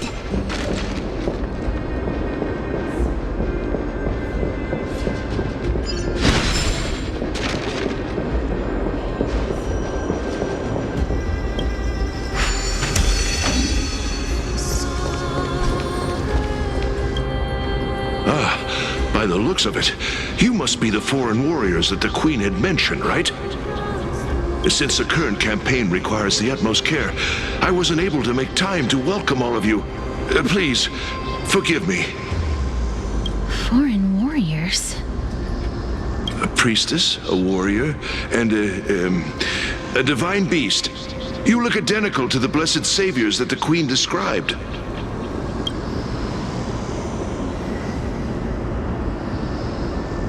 What? A campaign? Who are you campaigning against? Nobody knows, as of now. Of the scouts that went ahead, only one has managed to return. He says that the land ahead is a forbidden land that should not be approached, as it is the doorway between the netherworld and the mortal realm. As for the rest of the scouts, they've completely lost their souls and are decaying by the day. While there is still dissension within the city, the scholars agree that this calamity was so unprecedented that it needed to be given a new designation. An unprecedented calamity. Could it be death? It seems that you have indeed heard about this. Well, death is just one of the possibilities. It's too early to come to a definitive conclusion. A world that has never seen death. Looks like these people lived in the era Chrysia before the Calamity Titans descended upon the land. May I ask, where is the scout who managed to come back? Though he returned to Styxia, he only had enough left in him to last no more than half a day. However, it was his intel that convinced us to rally together. He said that he witnessed the demonic specter of an evil dragon at that treacherous land. The apparition opened its giant maw and devoured everything in sight, and thus brought Styxia that thing called death. Styxia. An evil dragon that brings death. It all sounds rather familiar. Wait, wasn't this part of that fable? Sir, could I ask how the Queen and Princess are doing? The Queen?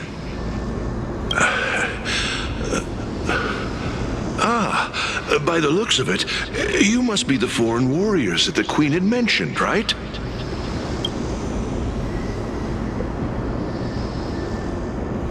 Oh, it's the same lines.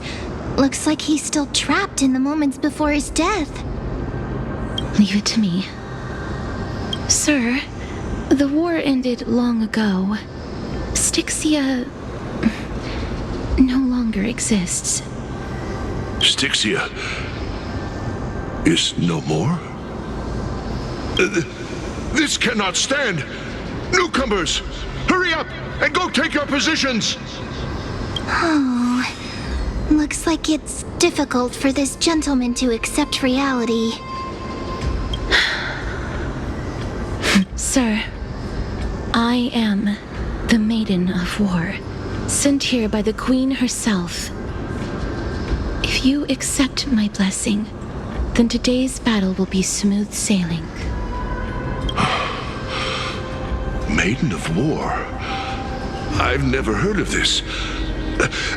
There's little time to waste. Please don't take too long. Don't worry. I'm typically unwilling to prolong such a moment.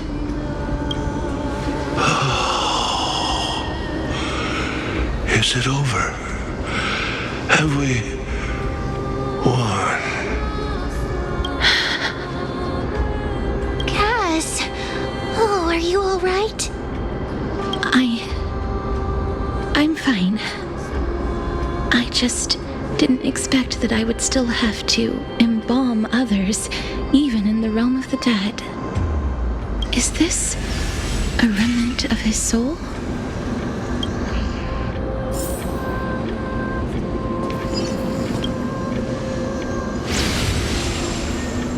Well then, why should I place my trust in you?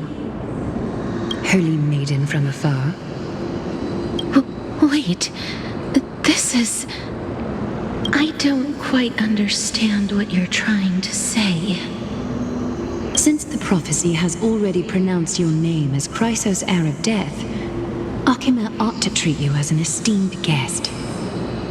However, you seem to have no intentions of concealing your involvement with the Council of Elders, while most likely being aware of my issues against them. I cannot deny your claim. It was the Council that offered this room to me, and they had only one request. They want the curse of death to be completely subjugated to your will. I was agreeable to that request. But why? I am unable to rid myself of this innate curse. However, from this day onward, I shall use it according to your will. I will never make any superfluous moves on my own. I see. So that is how they plan to control the Flame Chase journey. They have shifted the heavy responsibility of granting death over to me.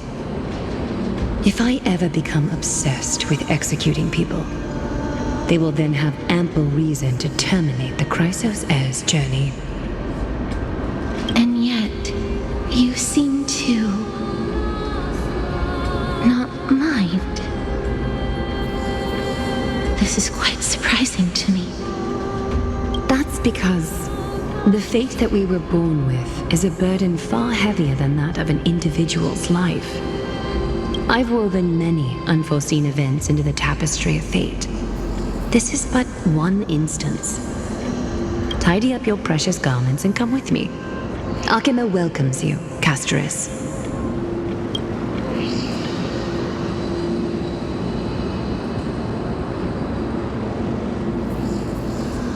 I didn't think we'd find vestiges of memory here. Maybe they've got something to do with Oryx's rune? Perhaps, but I do not need a reminder from them. This memory is one that I will never forget.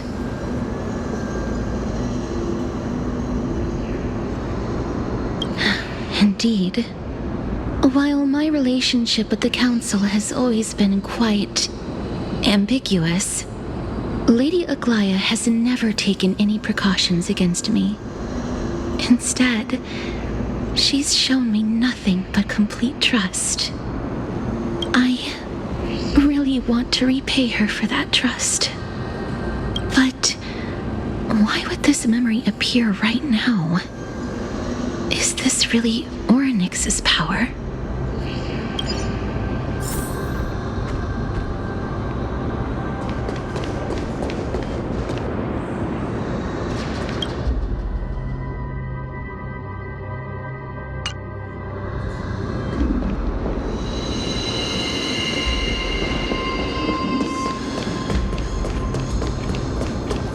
Could these dead monsters actually be... If Lady Cypher is to be believed, this could be the handiwork of Lord Mighty. He's still fighting against the Black Tide, even in the Netherrealm.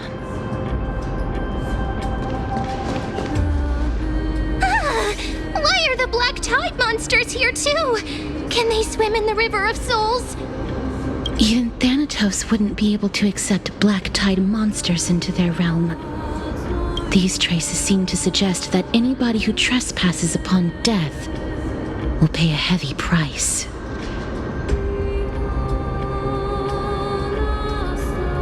Since the realm of the dead must remain peaceful, it's imperative that we rid the place of such discordant noise. Please stay back.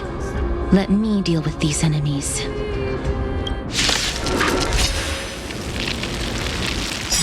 Exit into unity. Step up, let's see ya. Nice, like my friends. Indulge yourselves!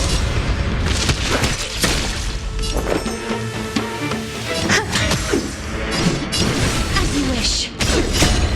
Embrace a new life.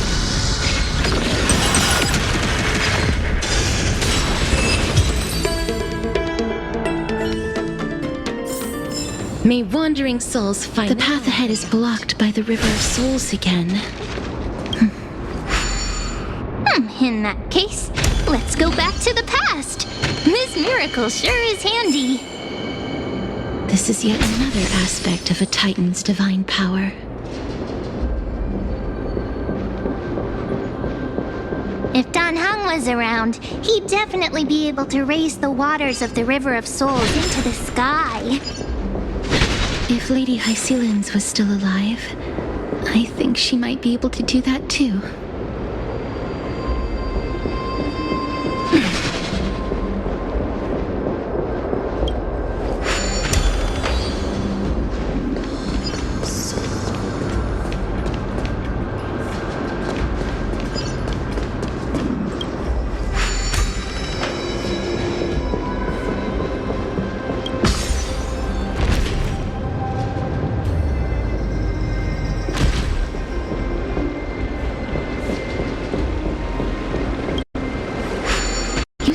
Be able to discern both the past and the future.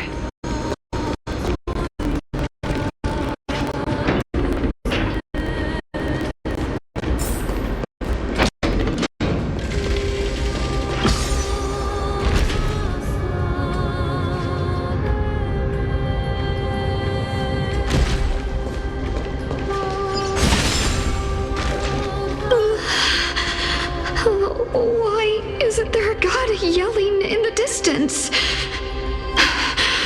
Indeed, my downtrodden fellow, your sorrow and joy are but means for me to amuse myself. I will at least derive some comfort, if all the tears that I had shed were determined by some mightier being above. It's you people.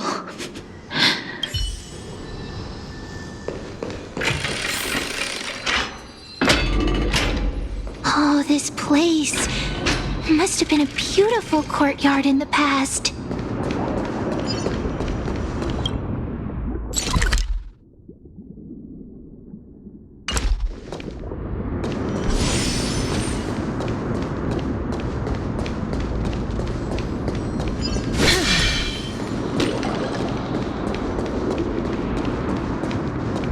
Please excuse me. I am but a scholar from a distant land who had the misfortune of falling into the River of Souls and turned into a member of the dead. Huh? This one seems to know that she's already dead. Oh, I was merely speculating, but it seems I was right. And you, I recognize you. You're the Holy Maiden of Death from Idonia, right? I'm sorry. I cannot bring you back to life. However, should you desire it, I can end your prolonged limbo. I'm well aware of that. Even if you were able to revive me, I would never choose that option. That's because I didn't fall into the River of Souls by accident. Instead, I leaped into it to seek my death. Why? If you could see the life I've led, then you would not reproach me so. My life was far too miserable. But I did not expect things to stay the same even in death. What a joke! In escaping my mortal life, I've entered a millennium of pain instead. Circe's above. What cowards humans are. For we fear both life and death simultaneously. I'm sorry. I am also powerless to answer that question. That's all right, Holy Maiden. At least you are able to respond to me. Please, grant me death. Circe's above. Does this count as thinking till the moment I die?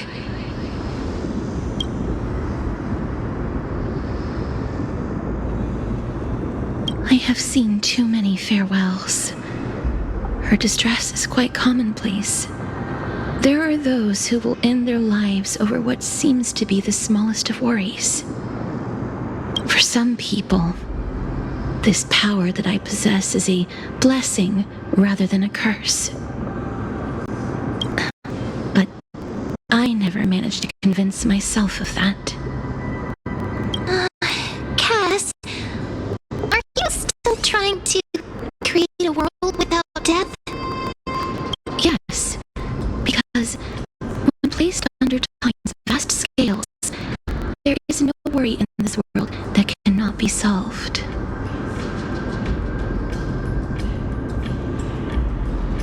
This is a wish that I've held for almost a millennium.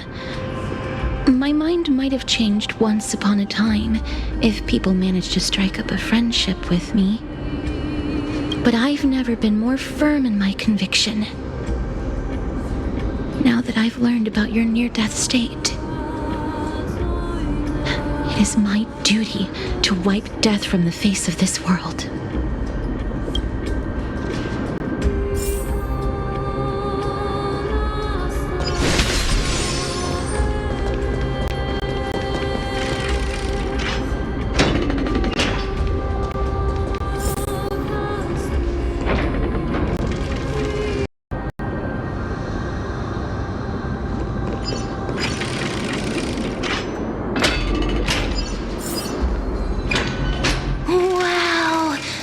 This place is so spacious. Is this the kingdom's vault? Broken stairs, blocked paths. This place is gonna fall down soon. Do we need to enter that doorway to climb even higher? There seems to be a person. Oh, more like a soul guarding it. But how should we get up there?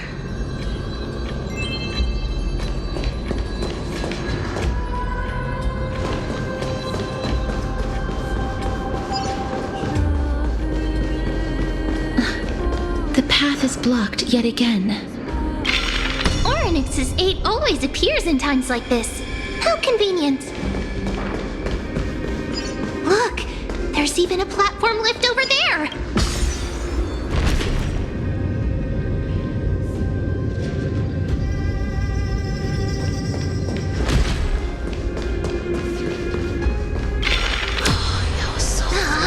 A chest of the past has been left behind, but none of its treasures remain inside.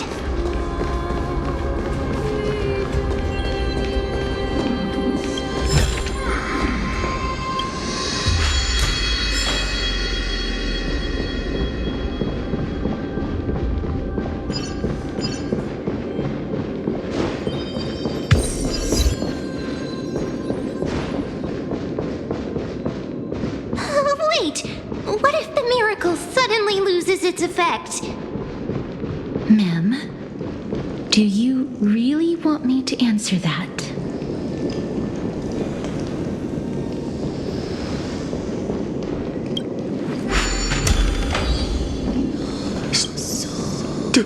Don't come near me! Huh?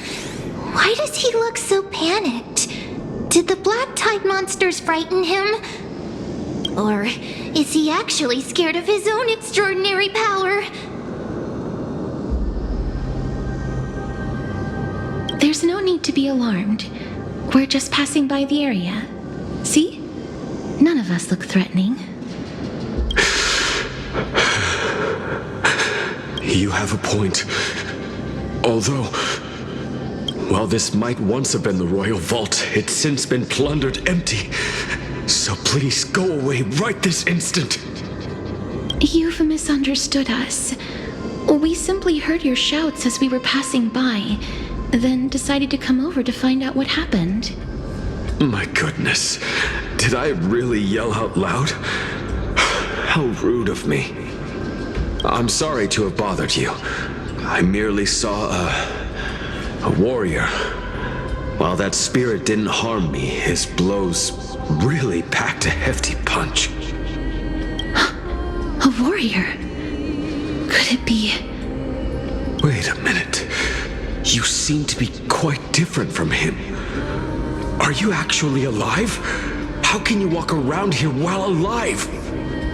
It's a long story. We're here to seek an audience with Thanatos. Thanatos? Who's that? Is it possible that he's also living in the era before death descended? Death? Could it be that you are here to defeat the evil dragon Pollux? Pollux? Is that the embodiment of No. Death? According to the warriors under the Centurion's command, that evil dragon has been dead for quite a while. The curse that condemns people to death didn't originate from it. But they saw a girl within the dragon's embrace, and she is the true Reaper. Pray tell, where is that girl right now? I've heard that the Queen spared no effort in bringing her back to the castle. Her Majesty intends to control all of Amphoreus with this unprecedented power. As for whether this rumor is true, well, no one knows. You have my thanks for the invaluable insight that you've given us. Please, treat this touch as a token of my gratitude. You... Are you...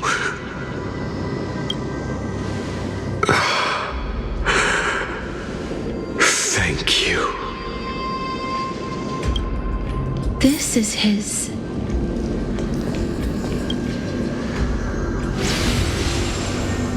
Then you granted him death? That isn't like you. You would have refused even if I commanded you to do so. I don't know. I did it out of sympathy, believing that I wouldn't be racked with agony, but... I am still in a state of turmoil. Sympathy? Sympathy for that youth who triumphed in every battle?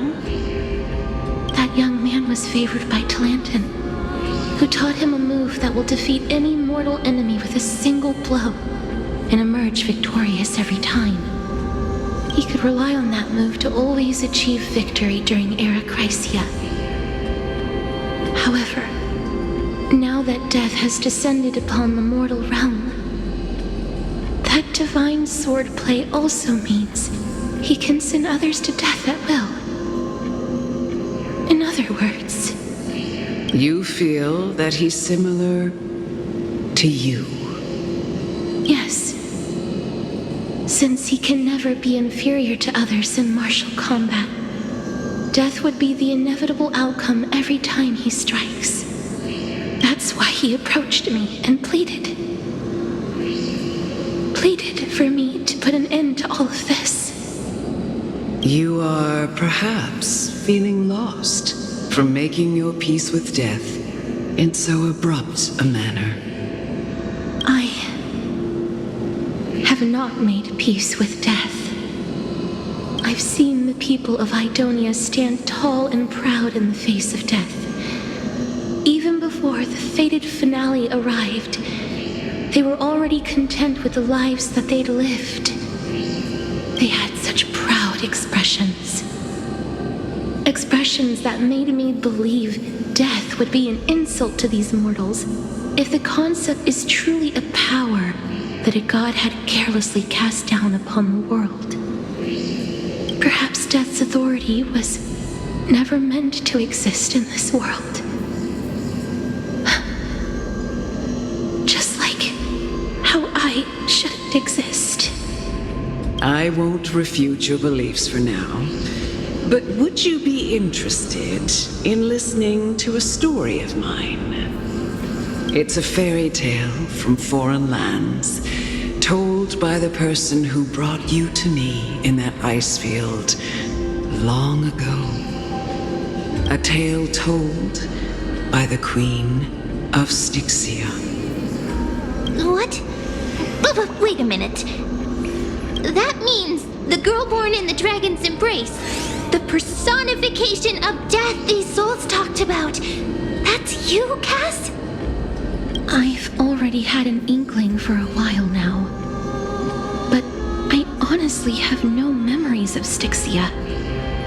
My memories only begin after Aminet brought me to Idonia.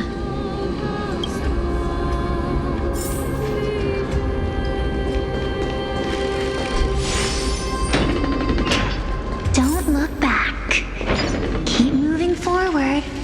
Always. It's yet another eulogistic butterfly. Are we getting closer to the Netherrealm? Oh, this is...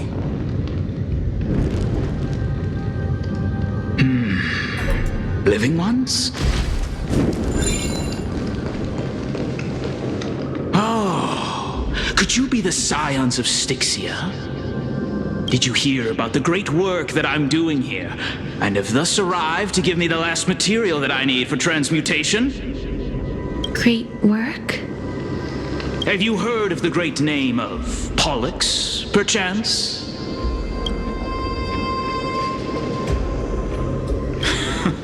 You have? Then that's good.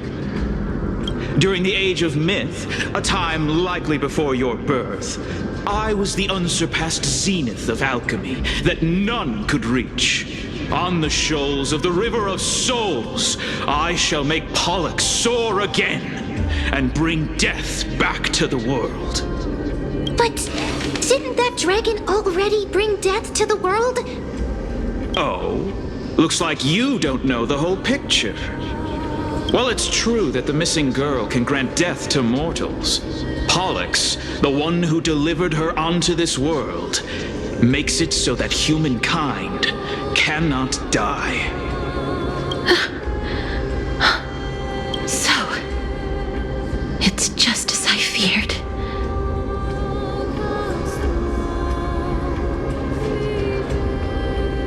This is my guess.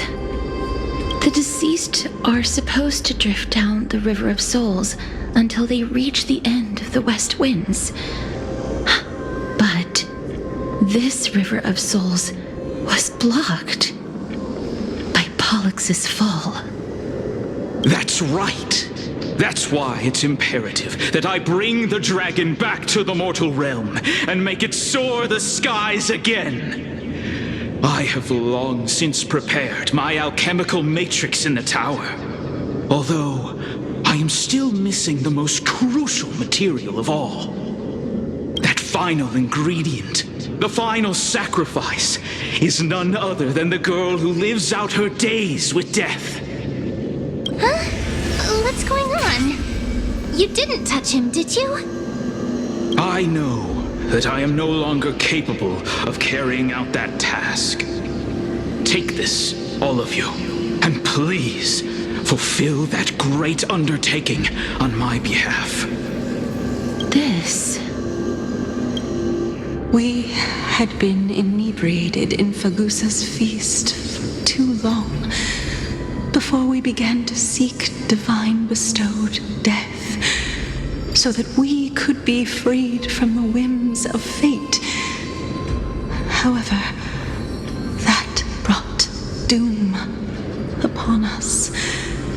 Instead of summoning a supreme god, we encountered a monster that cut off the River of Souls.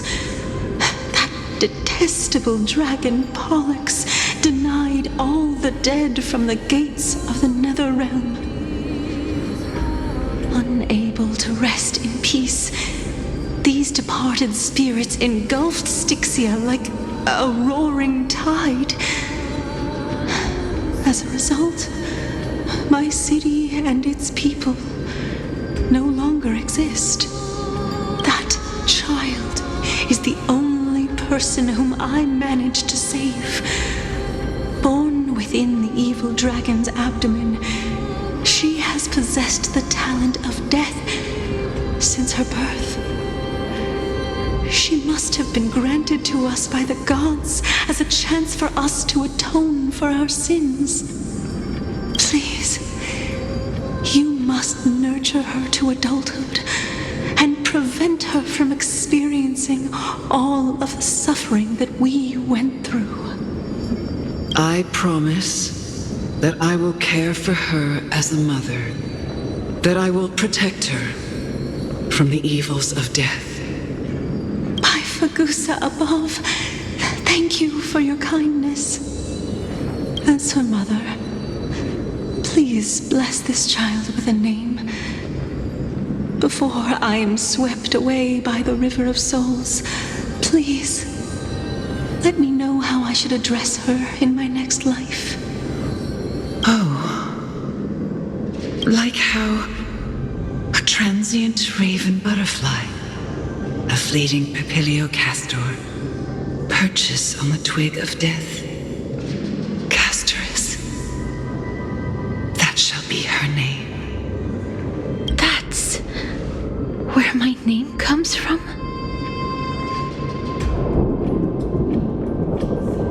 The sound's back. What is making that ruckus?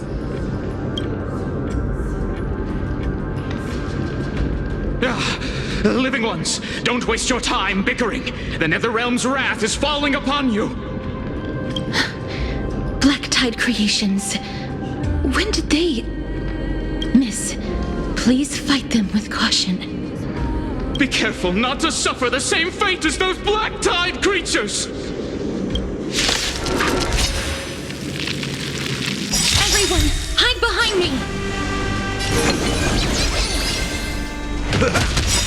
Nice sight, my friend. Indulge yourselves! Some existence is unity. As you wish. Embrace a new life.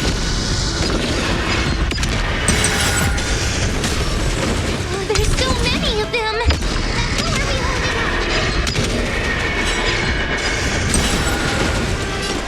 Who are we holding? Please chant darkness with me. Every petal, all will be swept away by the wind. Step up, let's see. How's this taste? So this is the one.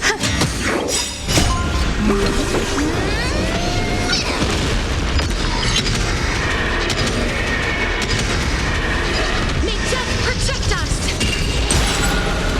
Here. Our souls. For the feast of strife. On their triumphant return.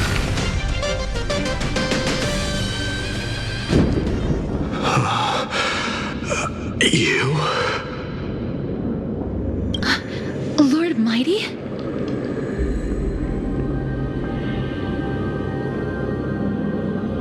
Lord Mighty, you've been through some tough battles once again. That black tide is endless. My death is only temporary. I will find my path of return and go back to the world of the living and continue my protection. Lord Mighty, I have always wanted to. Why does death reject you? I'm the one resisting it. I must resist the temptation to go with the flow. I'll go against the current and kill my way out of this cursed nether realm. That is my destiny. It seems like he's completely focused on resisting the temptation of the dead's whispers. He's working hard every minute to deny death. It seems his battlefield is not limited to the world of the living. Lord Mighty, are you willing to travel with us? We're headed for the Matrix inside that tower to summon Thanatos from their prolonged concealment.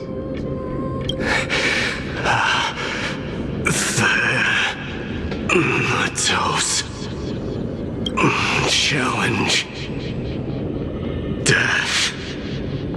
That's right. If we can work together and defeat them, you won't have to be troubled by the curse of immortality any longer.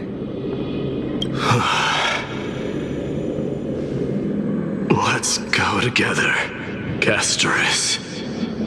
Let the person who has brushed against death countless times guide your way. Cass, are you sure you want to do this? The alchemist said he wanted you to be a sacrifice. I'm not afraid. There's no reason for us to turn back anymore. Rather than standing still, taking action is by far the better option. Perhaps fate might take pity on us today and show some compassion.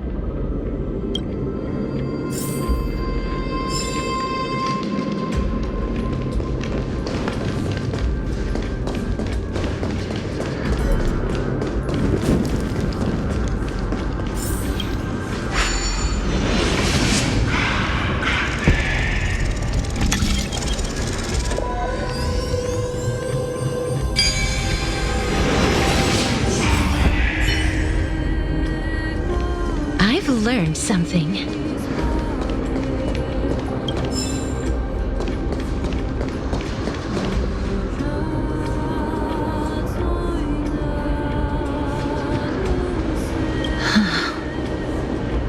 This is going to be difficult. I'm familiar with this kind of mechanism, but I've never repaired broken chains. If I was more powerful, I would be able to carry one person with each limb and fly the four of us to the other side. The Rune of Recollection is here, but I can't find a miracle orb anywhere. So weird. Oh, could it be in that collapsed tower in the distance? It's still up to me to step up in a crisis. Wait here. I'll go check things out.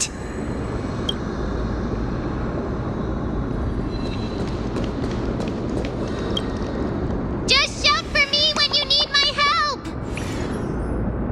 Got it! Just leave it to me!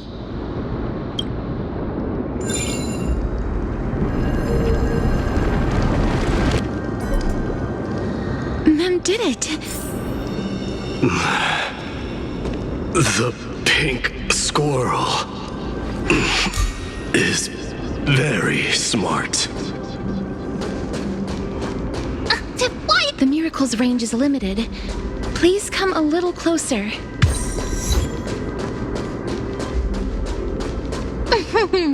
Aren't I a good fit for Oronyx's priest? Of course. You're the most competent priest ever.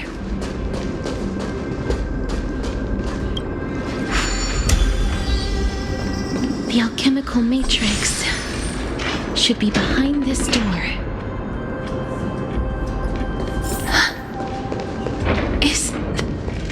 Wow, there are so many of you! It's little Cass and little Gray. Oh, there's also little D and the pink puppy! Trian? Aren't you...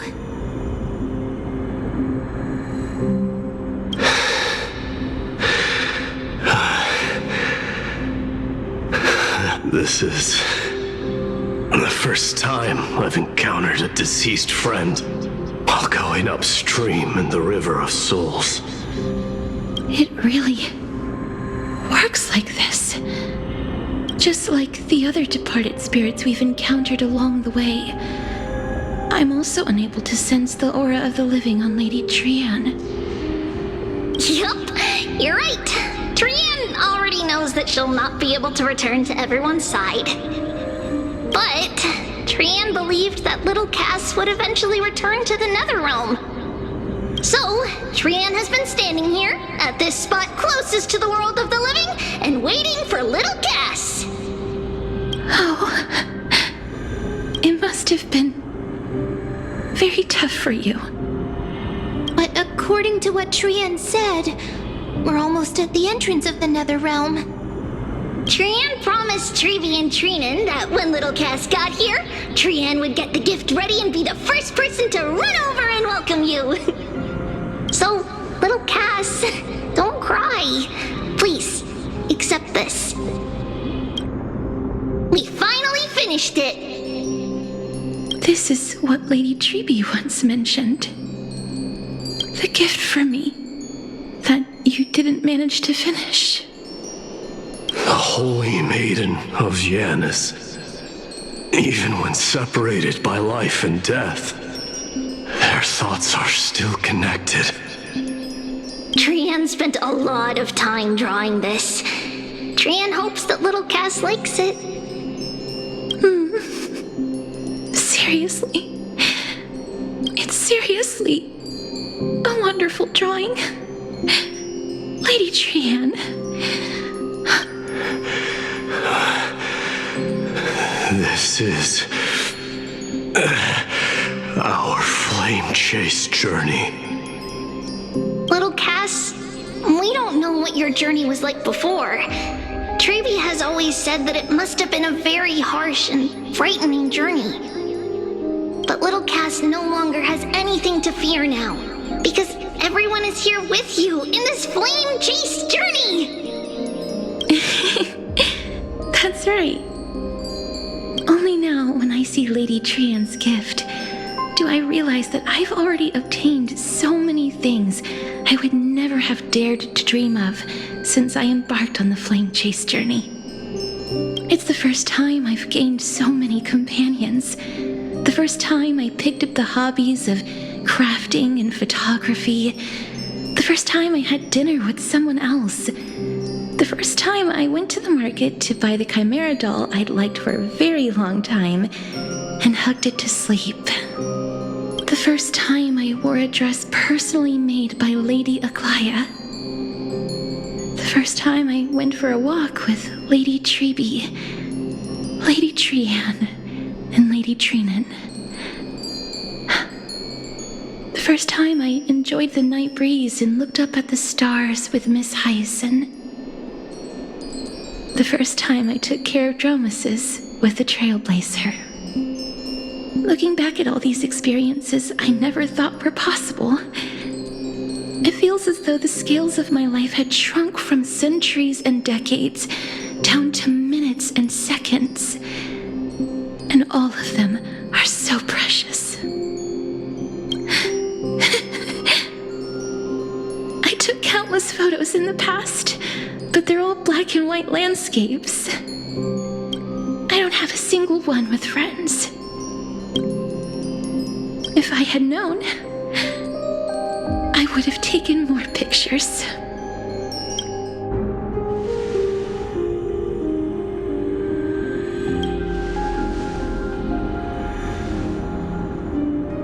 Trian says yes! Trian likes little Cass and would love to take a picture with little Cass. Sadly,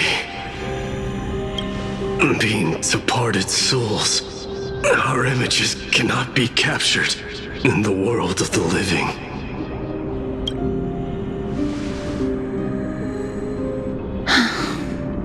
I thought so too. What? Are we seriously going to leave any room for regret?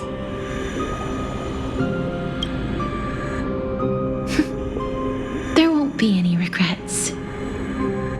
This vivid drawing surpasses any photograph from the world of the living. Little Cass smiled. Treeby, Trinan, and Trian's wishes finally come true!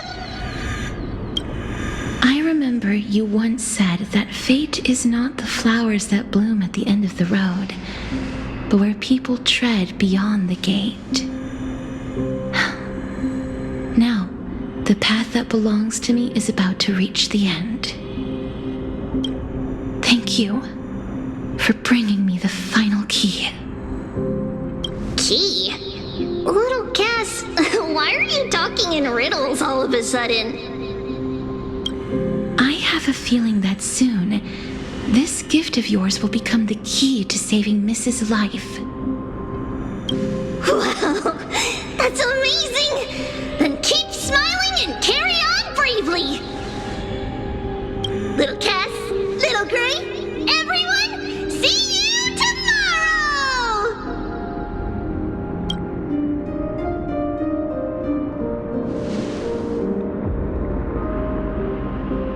Lady Trian.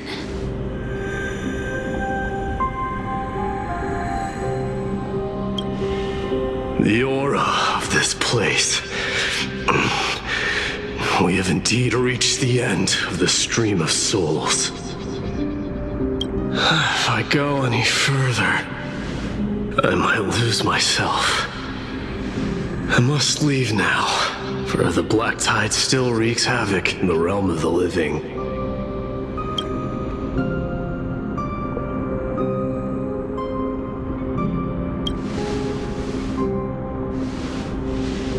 I have broken free from the chains of death countless times. This time will be no different. Castorus, will you fulfill your duty for the flame chase?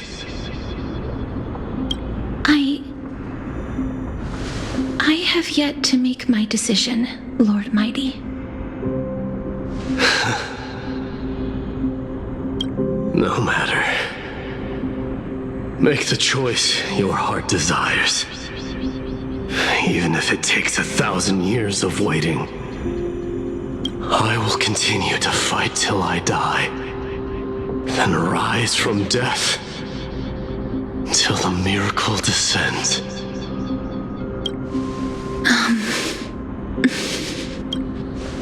There is one more thing you should know, Lord Mighty. What is it? Professor Anaxa may have deduced the principles behind the Era Nova. You and I may be reincarnated as strife and death in the next cycle, becoming calamities wreaking havoc upon the world. I see.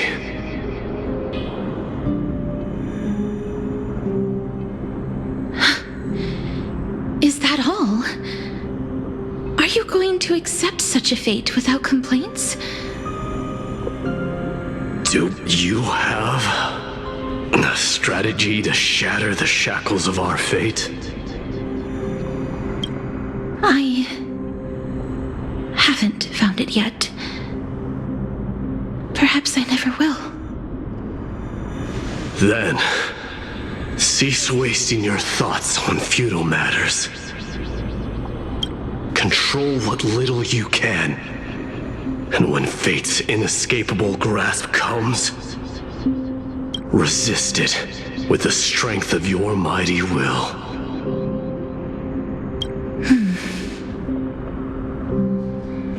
Thank you, Lord Mighty. I will find the right decision.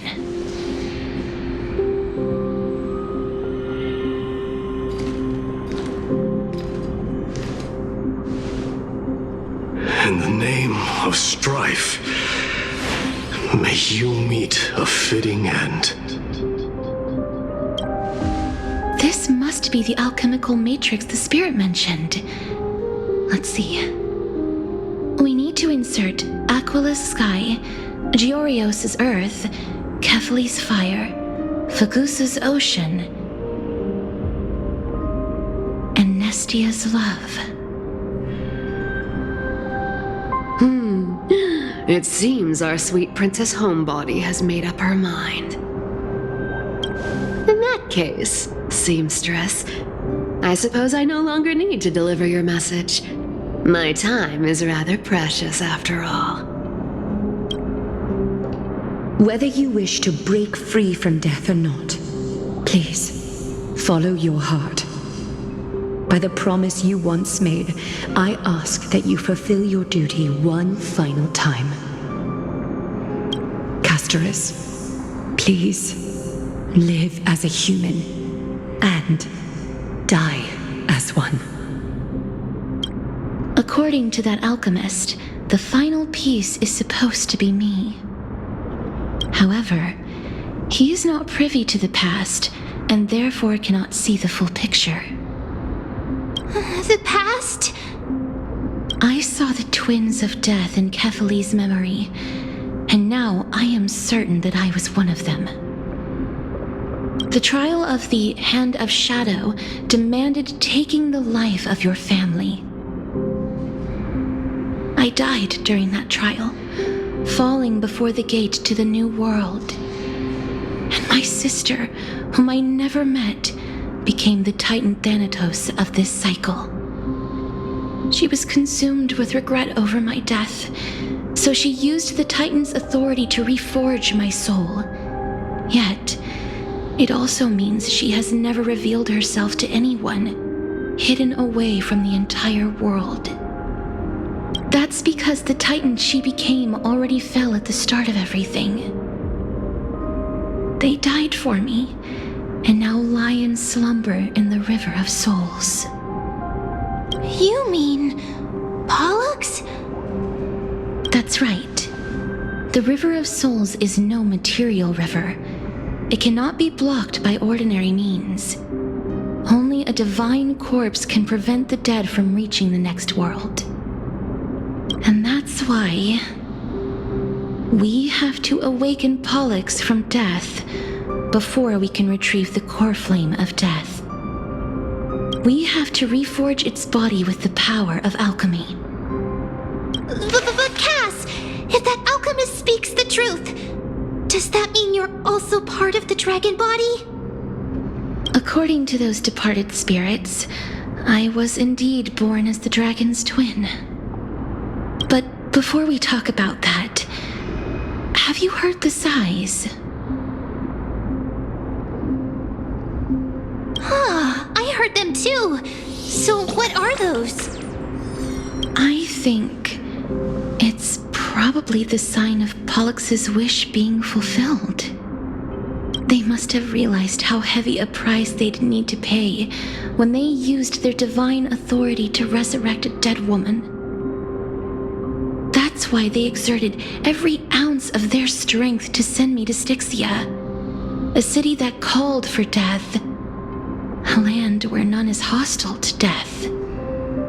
They never saw their wish fulfilled and fell so prematurely, all because they wanted to give me a new life. Pollux must really want to know how their sister has been after giving their all to save her. That wish is the reason Pollux's soul still lingers in the mortal realm even after their fall, quietly watching and documenting every detail of their sister's life.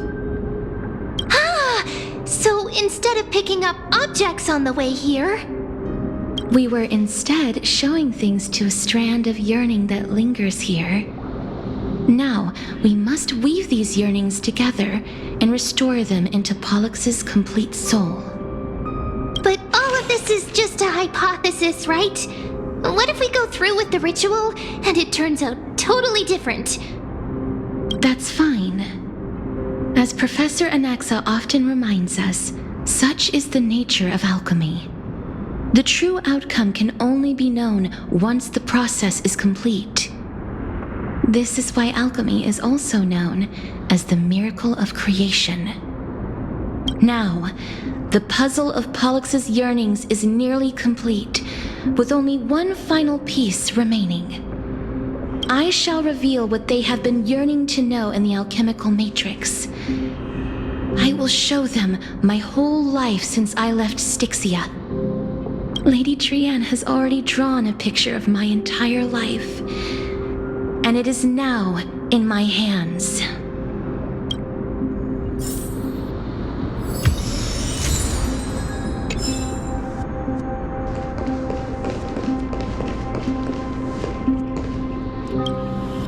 Then, let the ritual begin.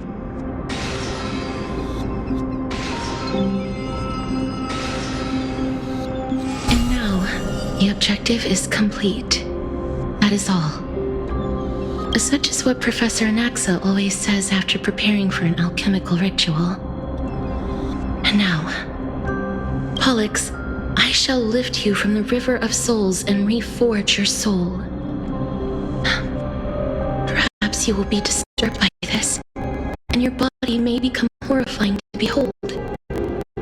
But if even the slightest trace of your soul remains, the soul that once ferried me to this side of the shore, then please, look at me. I wish to thank you in person. I have obtained everything you sacrificed your divinity for. Lady Almanette.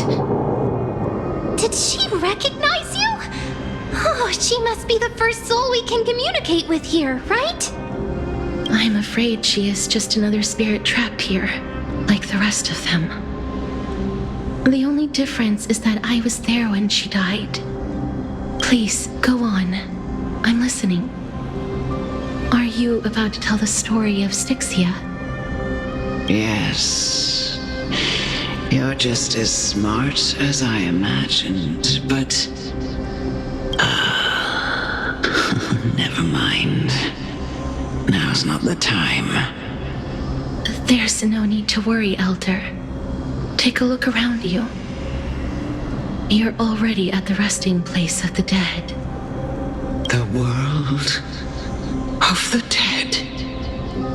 But how? I understand that you chose to remain silent about the story to protect Castorus, the girl who coexists with death. But you no longer need to hide that story. I can assure you that you have protected that girl's life well.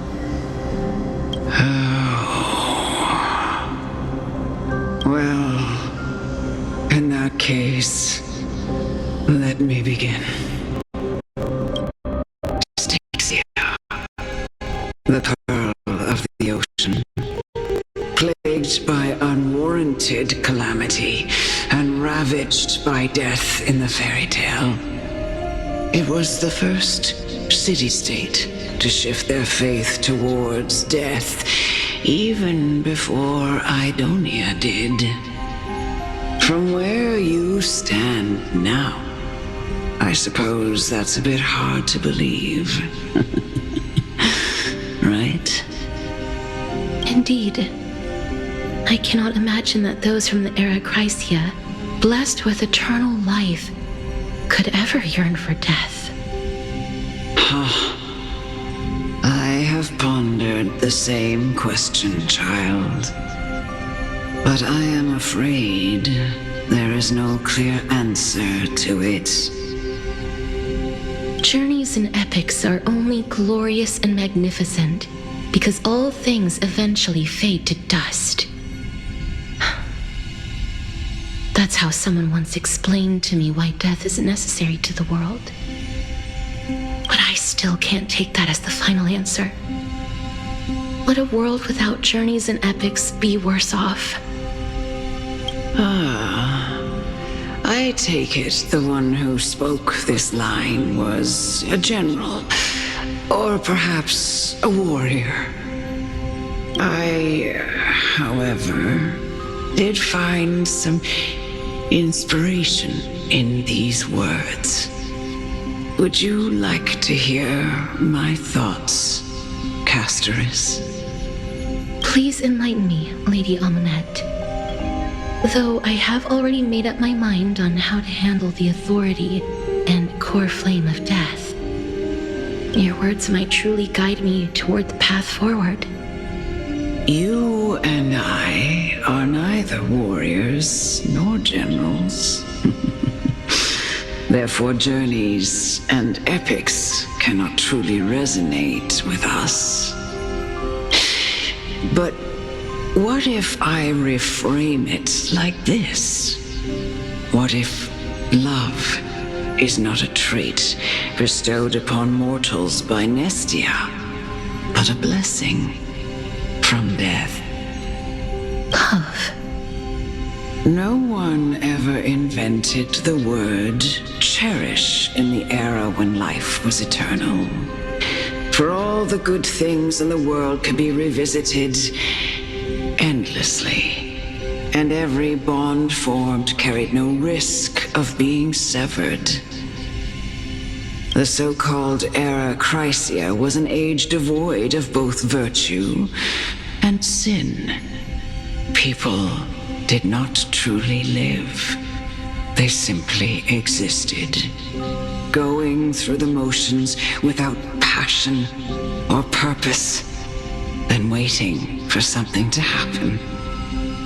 Perhaps the people of Styxia chose to embrace death not out of fascination with its cruel and fearsome side, but instead became fixated and obsessed with the impulses and desires tied to a finite existence. Therefore, death is not a thing of fear and desperation, but...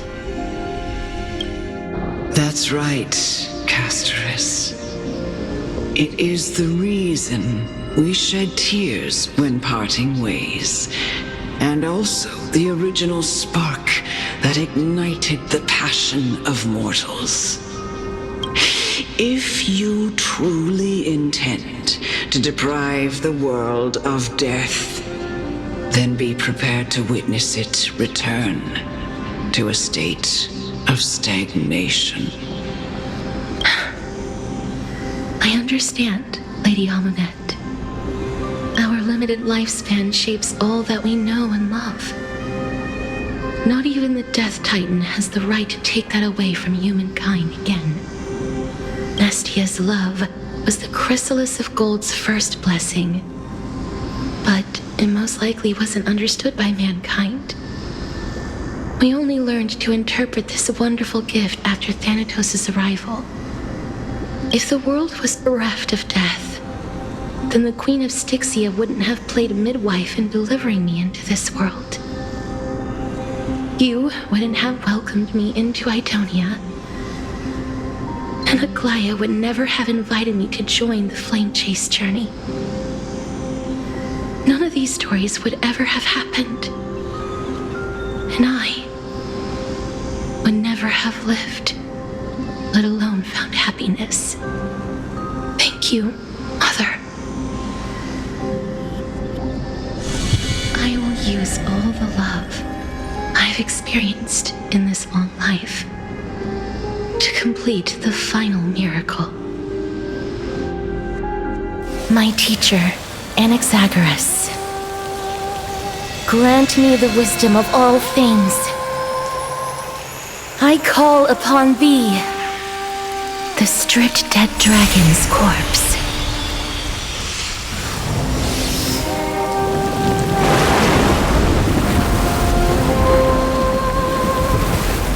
Rises from the earth, falls from the sky. As above, so below. This is the greatest power of all powers, unstoppable in this world.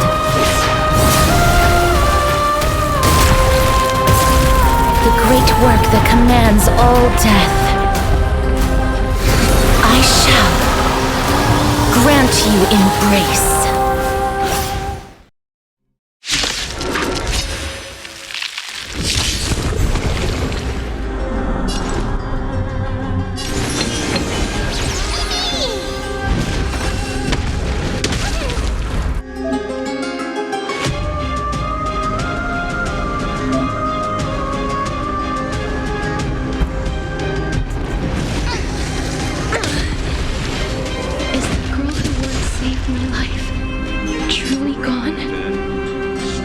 Show yourself again, once we eradicate this hatred and regret. Indulge yourself.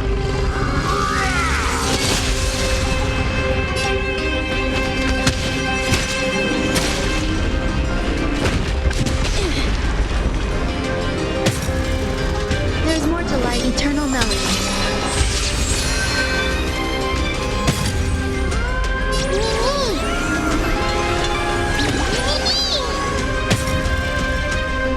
Is not as Frapples wilt here. Embrace new life, Pollux.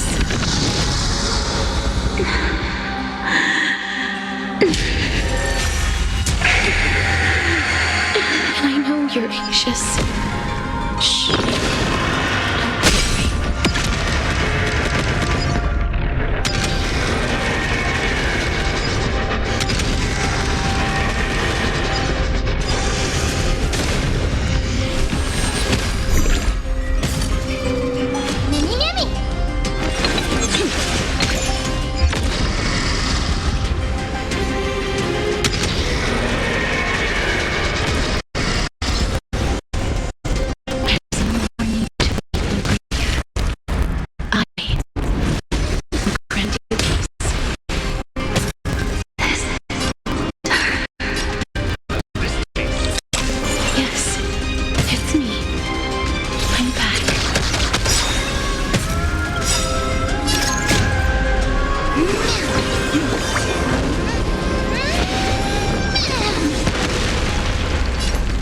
You'll do. Every petal in life's garden will be swept away by the wind of time. Please cherish the dead souls. Return to dust. Be careful. They may be moving by instinct, but there is fury welling up within them.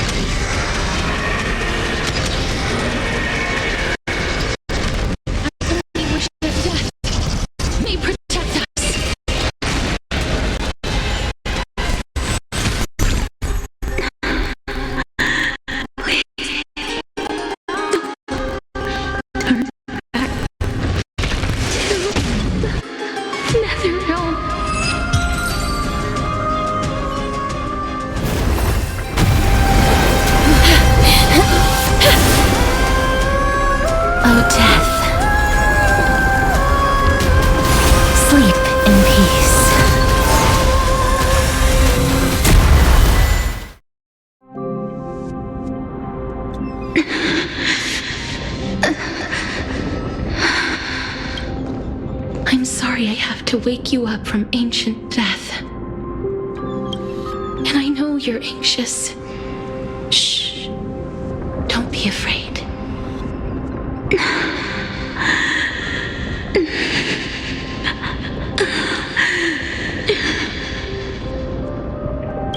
Do you remember me? I'm the girl you once carried across the Sea of Souls.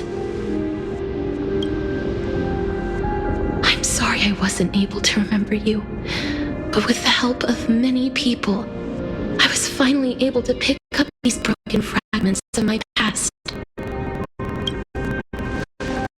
I'm back, Pollux.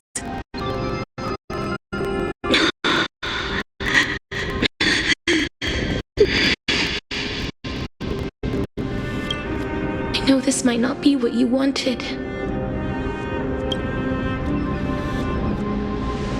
But I have to do this.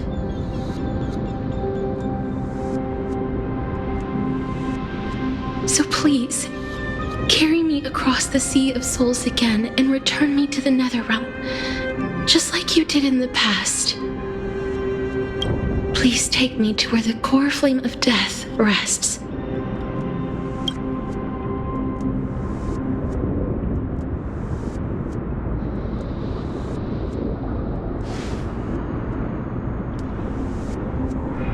I'll be going now.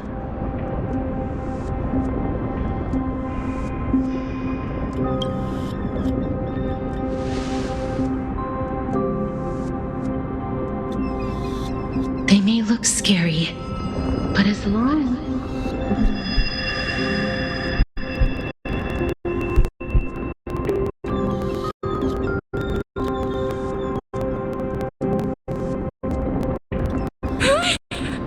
What's wrong?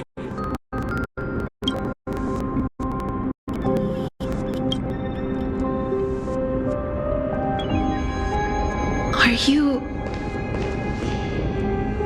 What's wrong with her? Her time is almost up. If I don't go now, I'm afraid her soul will return to Thanatos' embrace before me. What? Oh no! Is there anything we can do? Don't worry. I promised I would ask Thanatos for the Trailblazers' right to roam the Earth again. Mem, stay here and keep a close watch until I return, all right? All right. I'm the best at taking care of others. Go on, Cass. Make sure not to leave yourself with any regrets.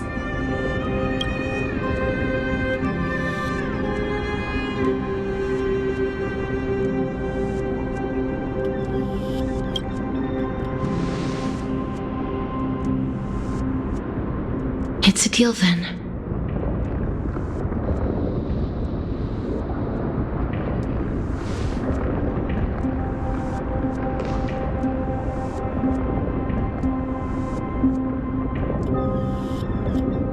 Please.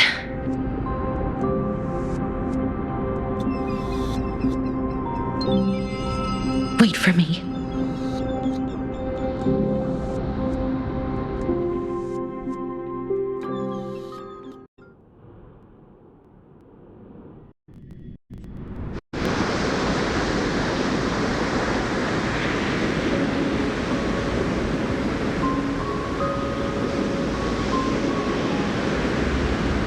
After all that, you still ended up back here.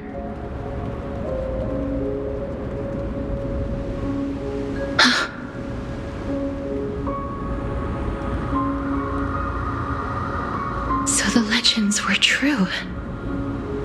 The Netherrealm really is a sea of flowers. Yes. Just like the flower fields we tended to back then.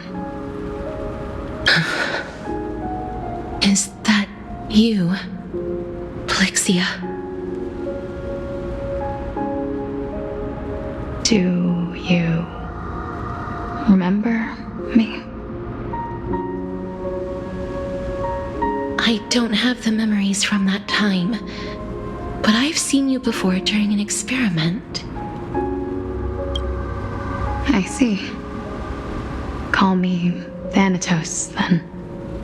It'll be easier.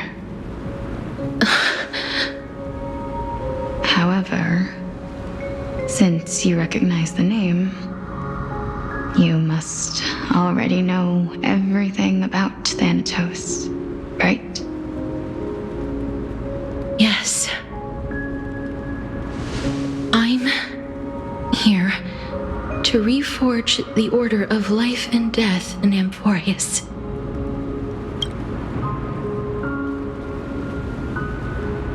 You know, my sister was a sympathetic, but rather sensitive person. Whenever she didn't want to say what was on her mind, she would avoid eye contact and look off into the distance. Just like what you are doing now. Can you tell me about the last Era Nova? What did you do, Plixia?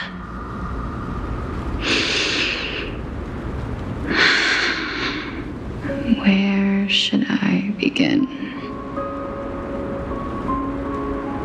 I suppose we can start from the beginning. A long, long time ago, there were a pair of like-minded twins. As foretold in the prophecy, they were chosen to be successors to the god of death. But fate was cruel. The price of attaining divinity was to take the life of a family member with our own hands. That trial was indeed recorded in that memory. Then you should already know that my sister voluntarily gave up her own life so that I could ascend as the demigod of death. But I couldn't accept that. Why did we have to kill each other for a future she'd never see herself? That's not fair. So, while weaving the laws of the new world, I shattered the forbidden bottom line for life and death. I reshaped my sister's soul and took the form of the great dragon Pollux to carry her up the River of Souls and back into the mortal realm. But our fates were already decided and manifested in unexpected ways in response to my futile actions. Aging is an unbreakable law of nature laid upon humankind, created at the same time as death. When the living die, their souls will meet Thanatos, who would determine where every soul goes. If the Reaper raises their left hand, the soul is granted death and allowed to enter the Netherrealm to await reincarnation. If they raise their right hand, the soul is rejected by the Netherrealm and returned to the mortal realm to continue walking the earth. That's why the Hand of Shadow can only lay down judgment and not embrace another being. Yes. Death was originally a pair of hands, but they were split in twain when we reached the mortal realm, never to touch each other ever again. The half of Thanatos that represents life, the undying human who grants death, that was the curse I forced upon you. Then, what about you? As the half of Thanatos representing death, I shoulder the fate of defying death. I died the moment I entered the world of the living. From then on, my Titan also no longer existed in this world. The cycle of life and death stopped. Souls were denied their audience with death, and were left stranded within an ever-rising river of the dead. What irony. My selfish desire to save your life gave you and the world a fate far worse than death instead. Then, what was left of my reason was left behind in the Netherrealm, where I've been taking care of these flowers day after day, until there is now a sea of them, all while mulling over the subject of life, death, parting, and enduring an endless loneliness.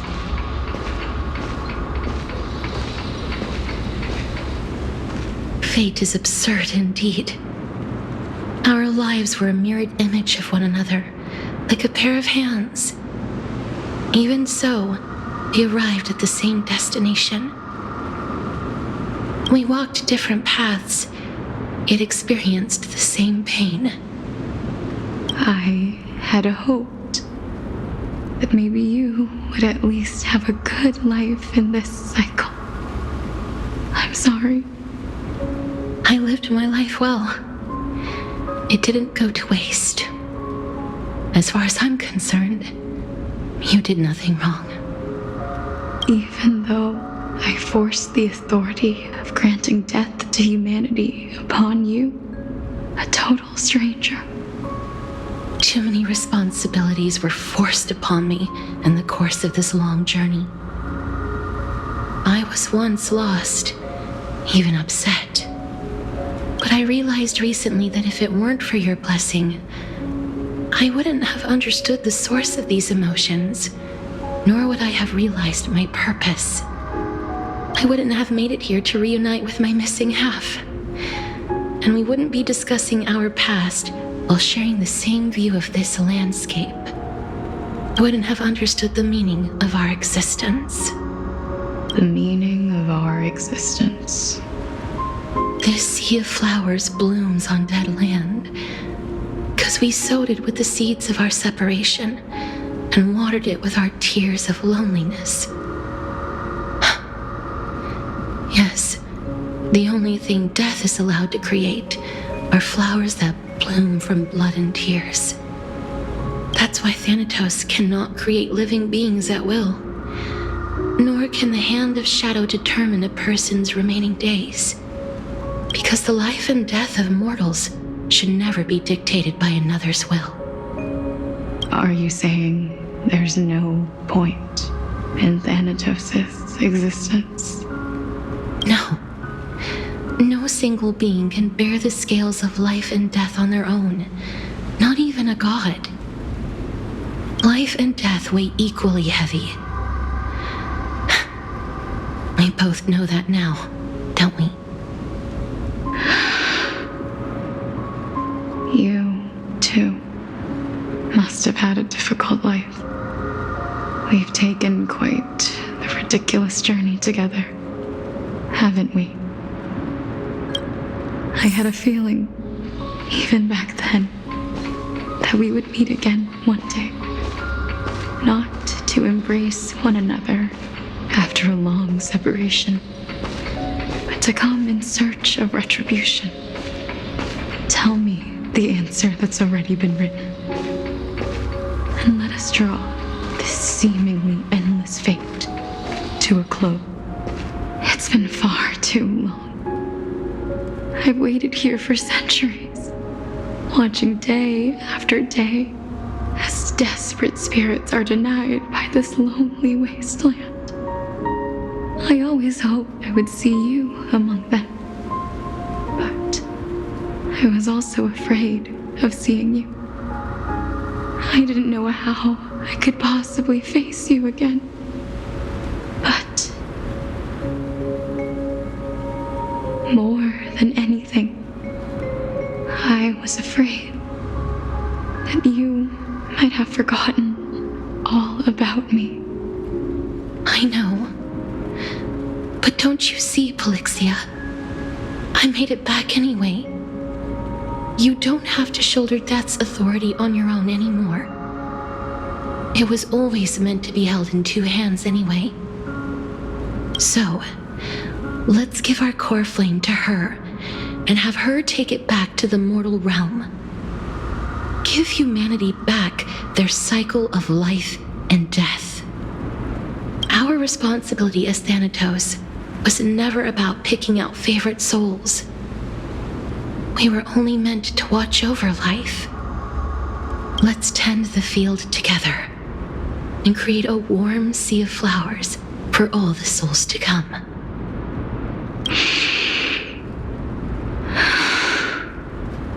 What do you think, Polixia? Yes, just one last step.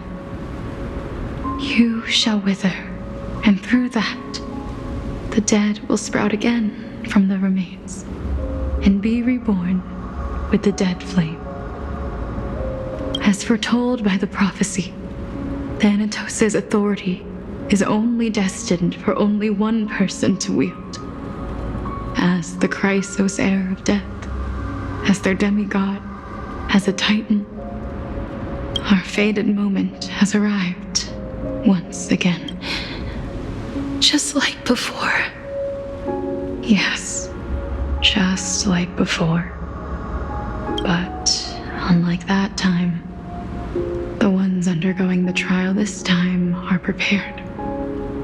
You've made up your mind? Yes, as dictated by fate. But I won't be afraid, as long as you're here with me. Complete your trial in this life. Grant me the embrace of death, and light the spark of life ablaze. You've been tempered by life and death. I know you'll be able to give this wasteland its first breath of life.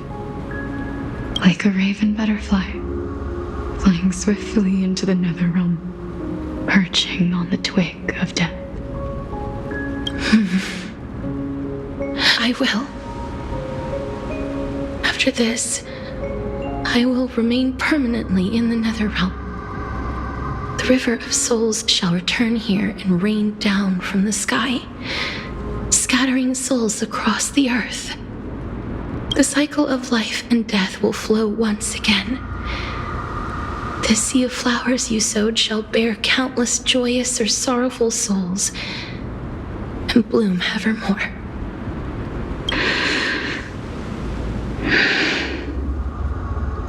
Thank you. Just one last thing. Can you grant me one wish? Of course. What is it? Please, don't forget me. I promise you, when we meet in the next world, even if I have endured another reincarnation, even if we do not know each other's names, I will still hold you tightly in my arms, just like what I did when we were born. Castorus.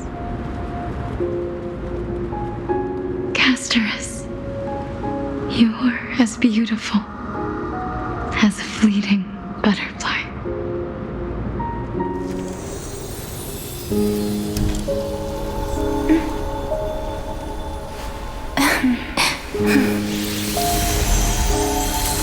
I will bring rest death. And from now on, stagnant life will once again flow.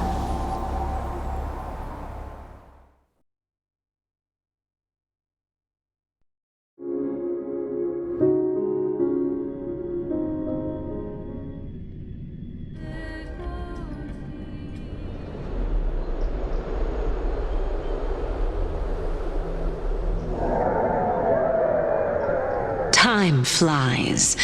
In the blink of an eye, the 15th entry hour is already at hand. When this farce is over, your soul will be placed on the scales of life and death. Are you ready? No need to ask so many times. Of course I am. Then why do you drag your feet? Is your fear of crowds holding you back again? I simply find them too noisy. Paying attention to conceited fools like them would be an utter waste of my time. Such harsh words. As I see it, you are no less arrogant than they are. I couldn't agree more. Oh. I did not expect to hear that from you. Are you not going to refute me? I know myself better than you think I do. At the very least, better than a stowaway like you. And they say men whose ends are nigh have but kind words. Well, that is exactly why I chose you. Should I thank you for the compliment? The hour of the trial has come. Do you have an answer for me? And how will you prove the veracity of your argument? I suppose there is no point in putting this off any longer. Do you recall where we stopped the last time? You were saying that Amphoreus' history is cyclical. Indeed. The demigods that bear the core flames eventually become the new titans at the world's end. Remember what happened on the Holy Mountain? Calypso, Naias. As their destined ends approached, one by one they left this world, leaving only the twins, who are fated to succeed death. Unfortunately, while their journey is consistent with ours, you and Calypso, as well as Nicodor and Naias, act as supporting evidence. I can only come up with a rough sketch for my theory of a cyclical history. For all the pains I took to reach this point, I had already lost hope of ever obtaining definitive proof. After all, the past is in the past. Proving that we are the legacies of heroes of the past is a hopeless endeavor. That is, until I met a girl named Polixia and her sister. If Castorus was truly sent from the past to the present for the Titan's self-serving reasons, then having lived through 2 cycles, and with Styxia as the pivot, she will no doubt be the link to connect all of this together. If the Twins of Death can bridge 2 cycles to reunite at the shores of the Sea of Souls, then my hypothesis will no longer be just a hypothesis.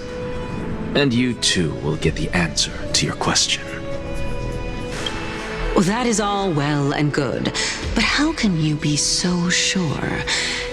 If there is even the slightest error in your hypothesis, the girl will be shattered. It matters not. The most important quality a scholar must possess is foolhardiness. If you are overly cautious, then you'll never have the gumption to make the first step, and change will never come. Besides, I, Anaxagoras, am destined to overturn this farcical world. Come, let us go and teach those pathetic worms one final lesson.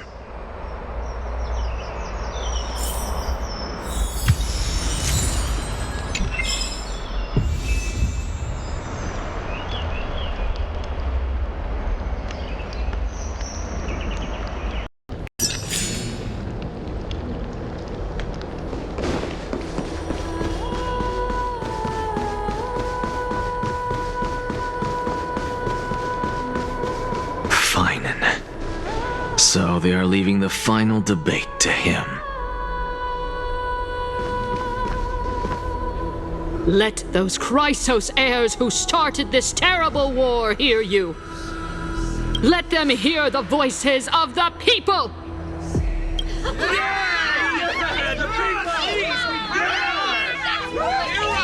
Help us!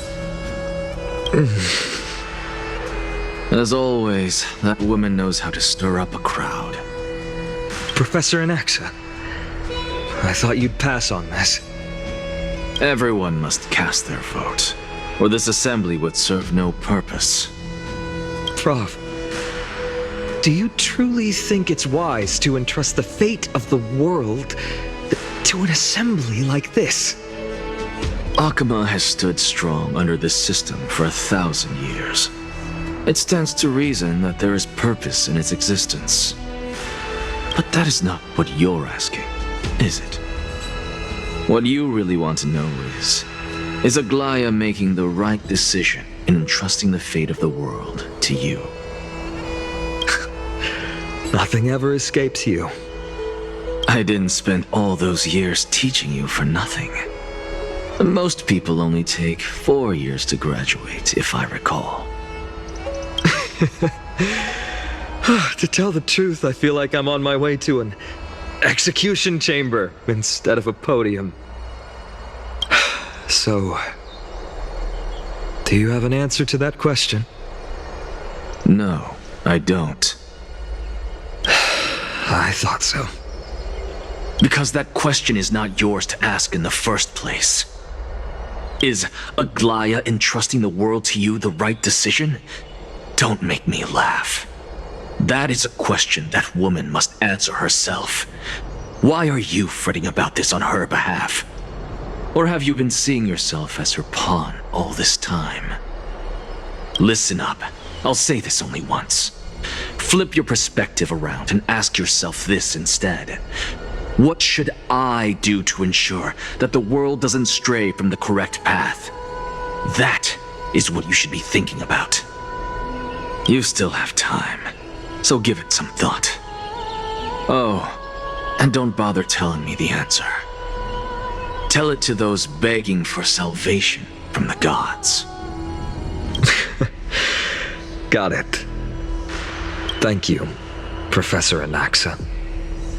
That's Anaxagoras to you. Who will you be voting for? That'll depend on how well you perform. May Circe safeguard your thoughts.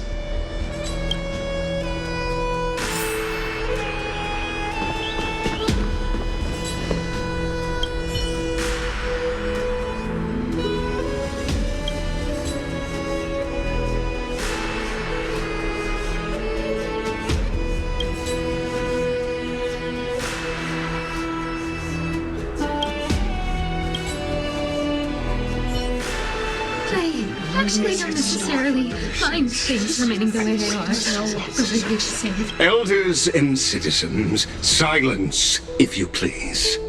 As the Theoros, I present to you Finan of Ides Elysiae, virtuous citizen of Akama, and the last speaker of the assembly.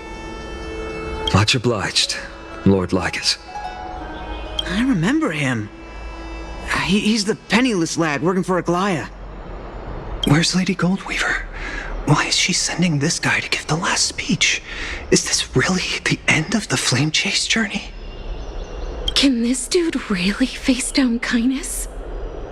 I actually don't necessarily mind things remaining the way they are. By Kephali above, dear citizens of Akama, as you look upon me, so too do I see you. I see your fear and misgivings, your apprehension about the discord between the Chrysos Heirs and the Council of Elders, and your uneasiness about the future of the Holy City. Yet, before you contemplate something as grand as the fate of the world, I ask that you look closer.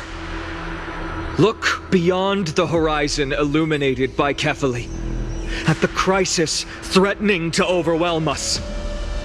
What? Hydes Elysiae, my beloved hometown, is a village forgotten by time. It is a place with the most invigorating breeze and wheat fields that spread all the way to the sea. I once thought that there I would enjoy a lifetime of peace and quiet with my friends and family. How I wish I could invite all of you to that paradise, far from the noise and chatter of the world. Alas, I can't. Because she, and all that she nurtured, all that I loved, they have long been devoured by the black tide. My beloved home is no more.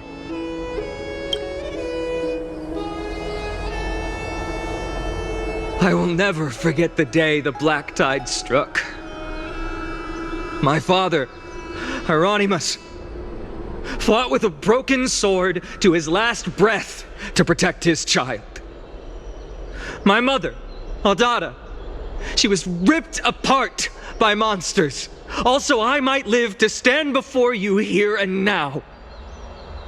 Galba, he was a hunter. But in the end, those arms that once drew a bow instead embraced Piso, his beloved son, as they both breathed their last. Pythias, the teacher, risked her life to save her students, but a burning beam fell on her, crushing her. And what of Livia, her daughter? Did she make it out alive? No, she didn't. Livia, Piso, and so many other children. My childhood friends. They were all swallowed by the black tide and turned into monsters. They kept saying the same thing over and over. Even up until the final moment, I finally steeled my heart and granted them eternal peace with my sword. Why, Finan? Are we the best of friends?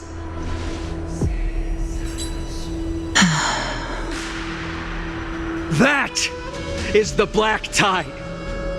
A looming threat that can bring Akuma to its knees any time.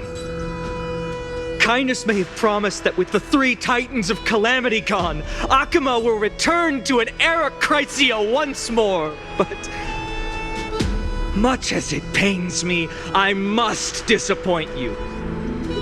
While the demigod of strife has done everything in his power to hold them back, they are still coming.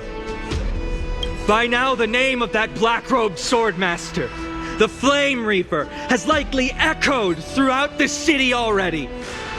The roaring thunder is a message from the strife demigod. The Flame Reaver has risen from death, and they hunger for the core flames of the gods.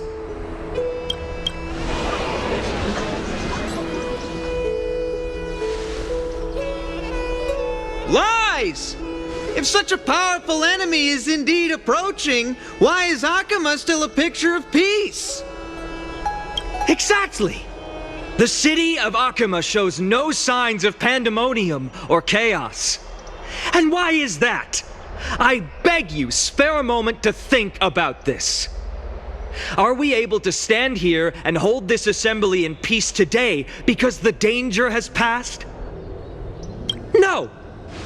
This peace we enjoy is no gift of fate.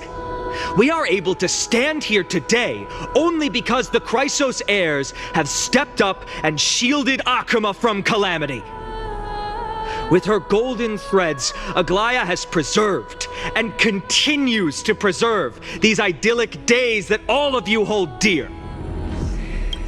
The Council of Elders claims that Aglaya will one day forsake the people because her divinity is eroding her body and soul.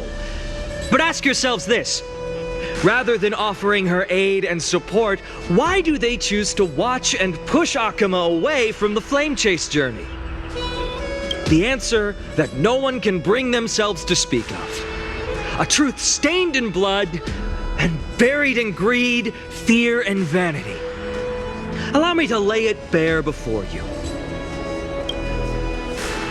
It is because the Council of Elders, which bears Akima's history and honor, along with this citizens' assembly we once took so much pride in, are now infested with vermin.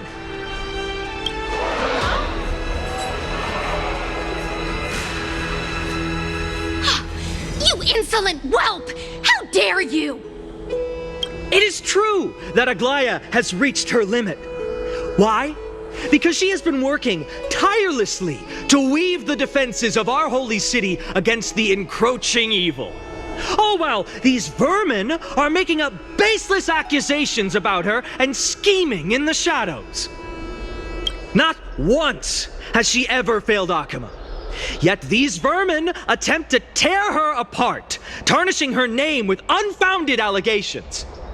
She may have been blessed by divinity, but hasn't her heart always stayed true to humanity? They attempt to mislead you and reduce this assembly to a crude standoff between gods and humans, but citizens of Akama. Once more, I implore you to open your eyes and look at those around you. Examine them closely. Beneath all that finery, do you see the good heart of a human or the poisonous glands of a pest? Make your judgment, then turn your gaze to the demigods whom so many of you regard as cold and merciless. Do you not see the light of humanity in them? And those who wear the mask of humanity yet utter only hurtful, slanderous words. Can you not see that their souls have been corrupted by power?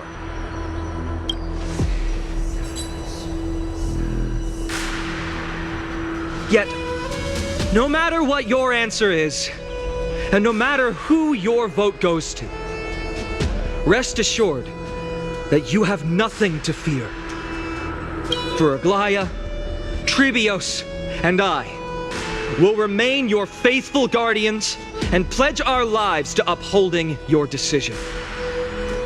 And this vow will stay true until the end of our days, where it will be passed on to future Flame Chasers.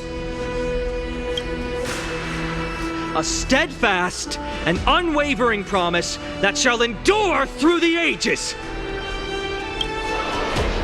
Absolutely right. The Chrysos Heirs have only our best interests in mind. I still don't understand it. I will never.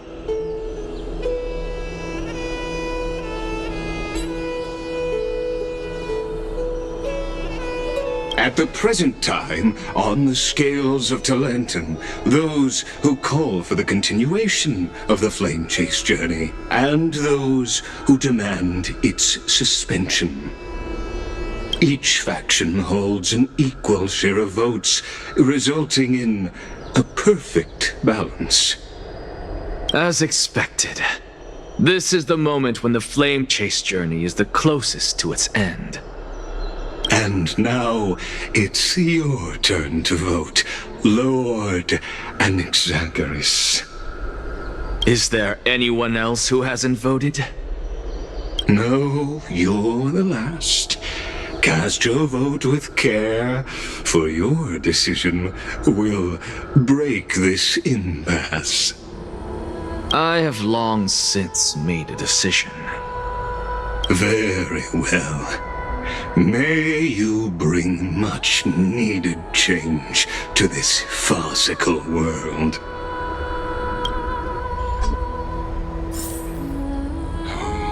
The last vote. Always the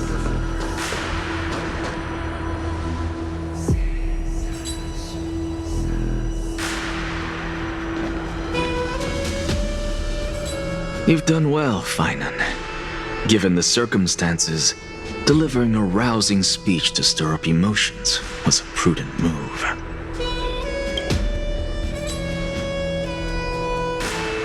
Thank you all for your patience. On behalf of the 7 sages of the Grove of Epiphany and the scholars of Amphoreus, I, Anaxagoras, am ready to cast my vote. But before that, in the interest of fairness, Lady Goldweaver, I pose a question to you before all who are gathered here. Will you, as Finan has promised, stand by the decision made in the Assembly, regardless of outcome? In the interest of fairness, I make no promises, lest it should influence your decision. Very well. I thank you for your honesty.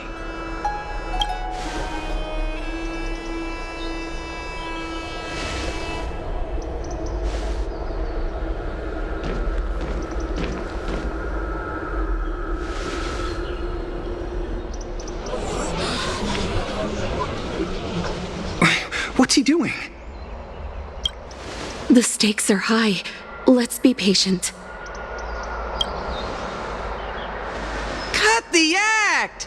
Who do you think you are wasting our time like this? Lord Anaxa, please do not forget that I... Rule number 1, do not call me Anaxa. Rule number 2, never interrupt me. Silence is golden.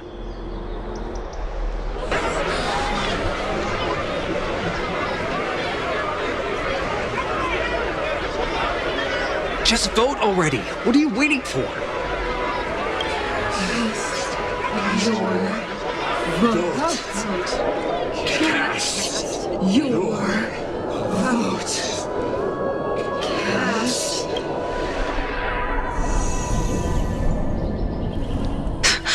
I cannot help but wonder, is every hardship in the world something you will exploit and use to your advantage? How else am I supposed to make use of this situation where my body and soul are separated? Oh, Circes. Or should I say Calypso? Accompany me on this final journey. Let us journey to the Netherrealm and see how she will substantiate the answer to your question and validate my decision.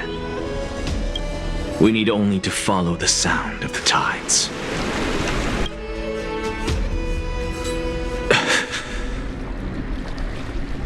You are... Well done, child. Just as I foresaw, you have achieved great things. Teacher. What a twist of fate. A blasphemer raised in the doctrines of the Venerationists. It's like a foal kicking its mother in the belly after taking all her milk. I respect you immensely, sir, but... You cherish the truth even more. So, child, do not be troubled by the criticisms I have borne. Do not let those voices hinder you as you forge ahead. As the sage of the Venerationists, I am duty-bound to oppose you. But, as your friend and mentor, Anaxagoras, I say, go forth, for the truth is already in your hands. I will keep that in mind. Go now, child. Your lonely pursuit is about to welcome a new chapter. And when you reach the end of this journey, may we meet again with the truth before us. You have my word, sir. May Circes safeguard your thoughts. May Circe safeguard your thoughts. You are right, Empedocles. My lonely pursuit is about to welcome a new chapter. I must be on my way now. May we meet again with the truth before us, Empedocles.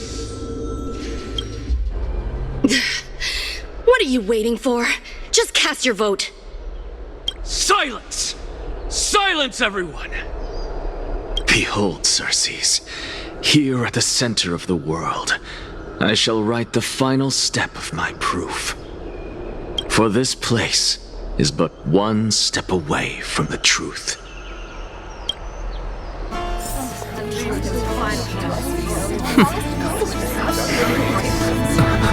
Professor, I completed the proof you wanted.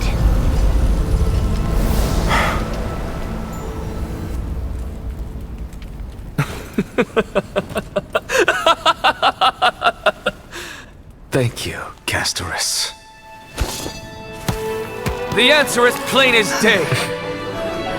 My vote goes to the Flame Chase journey and nothing else!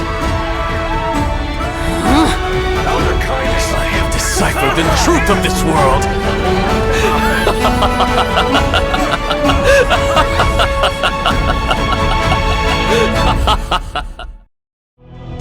With the balance shattered, the result is clear. By carefully and Enlighten above, as the Theoros I have observed. No! Ligus, you can't! Onyx, what have you done? Have you lost your mind? I hope you are prepared for the harsh punishment awaiting you. Mark my words, I will make sure that clever head of yours never forgets the price of betrayal. Have you forgotten? I told you that happens to be one of my rare talents. You put on such a grand performance, just to aid their preposterous flame chase journey? Performance? No, you are quite mistaken. I may be paranoid by nature, but I've always been known for my honesty.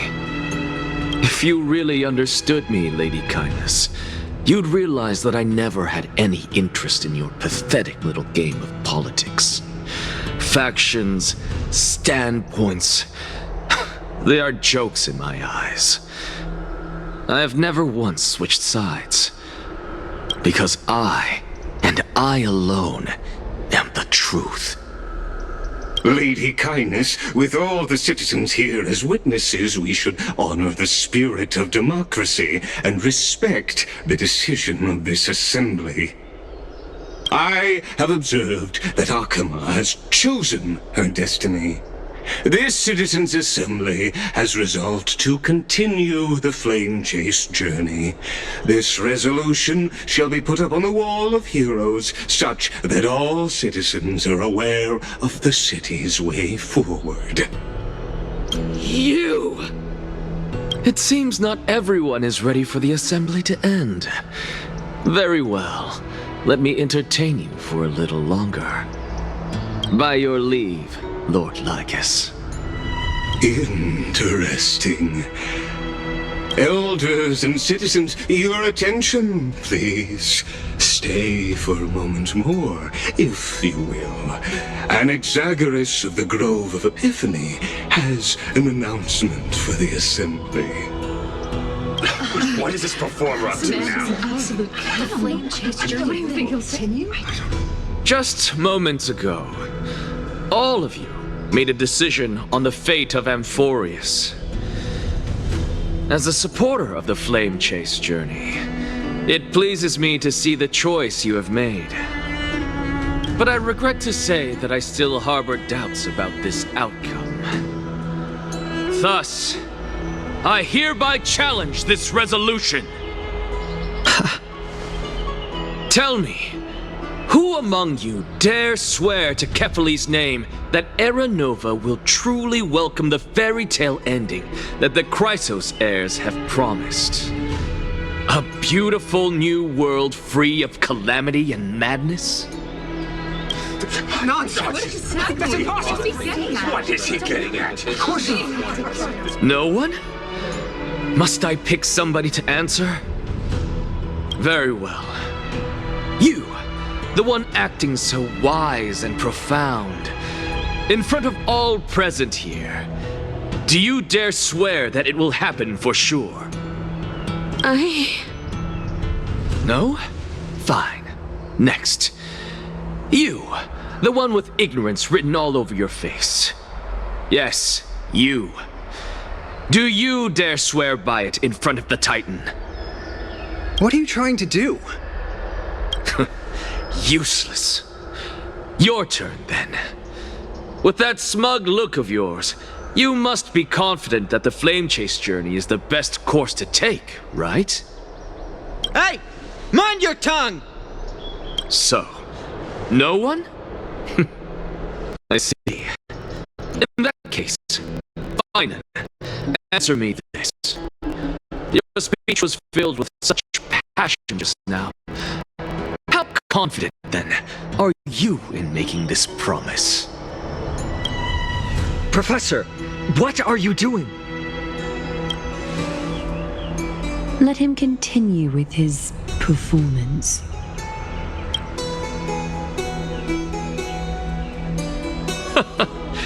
Will you look at that? Even Finan and Aglaya lack the courage to make such a promise. And what's even more absurd is that no...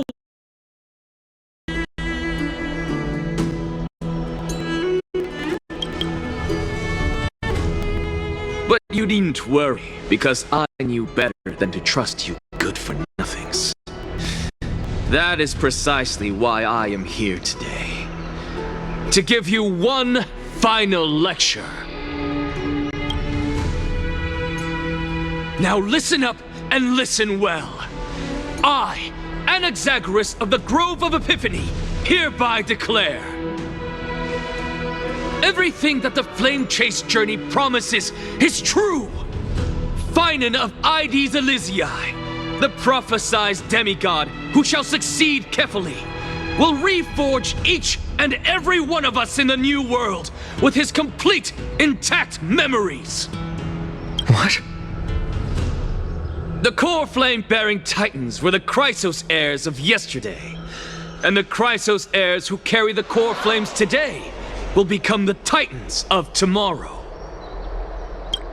All of our souls shall endure for eternity in the miracle of the World-Bearer. And all under Kefali's protection shall step into that new world. This is your blasphemy! Say that. It's impossible. What? Are you saying that we must bow down to you and worship you even in our next lives? Enough, you blasphemous imbecile! How dare you try to deceive us with all these lies and falsehoods? How can you prove? I told you, don't interrupt me. But since you've asked, I shall be kind and indulge you. My statements are based on my experiments on the divine body of Kefali themselves. You heard me correctly, everyone. With the tacit approval of Kindness and the Council of Elders, I fused my soul with the god through alchemy and learned the truth behind Era Nova. What is he talking about? Isn't that pure blasphemy? I, the vile, wretched blasphemer, deserve nothing less than death for my sins. And the Council of Elders, which granted me consent and aided in committing this atrocity, should face punishment alongside me! By the gods! Even Kindness has betrayed Akuma!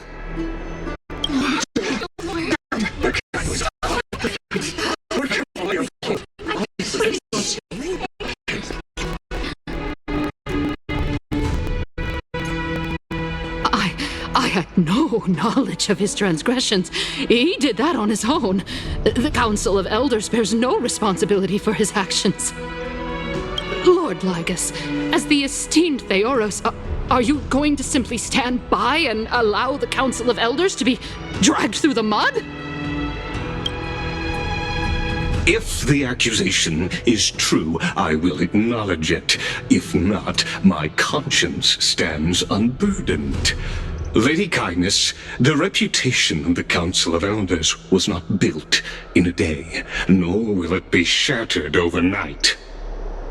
Repercussions await those who fool the people, and punishment must be meted out on those who abandon their vows. We should respect this beautiful city and her people. You... Lady Aglaya, the Gold Weaver, I humbly ask that you take on the responsibility of overseeing this judgment in the name of the fairness of Talantin and the justice of Kefali. Considering the circumstances, and in accordance with Akima's Codex as the only demigod among us, you shall rightfully wield this authority. The honor is mine to bear. How is this permitted? They can't let this happen. Elders and citizens, silence, if you please. Anaxagoras of the Grove of Epiphany has made his statement clear. As per Akima's Codex, I request all present citizens to stand with me in exercising the right of judgment. First, Elder Kindness of Akima and Ligus the Theoros stand accused of neglecting their duties and abusing the law, leading to the egregious blasphemy against a god. In the names of Talantin and Kefali, Akima is to form a committee before the 7th action hour to conduct an investigation and disclose the findings to the public for subsequent judgment. Yes! That's what we deserve! Agreed! Curse you! Now, concerning Anaxagoras of the Grove of Epiphany, he has confessed to grave blasphemy against Kefali. In the names of Talantin and Kefali, the accused must be allowed to hear the people's voice prior to the execution, for a chance at a reduced sentence and possible pardon.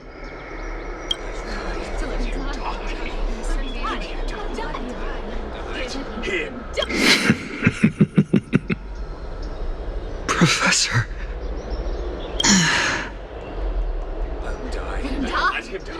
Let him die. Let him die! Let him die! Let him die! Let him die! Let him die! What decision will you make, Lady Goldweaver? Enough with the hesitation, Aglaya. This is not like you. Let him die! Let him die! Let him die! Let him die!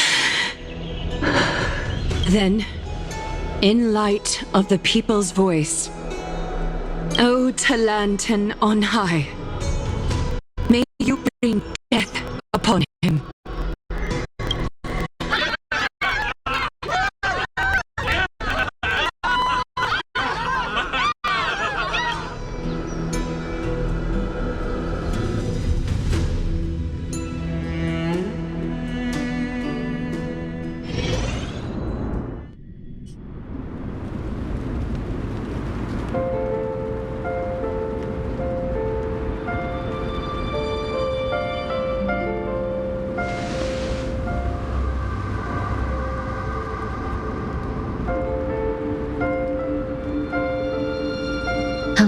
To reintroduce myself. I bore the name of Castris while walking among the mortals. And now, I stand as the demigod of death, the living side of Thanatos. Welcome to my realm, where the west wind ends.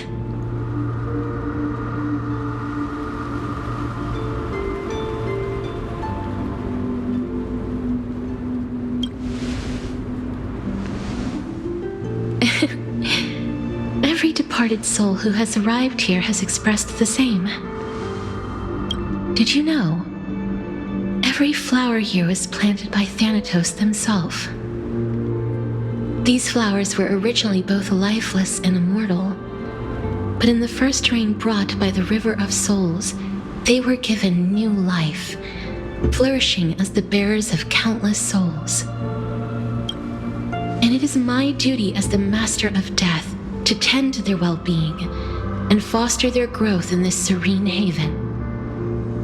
Similar to the structured cycle of life and death in the mortal world, these flowers too shall wither and fade, returning to the earth and then ascending to the sky with mist and tides. Eventually, they will descend to the mortal land as gentle rain. Every soul undergoes the perpetual cycle of reincarnation, albeit in varied forms, until the world meets its end. Yet, sadly, there's no time left for Amphoreus to wait for when the flowers bloom again. Now, death is the power at my fingertips. It once led the souls of the deceased here, but I shall open the gate of the netherworld and return you to the realm of the living. In exchange, please take the Coreflame of Death with you and complete the flame chase journey. Do not let our work thus far be in vain.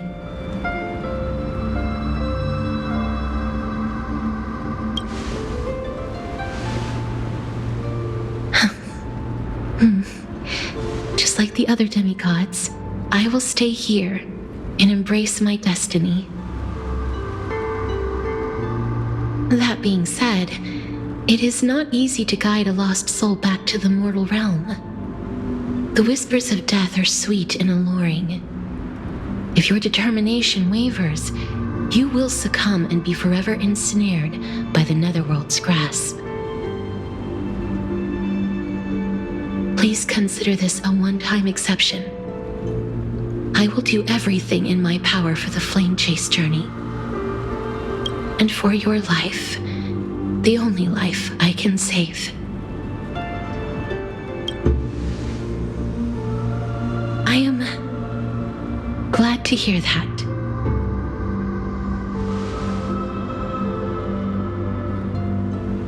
Over here!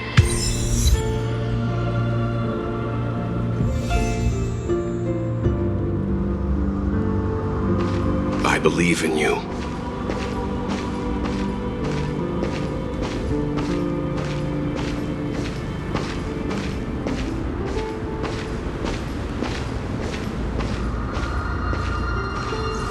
Death is such a sweet joy. Please, I beg you, look back for me. Lift your chin up high and step forward with us toward tomorrow! That's right. Keep your eyes on the dawn. Onward. Show me your courage. Partner, we shall become heroes together.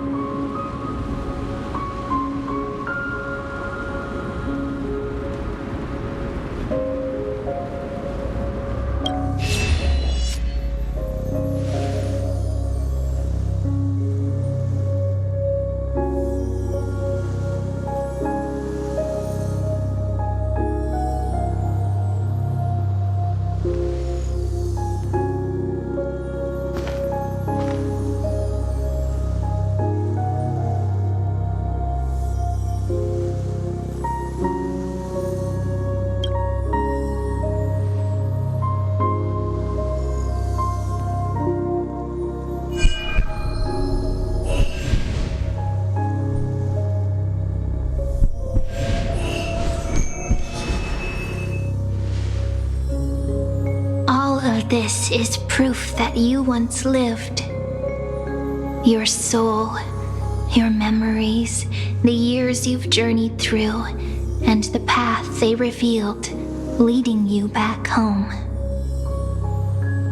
So, continue onward. Do not stop moving forward, and do not let her sacrifice and the support of all who have stood by you be in vain. Over here, friend! Take my hand. Let's go home.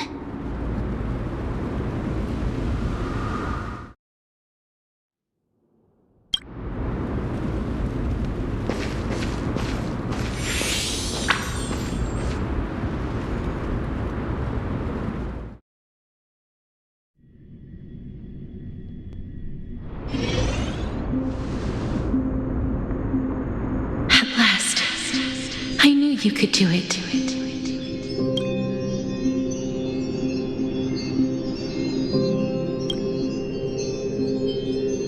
Your soul is still perfectly whole, as if some kind of force is trying its best to keep it together. Is it Oryx's final blessing? Or is it a miracle of your own? It's truly incredible. Such a strange surge of familiarity. So hard to describe. Perhaps it is fate, once again fulfilling its own design.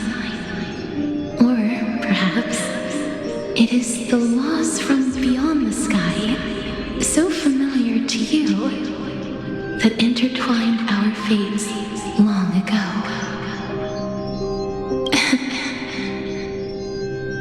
It seems that this is the riddle which cannot be solved anytime soon. The sensation of becoming a demigod is truly wondrous. It's as if the river of souls is winding its way through the depths of my spirit, transforming with each breath into a fine rain that nourishes the world. Do you recall that prophecy? At the end of the sea of flowers, the souls of the living shall warm thy fingertips, and after an embrace, there shall be eternal separation. I promised you that I would do everything in my power to give it another meaning.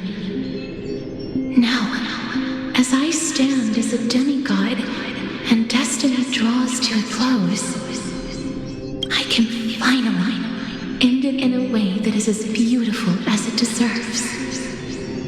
The wish I once sought, but could never grasp, is now within reach.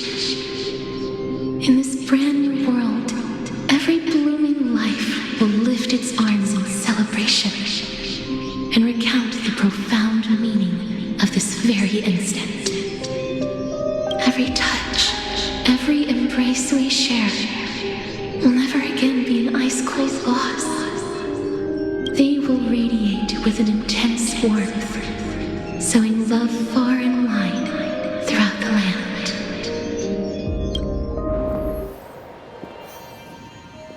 The other shore is very cold.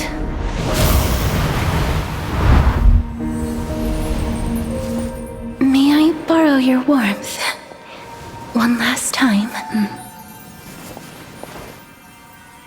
Thank you for fulfilling this wish of mine.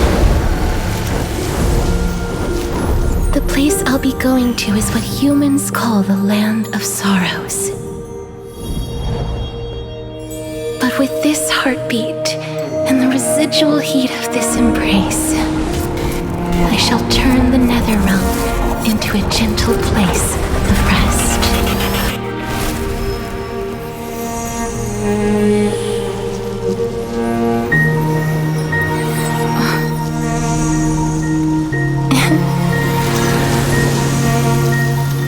This embrace may be brief, but it's the proof that I once lived.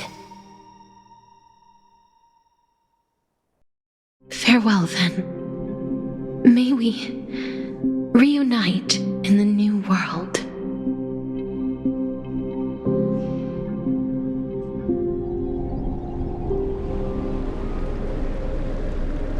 That grand and absurd performance was what you've been seeking your whole life?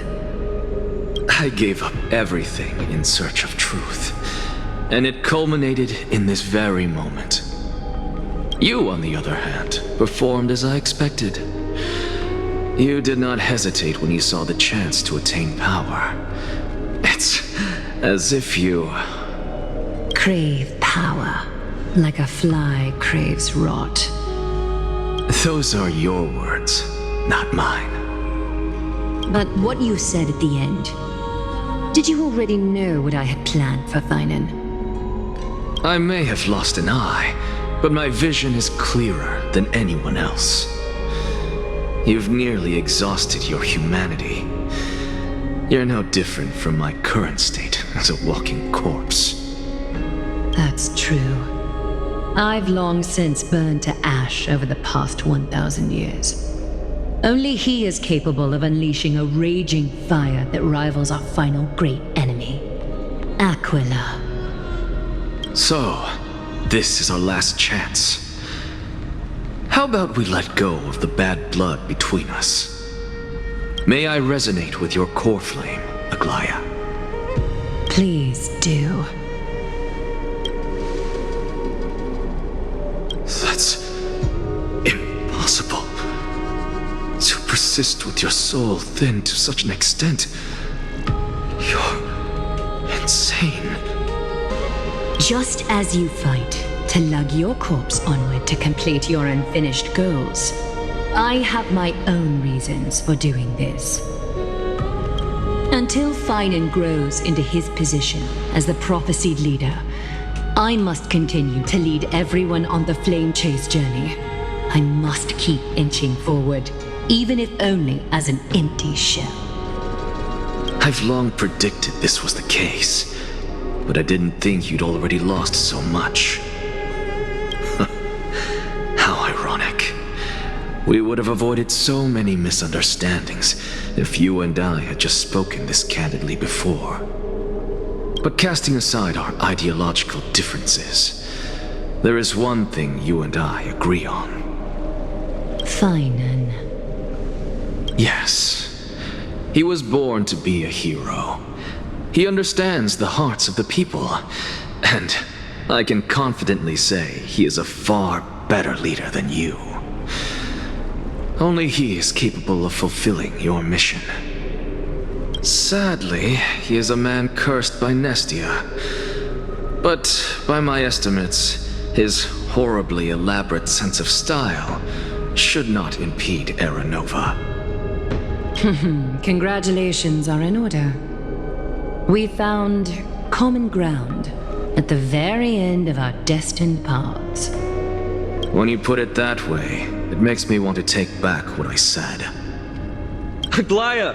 We're back! Come welcome our great hero reborn from the ashes. I hope he didn't hear your earlier assessment. It wouldn't be the first time I criticized him. A man should be aware of his own shortcomings.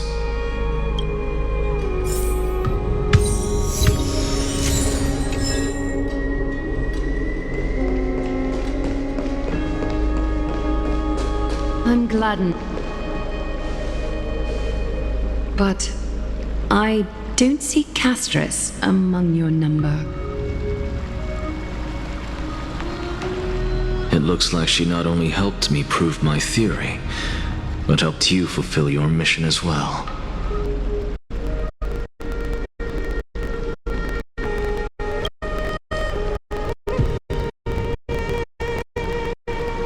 She might not have been able to change her fate, but she still wrote the final verse of her epic herself. Dreamin, please recite the prophecy for us. Trailblazer, please surrender that scalding cool flame for us as well.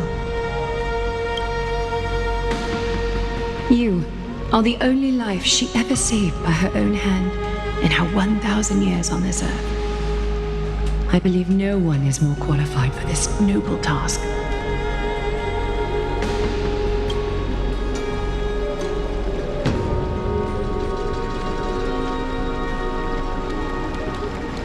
O gods who have returned, and gods who are still watching, today we bring you a soul laid bare.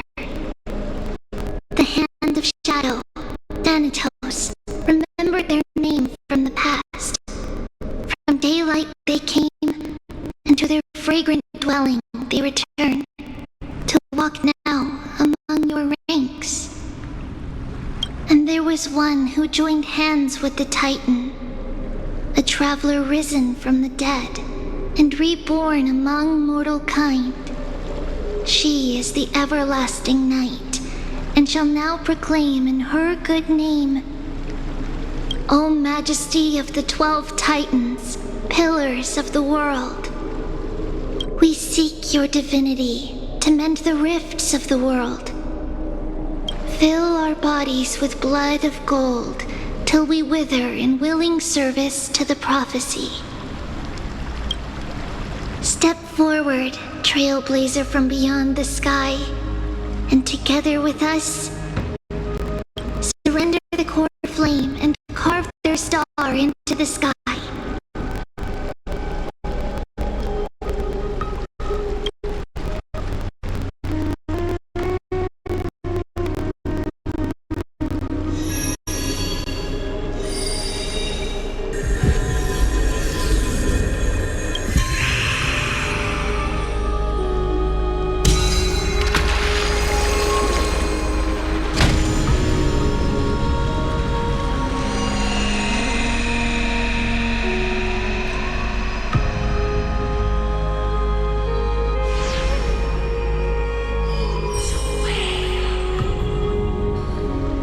Constellation for death.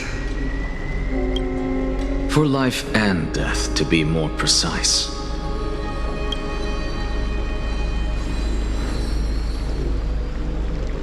Look! It's...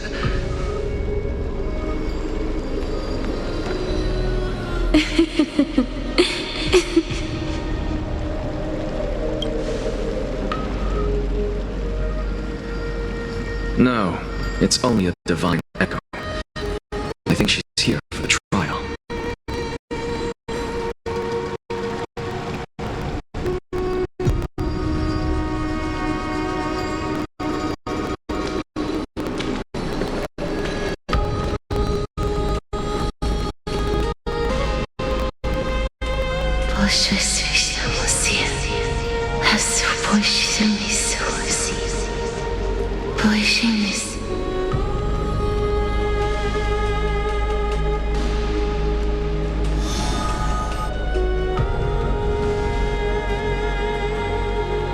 What did she say? That's the language of the Titans. Castorus... No. The Titan. They said... I have illuminated the cold shadow of death. Onwards. For your path to the future is bright, and its flame eternal.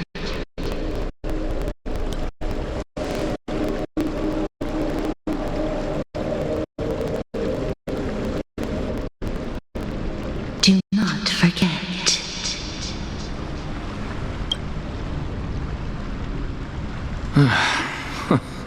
She made quite a scene. I suppose it's my turn now. I won't stop you. Professor, you... What's with that look? You were present. So, let's get this execution over with. We wouldn't want to bring shame to Akima's divine laws or keep me from creating a new world. You never change, do you, Professor? I don't understand. If your theory is correct, you'll lose all memories of your past life once you become a Titan. So what's the point of becoming a god? Of course there's a point. Even if I forget who I am, I'll still have my brilliant mind. It goes without saying, I'll find a way to retrieve memories of my past life. Besides, I still have you, don't I? I still don't really understand what you said during the assembly. Even if it were true, things reforged from memory could never be the same as the original anyway. Then allow me to tell you right now that you're wrong. What exactly are we? My answer is that the Chrysos Heirs are the future Titans and vice versa. Of course, this answer only applies to us. So, what are we when it comes to regular mortals? The very essence of the world, our souls, are tiny invisible seeds that hold records of each person's memories of the world. And we are the buds that sprout from these seeds to grow into great trees. Is that what new sporism means? Correct. Once our physical bodies are born, we become new extensions of the world. From there, we plant our seeds into someone's memories and then scatter them into the hearts of countless people in the future. Just as seeds are affected by their environment, so too will our appearances differ across memories. But the partial memories we carry will always be the same, because that is just how the world is. To destroy our very existence, one must destroy the world itself. But we have someone who will still live on with his perfect memory. That person is you, child of Kefali. This is what it means to be the world-bearing Titan. So, carry everything of this world and live on. Don't disappoint those most precious to you. Don't disappoint Lady Goldweaver. And especially, don't bring dishonor to my theory. Anaxa, I swear to you, I'll lead everyone to our reunion in the new world. Good. That is all I have to say. Farewell, everyone. May we meet again in the next life. Farewell, great performer. May Circes safeguard your thoughts.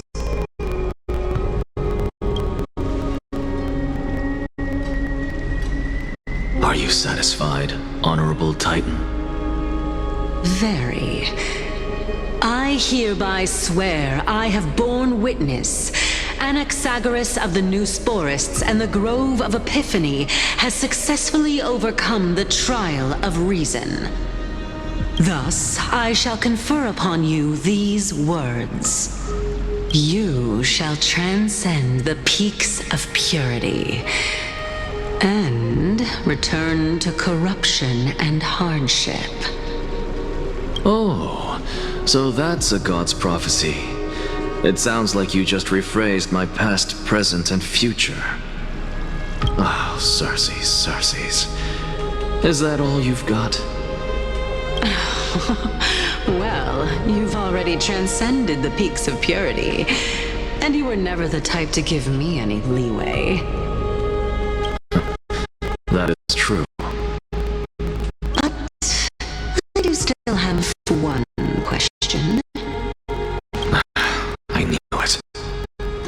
What is it? Maybe we're thinking of the same thing. As you've so boldly stated, we and the world itself live on through the memories of others.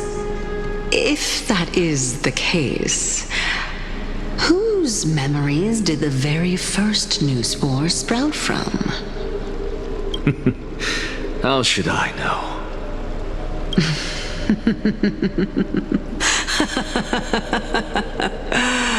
Oh my. But since we are both equally curious, we should allow the children of humanity who come after us to investigate in our stead.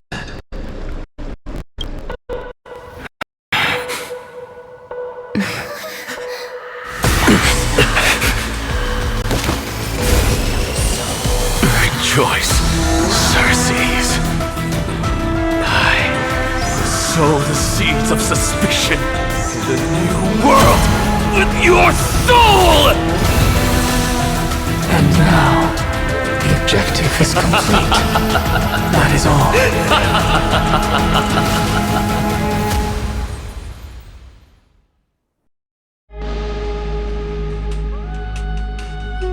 Thankfully, she's still alive.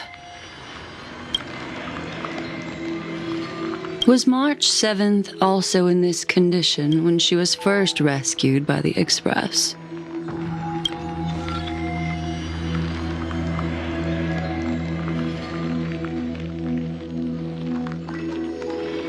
But she still woke up naturally. Looking on the bright side, that might happen this time as well.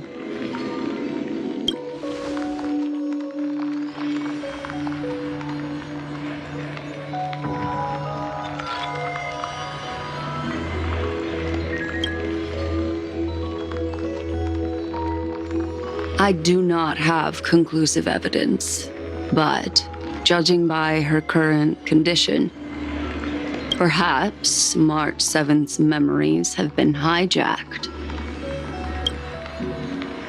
Think about it, Miss Himiko. What will happen when someone loses their ability to remember?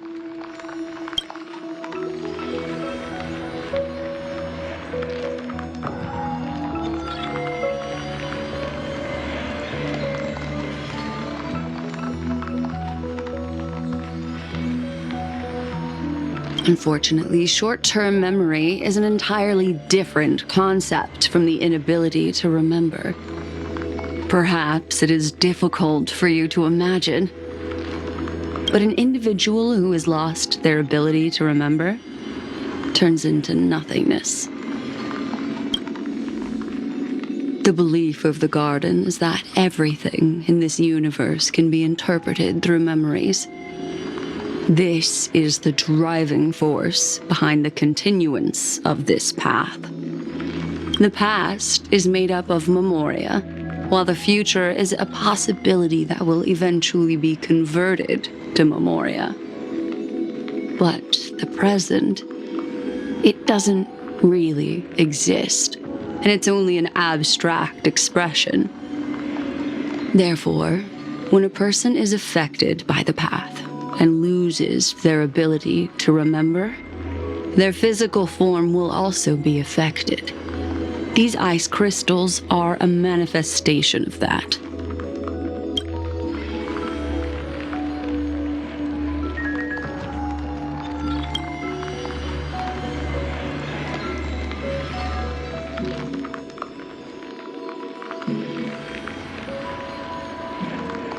Is Miss Himiko suspicious of me?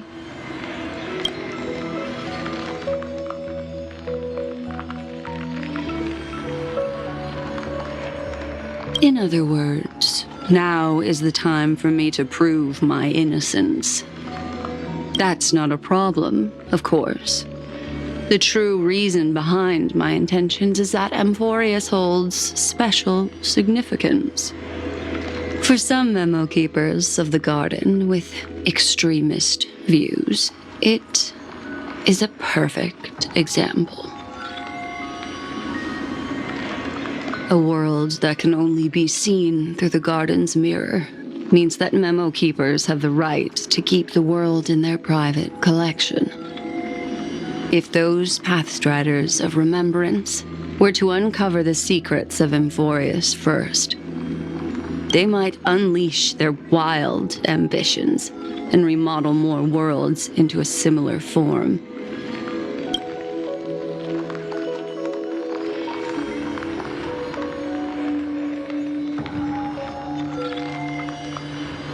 I chose to remain quiet before because I did not want to involve you in the Garden's internal conflicts.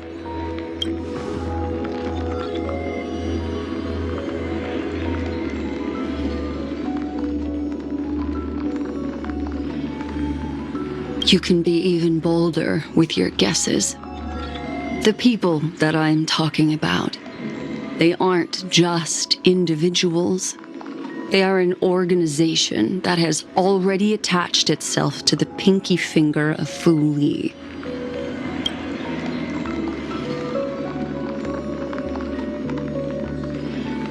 I cannot be certain, but at the very least, they are capable of doing so. I am deeply sorry about what has happened to March 7th, but the deal that I propose still remains a fair one. Amphoreus is still an excellent destination, and investigating further might allow us to uncover the truth behind the accident. Miss Himiko, the wisest choice right now is for us to continue cooperating.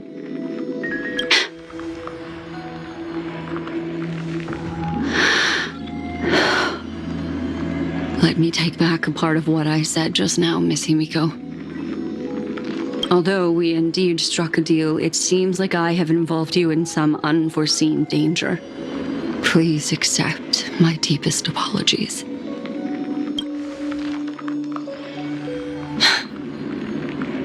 It's Fu Li. Their gaze has just swept across Amphoreus.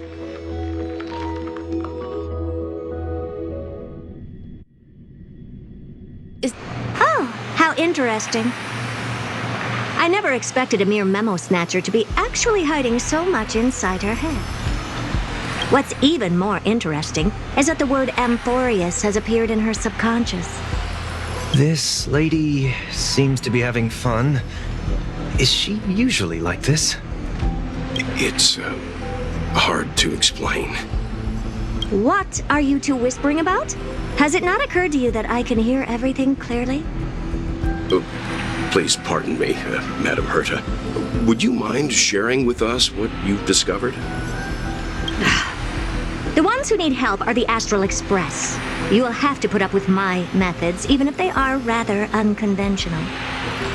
Let's get back to the topic. By using the fourth mirror, I rummaged through the brain of this memo snatcher and learned a good deal. Not only does this person know of Amphoreus, but there are also many memo keepers who are interested in the place. I searched through her consciousness and found the following terms: the Eternal Land, the Rejected Land, and the private collection of the Garden of Recollection. It seems like Miss Black Swan is indeed hiding some things from us. Since I'm not able to find any useful clues from the outside, why don't I personally visit this mysterious Amphoreus? You're planning to head to Amphoreus yourself? Yes, but not in the flesh like you all foolishly did. See these Herta mirrors? With them, I can project my data spirit entity to any corner of the cosmos through spatial warps, without even needing to leave my room. But of course, these corners of the cosmos must be within the coverage zone of inter-astral peace communications. After all, this is collaborative technology. I see. You do seem like the more indoor type. Although that star zone is not within the network of the IPC, the Express itself can serve as a signal station. Come, give me the astral chart coordinates. Then, sit back and enjoy the show.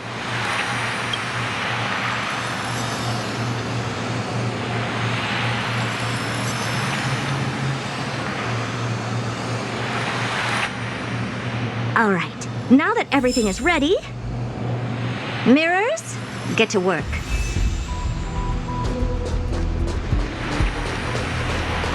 First mirror, input the coordinates. You'll be in charge of the spatial warp. As you command, Madam Herta. The preparations are complete. I wish you a pleasant journey ahead. Second mirror, prepare for the thought refraction. There's still some distance from the Astral Express to the Amphoreus celestial body. You're in charge of sending me over. This time, raise the power to the maximum. Don't be stingy. Oh, okay. I won't fail the mission, Madam Herta. Third mirror, you're in charge of generating the data spirit entity. I'm happy to help, Madam Herda. What kind of appearance are you planning to use this time? Good question. Let me think. Forget it. Just use my own appearance. There's no one there that'll recognize me anyway. As you wish. Fourth mirror, you'll be in charge of... It seems like I have nothing for you. Just stand by and wait for orders. Ah, standing by again. That's so boring. Next time, can you count down from 4 instead?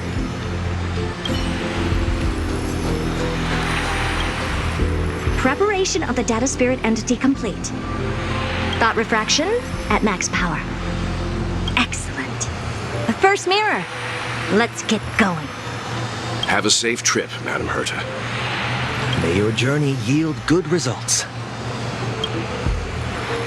Coordinates input complete. Preparing to activate spatial warp. Destination, unknown celestial body, Amphoreus. Spatial warp countdown. 5, 4, 3, 2, 1. Warp activated. Oh! So that's Amphoreus? Its appearance is, well, sure is unique. Second mirror. Prepare for thought refraction. It's time to send me in. Alright, please read the safety protocols carefully. Can't you hurry up? Yes, ma'am.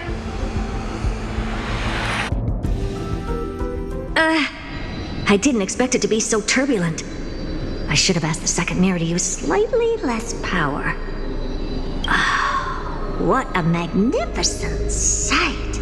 Is this the entrance to Amphoreus? Let's see. Perhaps I'll be able to find a way in.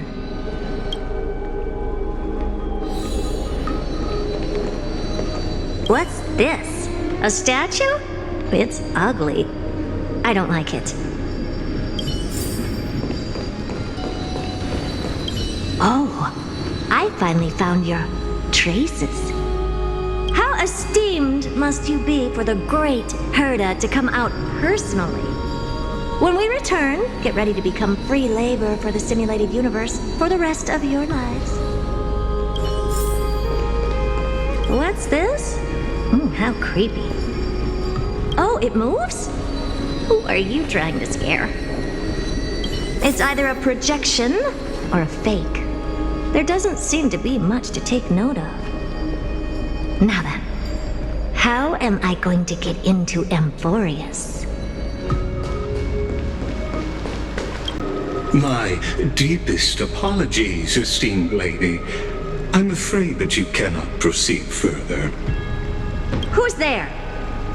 Your visit, although not part of my calculations, is a pleasant surprise.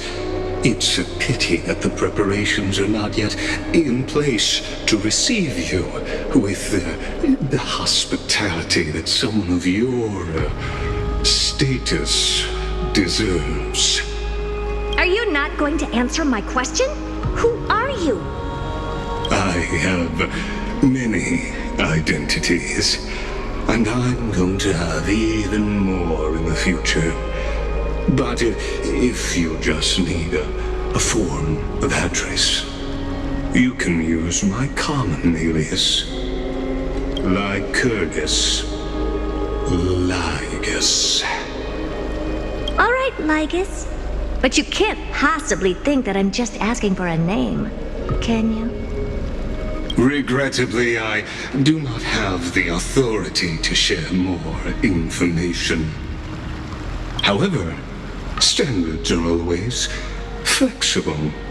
While not violating the ultimate agreement, I'm able to disclose this piece of information. As you thought, this is the entrance to Amphoreus.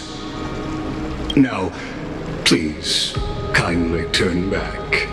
Amphoreus is not a world that you should be involved with. Regardless of what kind of magnificent achievements you have accomplished, this place will not open its doors so easily. You seem to understand me very well. Then you should know that I have no reason to listen to you. Your reaction is completely within my calculations. Despite my long years as a watcher, it seems like my assessment of human nature still remains accurate. From you, I'm able to sense a beautiful desire for knowledge. But my answer remains unchanged. Madam, it is with the utmost goodwill that I suggest you return to where you came from. Let's assume for a second that I'm not so well-mannered, and that I insist on uncovering the secrets hidden behind you, Mr. Lygus. How do you plan to dispel this notion of mine? Within the scope of the ultimate agreement, there are 178,244 logic chains at my disposal to convince you. After filtering through them, I have determined that I only require 3 to attain the results that I desire. Oh? I'm all ears. First, for reasons that cannot be disclosed, Amphoreus is a completely isolated celestial body. Apart from me, no one else will be able to help you enter. That's not a good argument. Second, if your plan is, as you've alluded to previously, to force me into cooperating by showing hostility, do know that, just like you, I have basked in the gaze of the erudition. I stake my honor and assure you that, in the worst-case scenario, our mutual destruction will be inevitable. Oh. No wonder I couldn't find a back door. When I did a scan of our surroundings, the safety protocols on you are comparable to Screwy's. How interesting. I assume that you still wish to hear the 3rd logic chain? Of course. Why wouldn't I? 3rd, even if you exhaust all your means and find a way to break through, you will surely give up once you understand the consequences of your actions. After all, throughout your long life, as much as you'd hate to admit, your conscience has played a crucial role. What a brazen robot. You think that you can actually understand me through your paltry calculations? But since you put it that way, why don't you tell me what these consequences will be? It concerns the 3rd path that is entangled with Amphoreus. A path that you and your friends still very much lack understanding of. The destruction. So, if you ignore my warnings and persist in your ways, you will break the shackles of a Lord Ravager. And when that happens, their fury will engulf the cosmos.